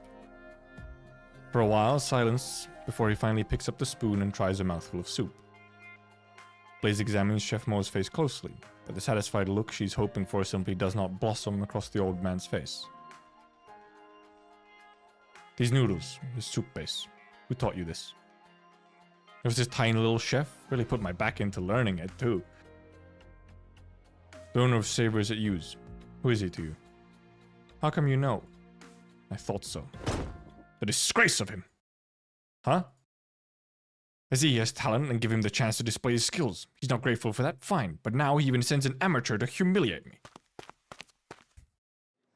He got angry.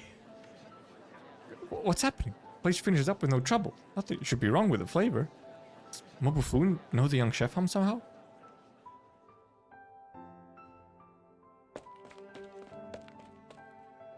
Wait, okay, hold on.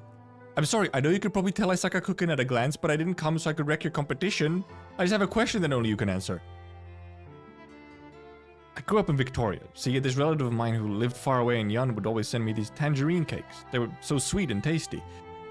I've been on the hunt ever since I came to Baizhou, but I still haven't found that flavor. I was thinking, since you're the best chef in all of Baizhou, maybe you would know. Single pastry? Thought it was worth entering this competition to meet me over single pastry. I have tons of other questions still, but this is the only one I can solve on my own. It's the one clue, the one link I have to my family.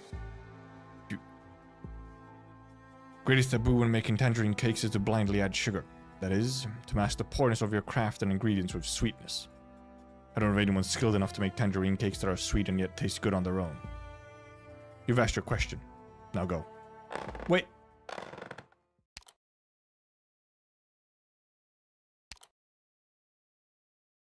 A muffled sound from above interrupts the two. Blaze and Mobufu look up at the same time, but both of their faces get struck by something wet. Why is it leaking in here? No, this is oil. At the moment she says it, the lamp suspended from the dome ignites in a blink, becoming a fireball. Get out of here.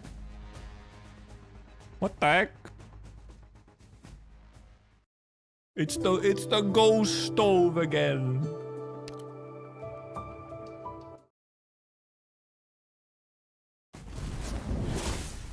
Watch out.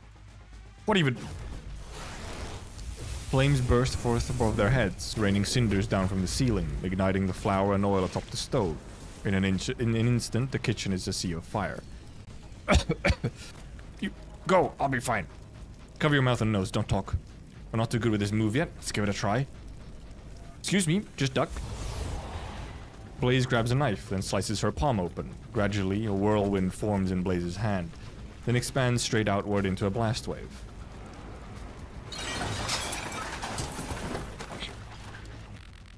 The violent surge of air sweeps the whole room. In a blink, she's put the fires out and strewn the cookware about in shambles. What a skill you have! Could you be... Lusha. You're welcome? Looking up again, Blaze sees the lamp's frame is charred black, red hot metal peeking through the burnt coating, on the verge of falling. Mobufu, move. Blaze grabs the old man's arm, trying to pull him to one side, but the lamp's already falling. With a stifled crack of thunder, the remains of the fixture are abruptly flung to one side and smashed hard against the wall. Are you alright there?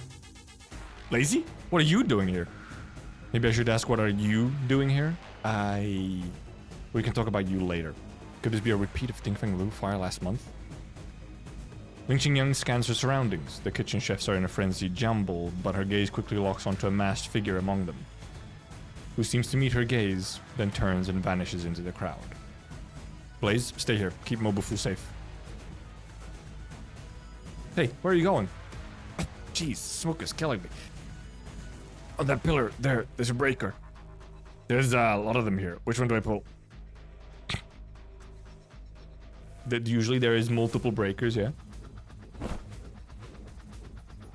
Flitting like a fowl, Ling Qingyang has her target cornered in just a few spry leaps. Mere meters separate them, but so smoky is the air that she can't quite make out their silhouette. Just as he makes the run again, a thunderclap strikes next to his feet. Hold it. Move another inch and the next bolt is hitting your head. Answer my questions. Why set fire to Dingfeng Lu? Was your target Mobufu or someone else? Well, the previous incidents, they were your doing too, weren't they? Also, the scrollery?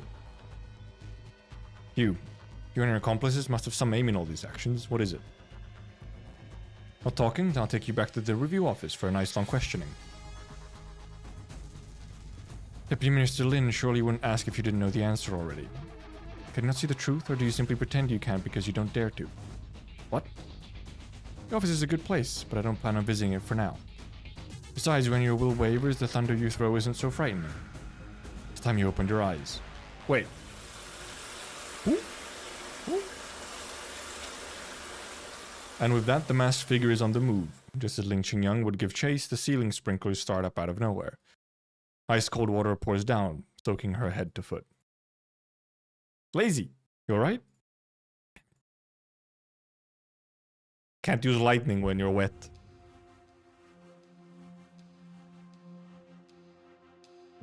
The customers are all safely out of the way. There's just a few in shock. Thank goodness no one was injured. We've reported to the authorities that Mandarin should be here any moment. Don't we have a Mandarin here already?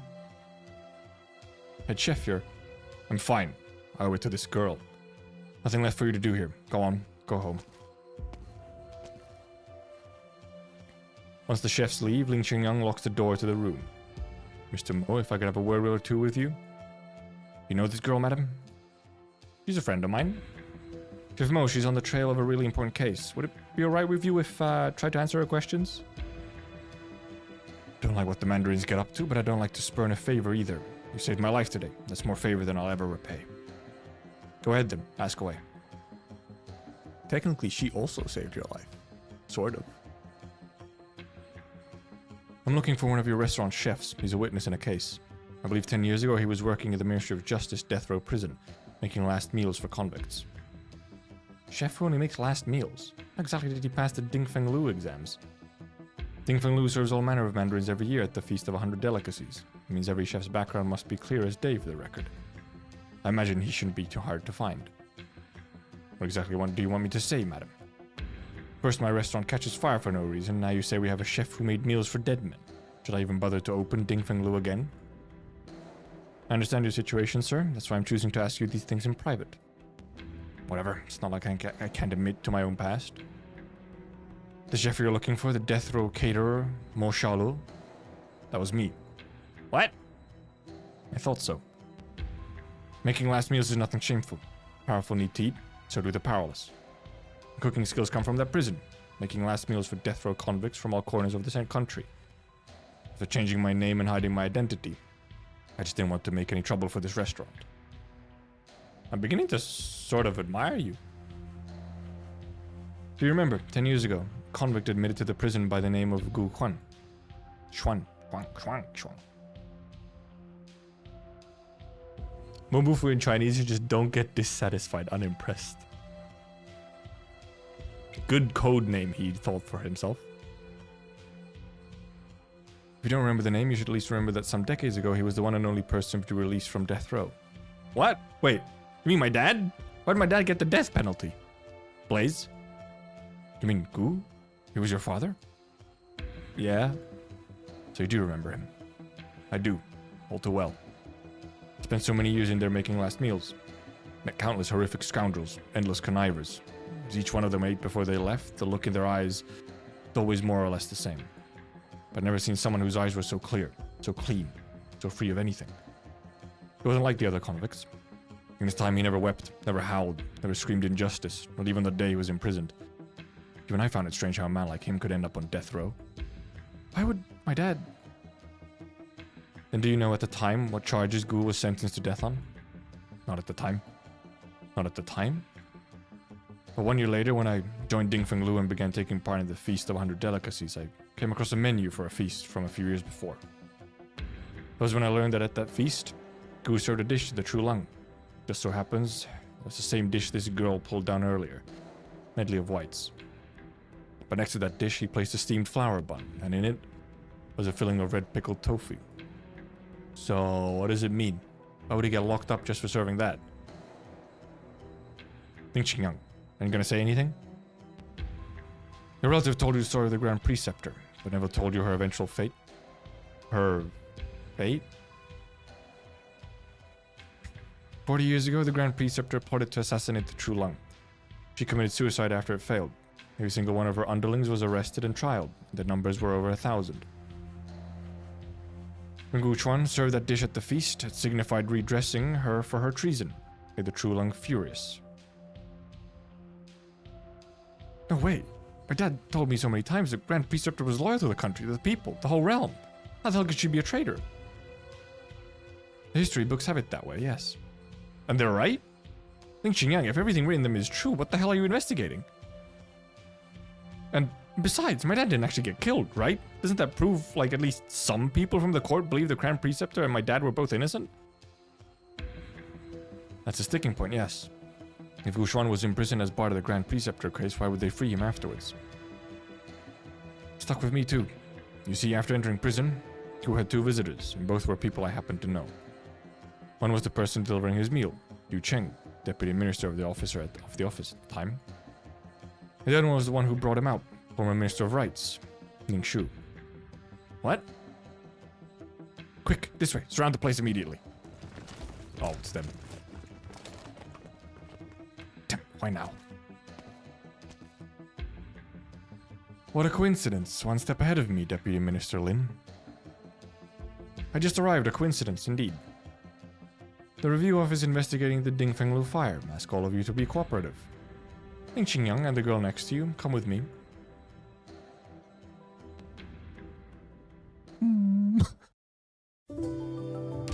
Okay. Actually, no, it ends in a slight cliffhanger, but we'll have to continue next time. Okay, we'll watch the we will watch episode 3 of Arknights season 3. Let me mute the game. And put it away, make it small. Oh, let me bring up live split. Live splitters. So that we have our timer. There's our timer.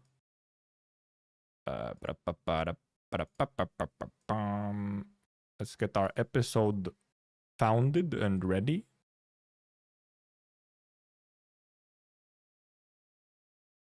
Okay,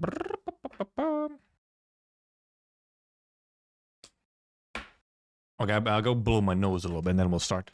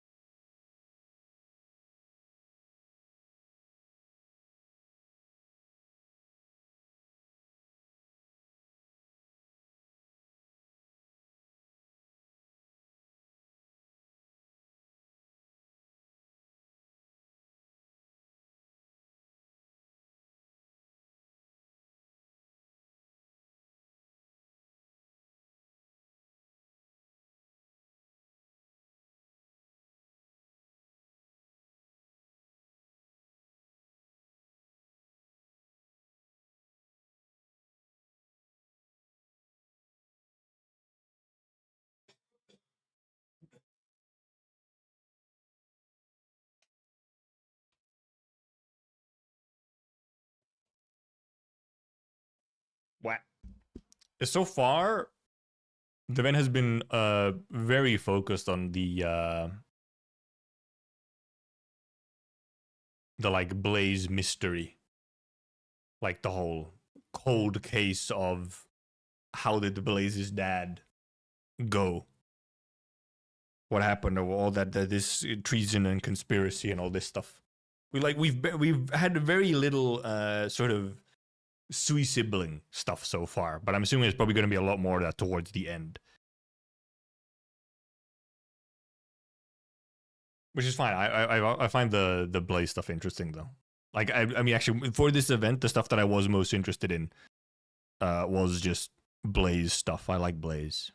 Blaze is cool.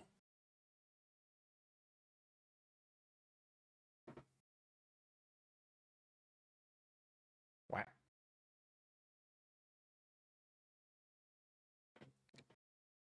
It is pretty locked onto it, yeah. Yeah, so far for sure does not indeed feel like a Sui story, more like a Blaze story. I'm sure it'll somehow tie into Sui stuff, and obviously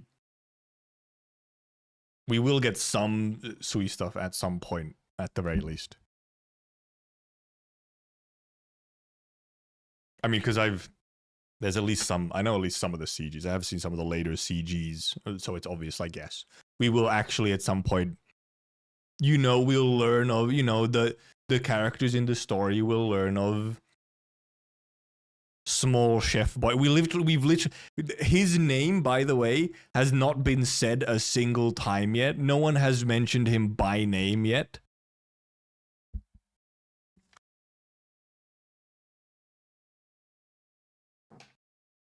It seemed had nothing surreal happened to him yet, but I think that was some of the point, because they did actually specifically mention that in the quick bit when we did have Zola around, they were talking specifically about the youngest. They were talking about the youngest and how ever since he like appeared, he's kind of never done anything. Like he's been very separated, and they're only a little bit worried because Wang has like been over here, and they're worried that like has some influence or whatever over him. But like otherwise, Yu has not used any of his powers or anything, and he's just been chilling, cooking food, doing his thing. But yeah, I'm expecting it towards the end. Obviously, it could also, yes, be somewhat of like a, I mean, it does seem to at least somewhat be setting up like more IS6 stuff. Well, now in hindsight, it does seem to be setting up some IS6 stuff as well, since Lazy's around and everything. So they can set up stuff for IS6, because obviously IS6 obviously has a bunch of Sweebling stuff.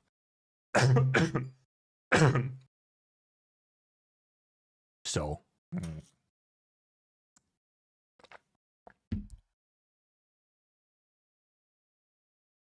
Yeah, with the focus on Lazy. Because yeah, indeed, Lazy has been quite very much there for this one, while only kind of had like short little cameos in the other ones.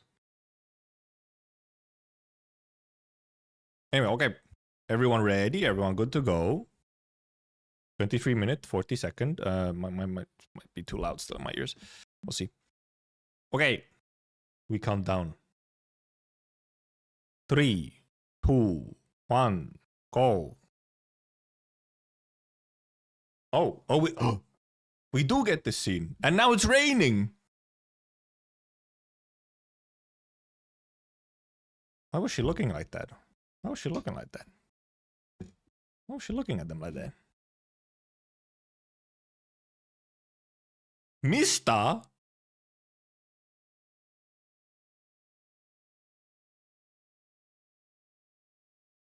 Don't worry, cockroach no die.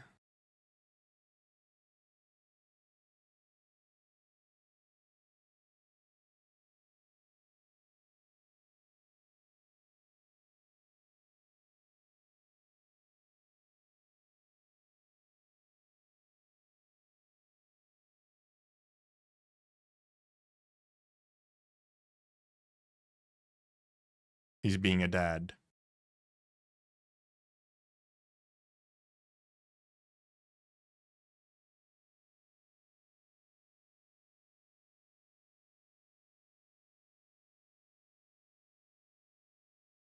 Cache fucking abusing Patriots issues.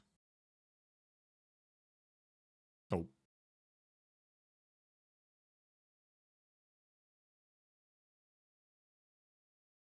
He fucking knows, man. He knows, man. Farewell.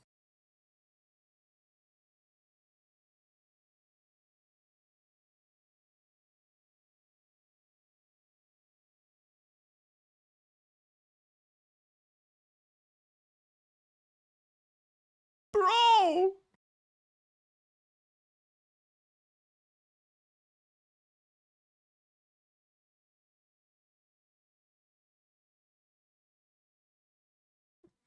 They really put that line in there.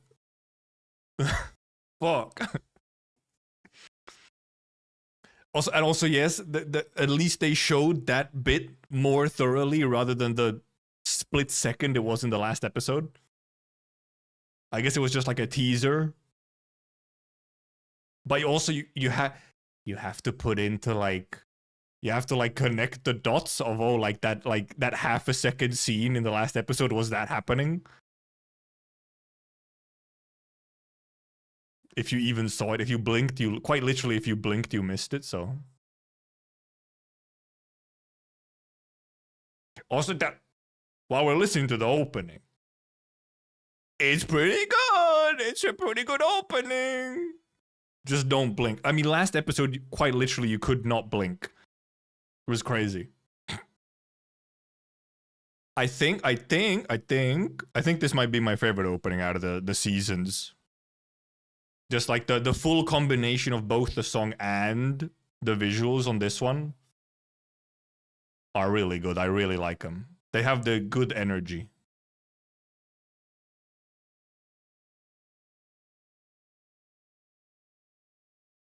The ending is also very good.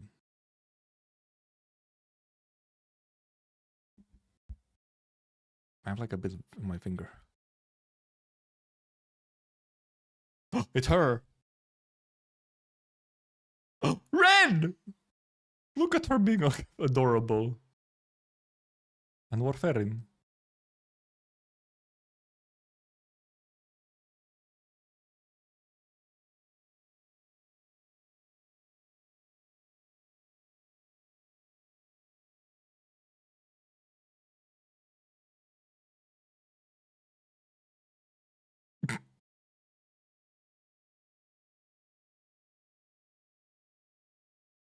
Cute red EP noises.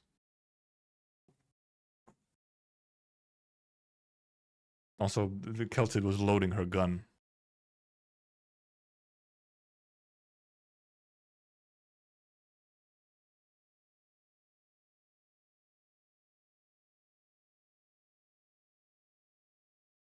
Oh yeah, there was some fun trivia from last episode that I'll say at some point. Well, probably once the episode's over. Actually, I might have said it on some other stream already. Never mind. Oh, Greythroat.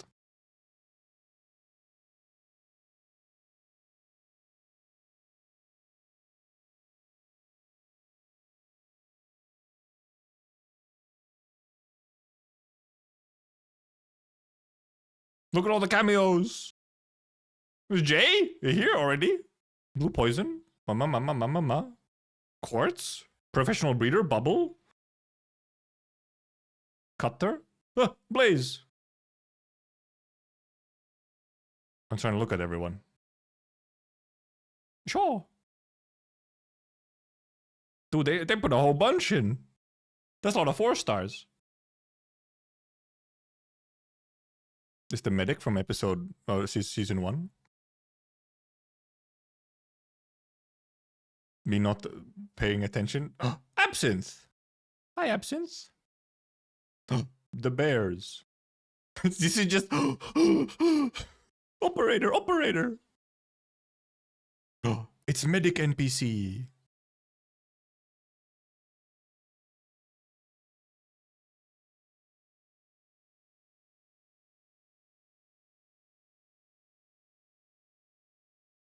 Yeah, exactly. So am I trying to read text or look out for operators? Yeah.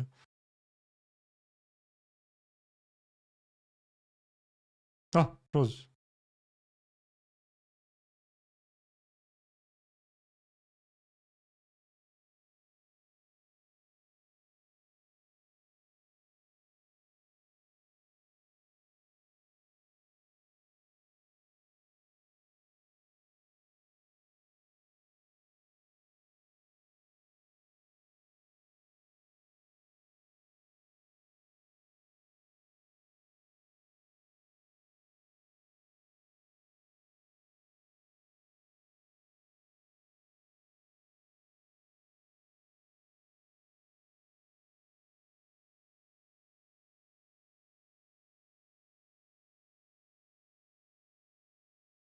What are we doing? We're watching the newest episode of the anime. That's what the timer's for.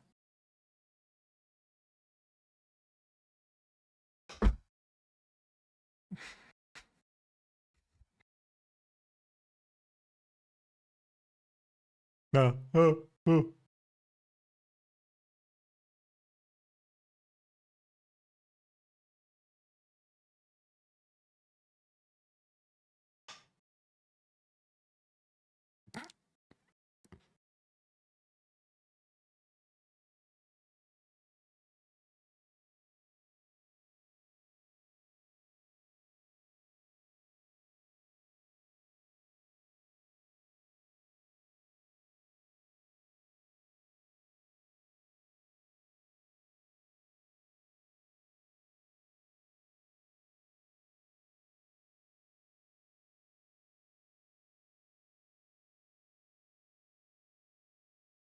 She's trying her best.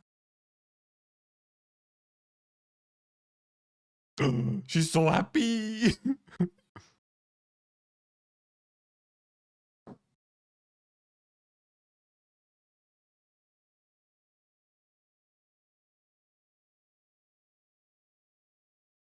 As our clinic mentioned, I do also like you can see dock size here. Radian! Wait, what if they actually show us Radian? Or Mantra? Probably won't. Slept in? You should probably continue sleeping as.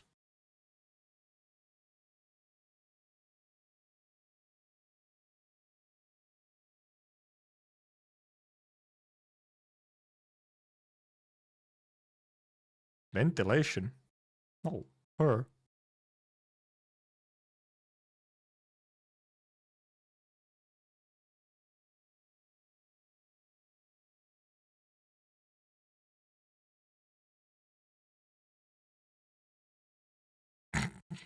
Fucking real.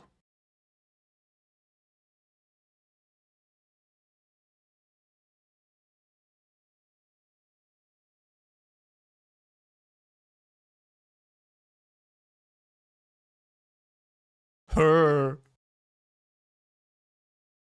Elysium! Oh, but it's a mantra! No way! Actually, her! No way they showed her! I mean, why are you the one firing it? What? No radiant, though.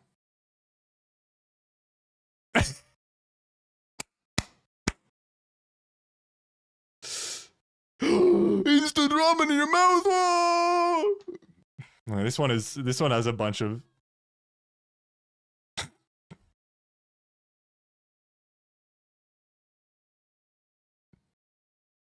This one has a bunch of fan service in it, huh? Also, it's fun to see we get like a proper shot of, you know, a nomadic city moving.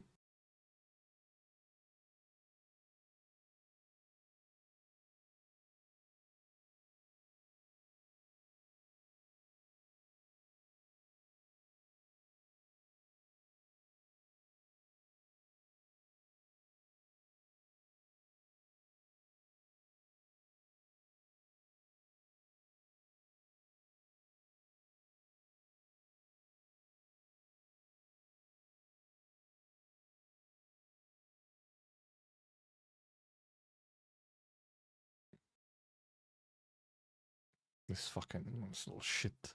This little shit. Big sarcasm, man.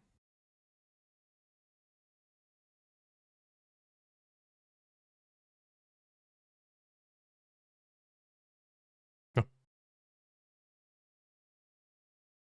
that's Faust. Fausto.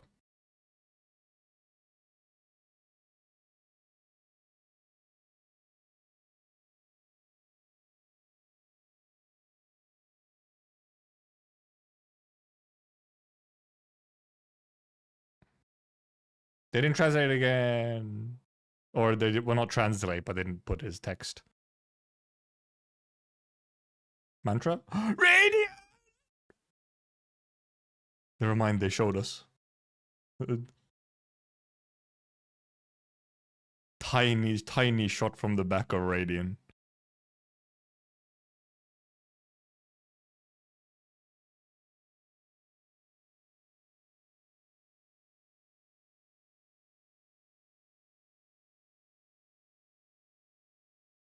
Nope, she forgore.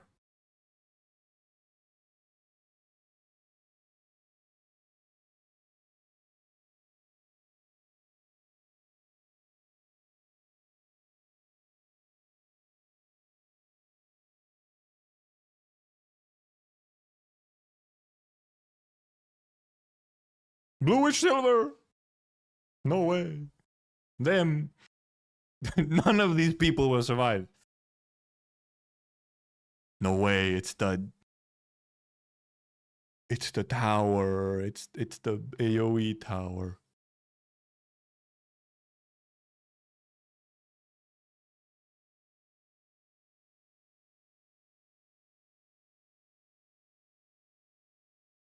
Also with the Rosmontes, we get to see Rosmontes' little backpack thingy. Oh, also, yeah, she is carrying her, you know.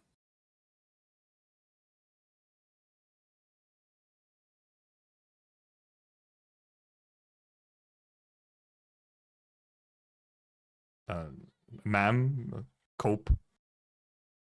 Cope. Let her vent.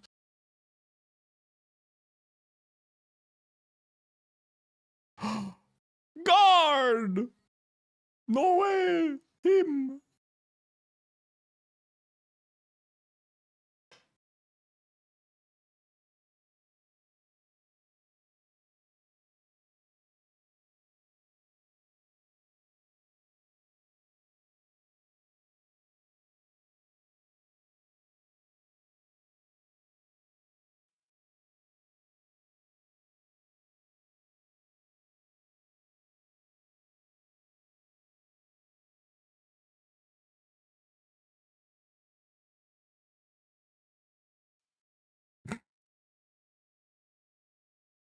Angry.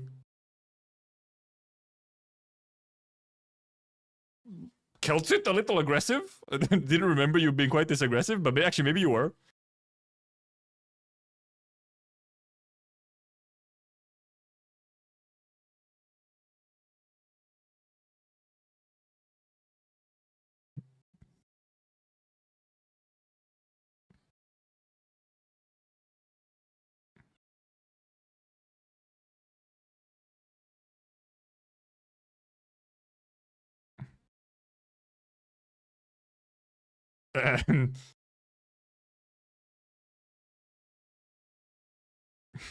Sure.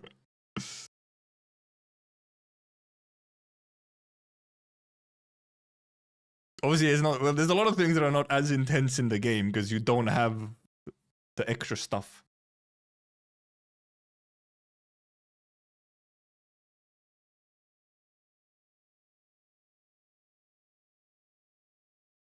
Look at them floating.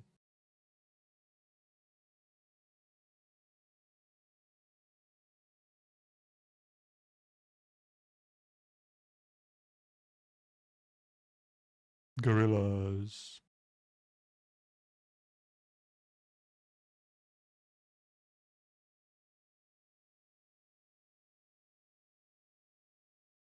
Okay, but we know guard has a face. Can you show us?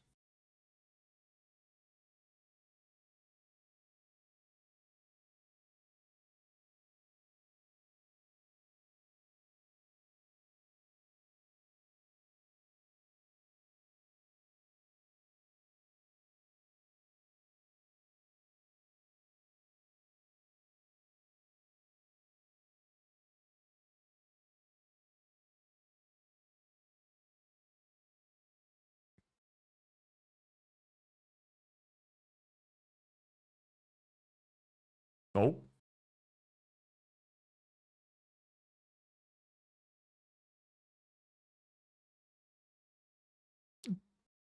Doctor did though.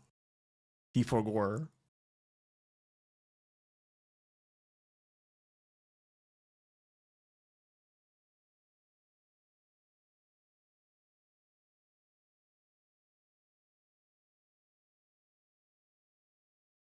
Fucking insane side eye from Kelsit.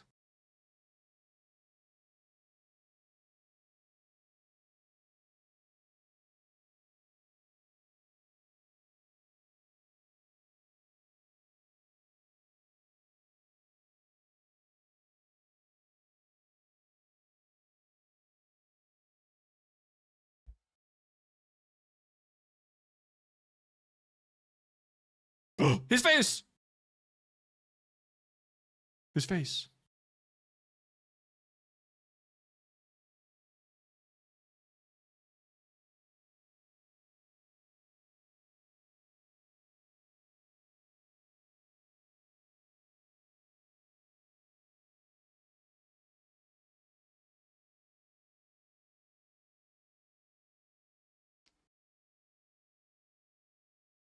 Oh.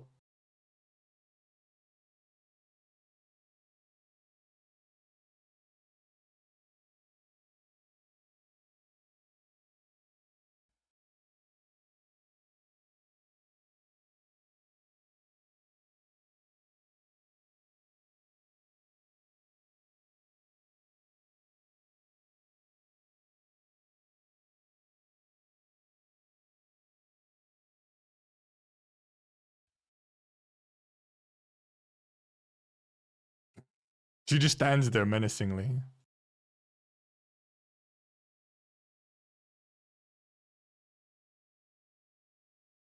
Nope.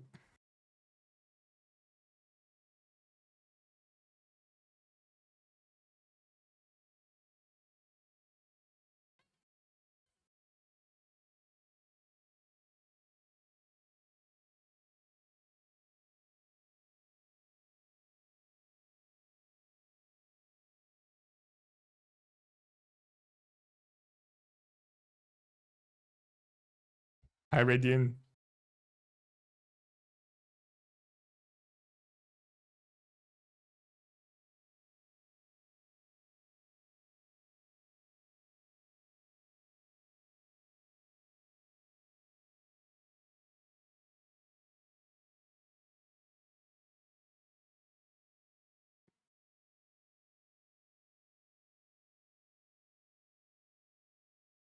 They changed stuff.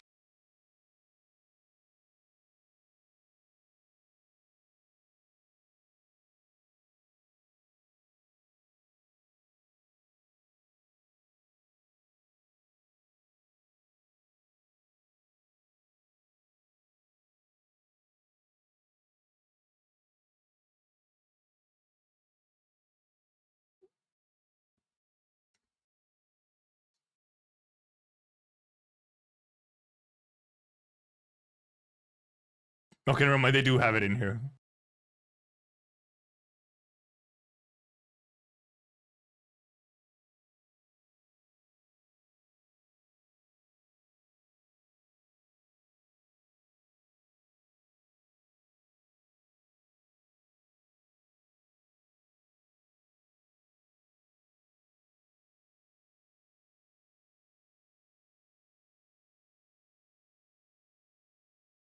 Ah, yay! Our favorite weapon of mass destruction, daughter.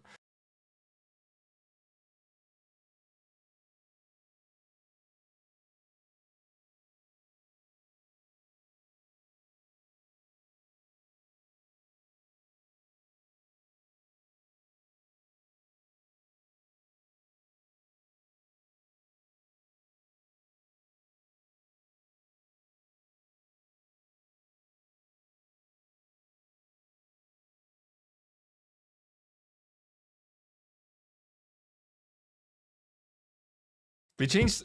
They changed some of the order that stuff happened in. Not necessarily in a way that made sense to me, but I'm sure.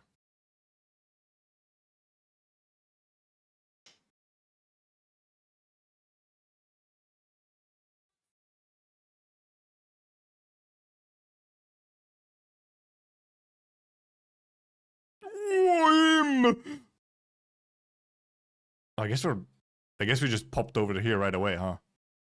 I mean, I do have to go fast, but also I'm trying to. Okay, well, first of all, we could talk about the ending. The ending is really cool. It's a slideshow, but it's like the best slideshow ending I've seen. Of course, they end it there. I mean, makes sense. So next episode will probably already be the Patriot fight, because I mean they're right there. But indeed, so like it does feel like it went kind of fast, but also the thing is, when I think back to chapter 7, I kind of do only remember the bits we had this episode and then the Patriot fight.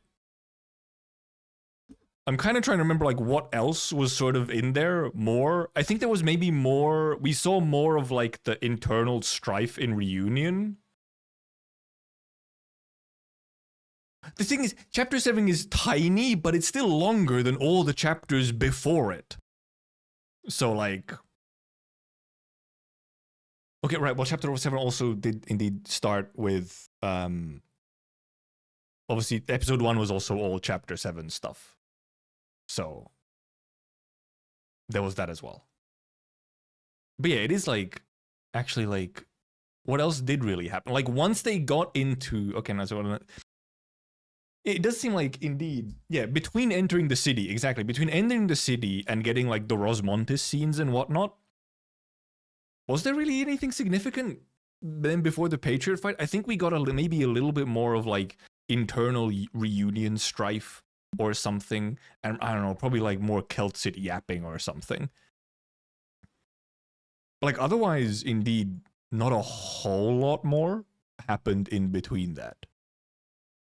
However, the one thing that they changed in order of again is I'm pretty sure this the line from Rosmontis of like the whole "we're monsters, aren't we?" That whole line I'm pretty sure is originally after she fucks up a bunch of Reunion.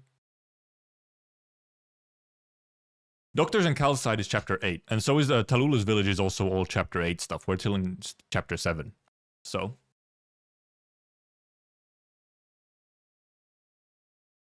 Yeah, a huge amount of stuff is just in chapter. I think the Cal and W talk is also chapter 8.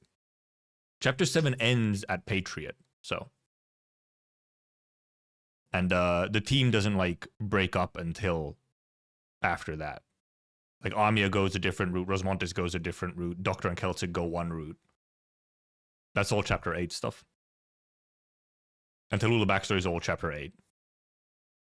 And the W actually doesn't appear for the rest of chapter 7. Indeed, she only appears for chapter 8. But yeah, they changed the order on which they showcased like some of the Rosmontes scenes. They were in like a different order. Like originally, I'm pretty sure it was. So you had the scene with like Radian, yeah, where Rosmontes scans like the entire area with Radian's help and then has to be stopped and whatnot. Went kind of bad at fast. They didn't go through all the bits there and so on.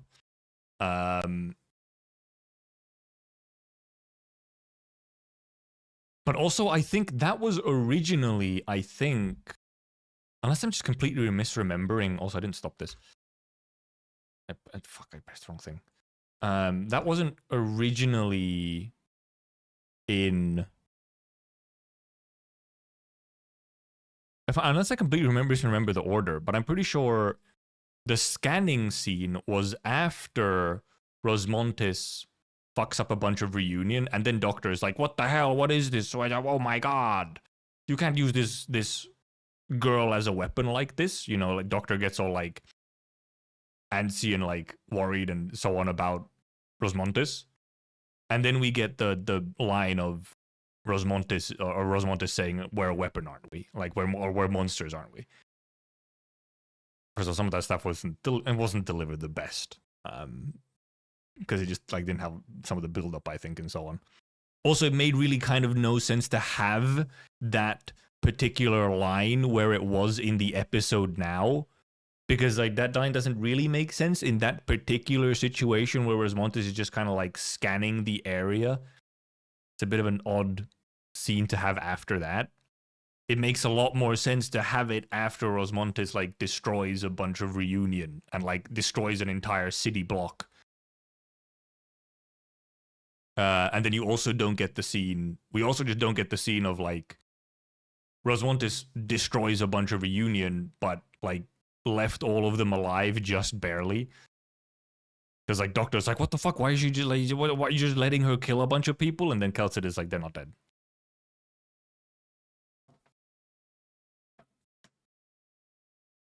Also, yeah, right, yeah, Rosmontes also not, yeah, they also just cut out some of the lines of like Rosmontes saying, does death care that I'm a child? Which is like a really good a line.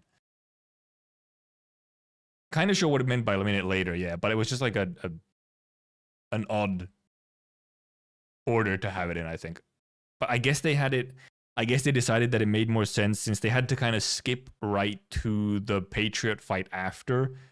It made more sense for them to be, you know, in a scuffle right before they get to their goal point where then Patriot appears. And yeah, next episode because the next episode there's nothing, we're at Patriot and there's nothing left in chapter 7 really than just Patriot, and then we just move on to the next thing. So yeah, then pretty much the rest of the season from 5 to 10, so yeah, 6 episodes will all be chapter 8, which, I mean, you do need at least that much, let's be real. Chapter 8 could very well use like an 8 episode season by itself very easily. So chapter 7, like, for not as good as adaptation, for example, as chapter 1. Chapter 1 they did really well. It was insanely well paced. This one not quite as well. Some of the reordering of stuff, I understand maybe why it was made, but does kind of lessen. It doesn't work as well, but they had to kind of do it because they had to sort of skip a bunch of stuff. So like, fair enough. So this one is kind of an average episode. And like, you know, it's sort of, okay, there's a couple scenes in there which, you know, like, as a fan you like want to see, but they're not like massive scenes. They're not like the big scenes that people want to see.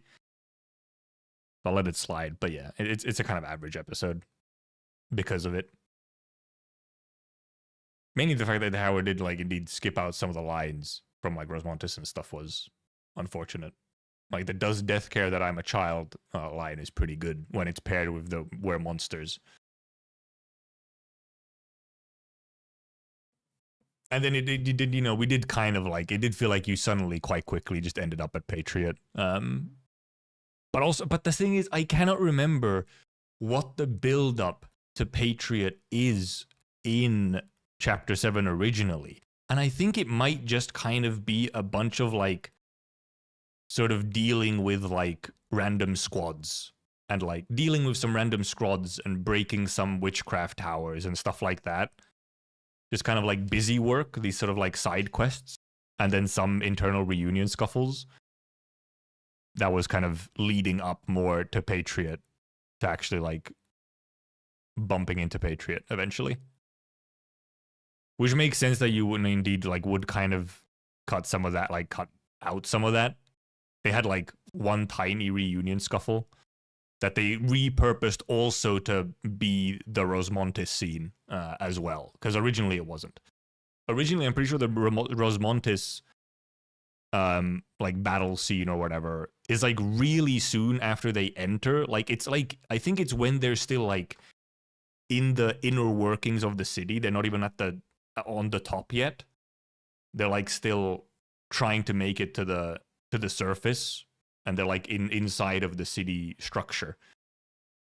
I think it's originally like in there somewhere where the Rosmontis fights happen, or fight happens. But I also might just completely be misremembering Chapter 8 for some reason. Maybe I've just made some kind of headcanon in my mind. But also at the same time, I mean, I think it was very good that they did, however, make a Rosmontis scene where you indeed see her, you know, destroying an entire building. So it's an important thing to realize. But I'm wondering where it was originally. I'm gonna have to go and like reference there, but where else it was originally, at what point, and so on. It wasn't quite the episode for TikTok audience. Yeah, this was more how they handled this kind of stuff in the previous seasons as well, when they have like kind of a lot of content to get through. Where it was less, it was less speeding through a bunch of things and more so like cutting stuff out more than just speeding stuff up. Because last episode was just speeding everything up while also still cutting some stuff out. But I guess Arknights, you could not cut out a lot less stuff in a way. Less fat to trim. And it was still, you know, it's too much. Tabby cat scary, real. Because however, also, like, the scene that they showed us even here, actually, clearly, however, it has been, actually, I need to actually pull this up, because, I mean, we just watched it. And we saw Rosmontis, you know, was standing on top of the building and sending her weapons down. And all that, right? Like that sort of entire scene of how she like destroys the building and so on. The thing is, clearly this particular type of scene has actually been already in some ways storyboarded a long time ago. Presumably a hypergriff, by hypergriff or someone specifically, because do you people remember this? You remember this, which was for Chapter 7 indeed, global only? I would like to show you a scene in here. It is muted because it has copyrighted music. This was 4 years ago. Rosmontis on top of building.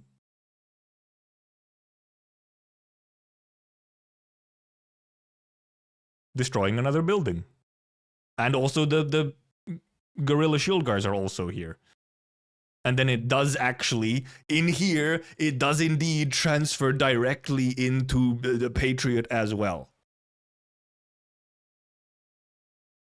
Also, that is true. The fact that we see Rosmontis, you know, destroy buildings easily, and then we also see Patriot just block the attack. But this now makes me... I actually now have to just go check. Before we go anywhere, I need to actually check... where the fuck it went there? Skyranger Roche foreshadowing, real. I wonder if we'll see her surf on a thing. Yeah, Rose can stand on her thing, and then she can fly. At least according to that piece of content. So here where indeed we've just met Guard, right? We've just met Guard. We get the scout scene. Yeah, we just have we do have like a lot more talking. Infiltrated. Well, okay, yeah, indeed, we have a whole bunch of Celtic yapping. Okay, this is Guard getting to the Sarkis mercenaries. This is the scanning scene with. This is what they cut out a bunch of, by the way. Is indeed Celtic going off.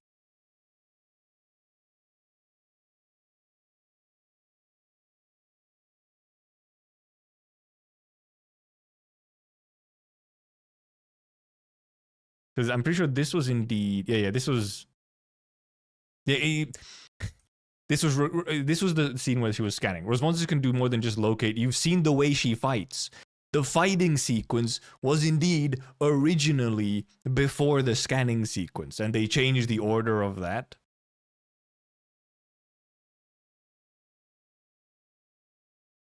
And then we go forward a little bit.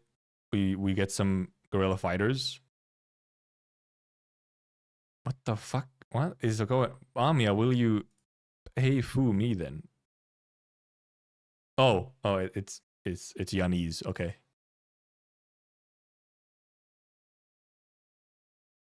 Okay, now it's indeed that they've deployed Kaiser. Like it's leading up to the confrontation that we actually see.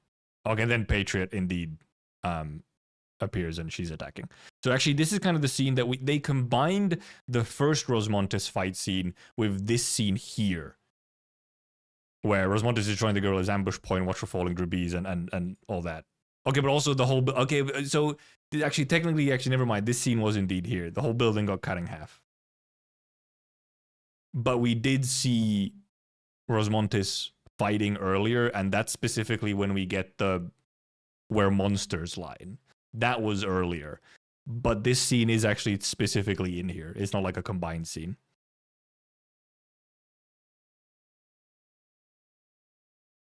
Because then obviously, then Patriot appears. And like essentially this is where next episode starts, is confrontation with Patriot, where there should actually be a decent amount of yapping before we get into like a fight.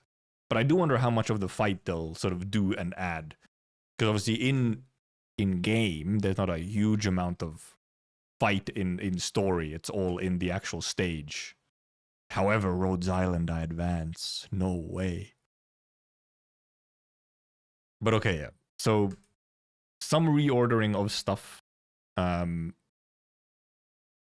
actually, indeed, the specific scene that we did indeed see of Roz being on the building and destroying stuff, like destroying an ambush or whatever, was actually also in here. That's just not the first time Doctor sees Rosmontes fight. They cut out like some earlier infiltration scenes. Here, maybe? No, this is the Sarkis ritual stuff.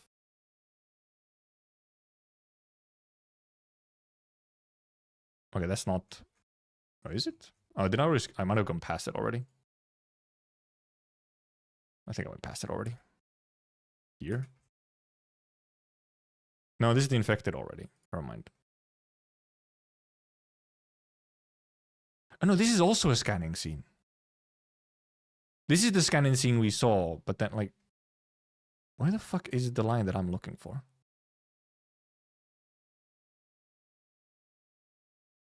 There's also a lot more talk with the infected and guard.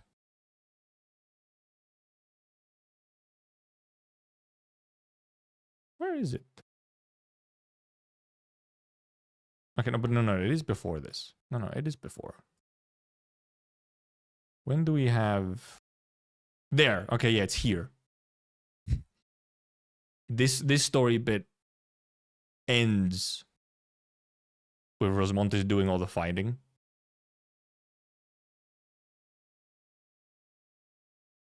right? Because here we have this line. We have the line of the reunion. I don't want you in my memories. This line is here when she's like beating up a bunch of reunion people, and then we get this scene of Doctor, you know, being like, "You're letting her fight," and so on. And then here we get, where is it? The good line. Does death care that I'm a child? Who looks at us and thinks, also, yeah, the line here is also different. Like, it's not the full lines. I feel like they could have fit these lines in. Except they couldn't fit these lines in because they changed the point at which these lines were said. They couldn't fit all these lines in. Saying, does death care that I'm a child doesn't make sense if you weren't literally just in the presence of death because of Rosmontes doing Rosmontes things. Or, you know, this part. Or when Ami I stand on the battlefield, who looks at us and thinks children. We're monsters, aren't we? Like, this is the only part we actually get out of these. Because these lines don't make sense if you weren't just in combat, which they weren't with the way that they organized the adaptation. We'll see. I finally managed to miss the last march of the Patriot. I have, dude. It's insane.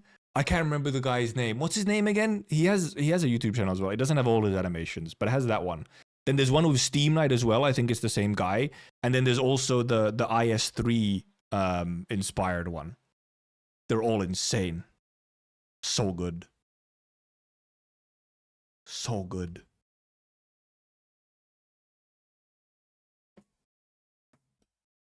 But yeah, obviously we'll see how next week goes. Because next week is like, I guess, kind of the big episode. Like this week's episode was, I don't know, like a 6 out of 10 or something. I don't know. Like, it's just kind of average adaptation. Some changes were okay. Some changes were like understandable, but do like kind of hurt the full presentation of the story. But like, it's like, well, they don't have enough episodes to do this stuff in. So then they don't have this episode to do enough stuff in.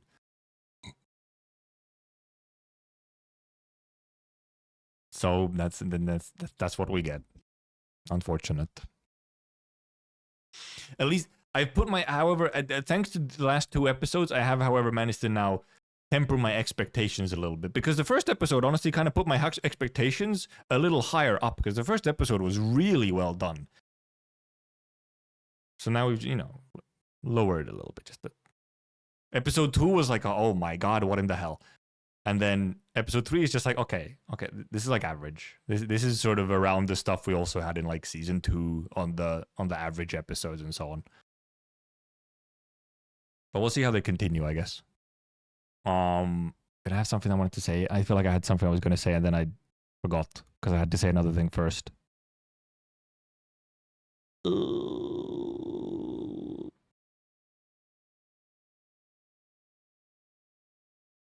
Yeah, I guess we'll see. Tomorrow, I believe my stream plan tomorrow is I will be playing with friends. We'll play probably some Peak tomorrow.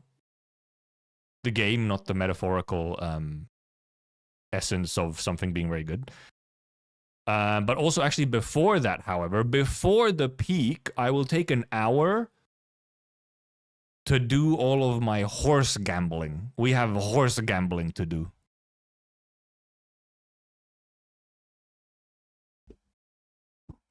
I should have my rolls ready. I can go horse gambling for an hour and then go play real games. But thank you for coming. Thank you for watching. Thank you for chatting. Thank you for lurking. And then we see you tomorrow. Goodbye. Goodbye. Goodbye. Bye. Bye. Goodbye.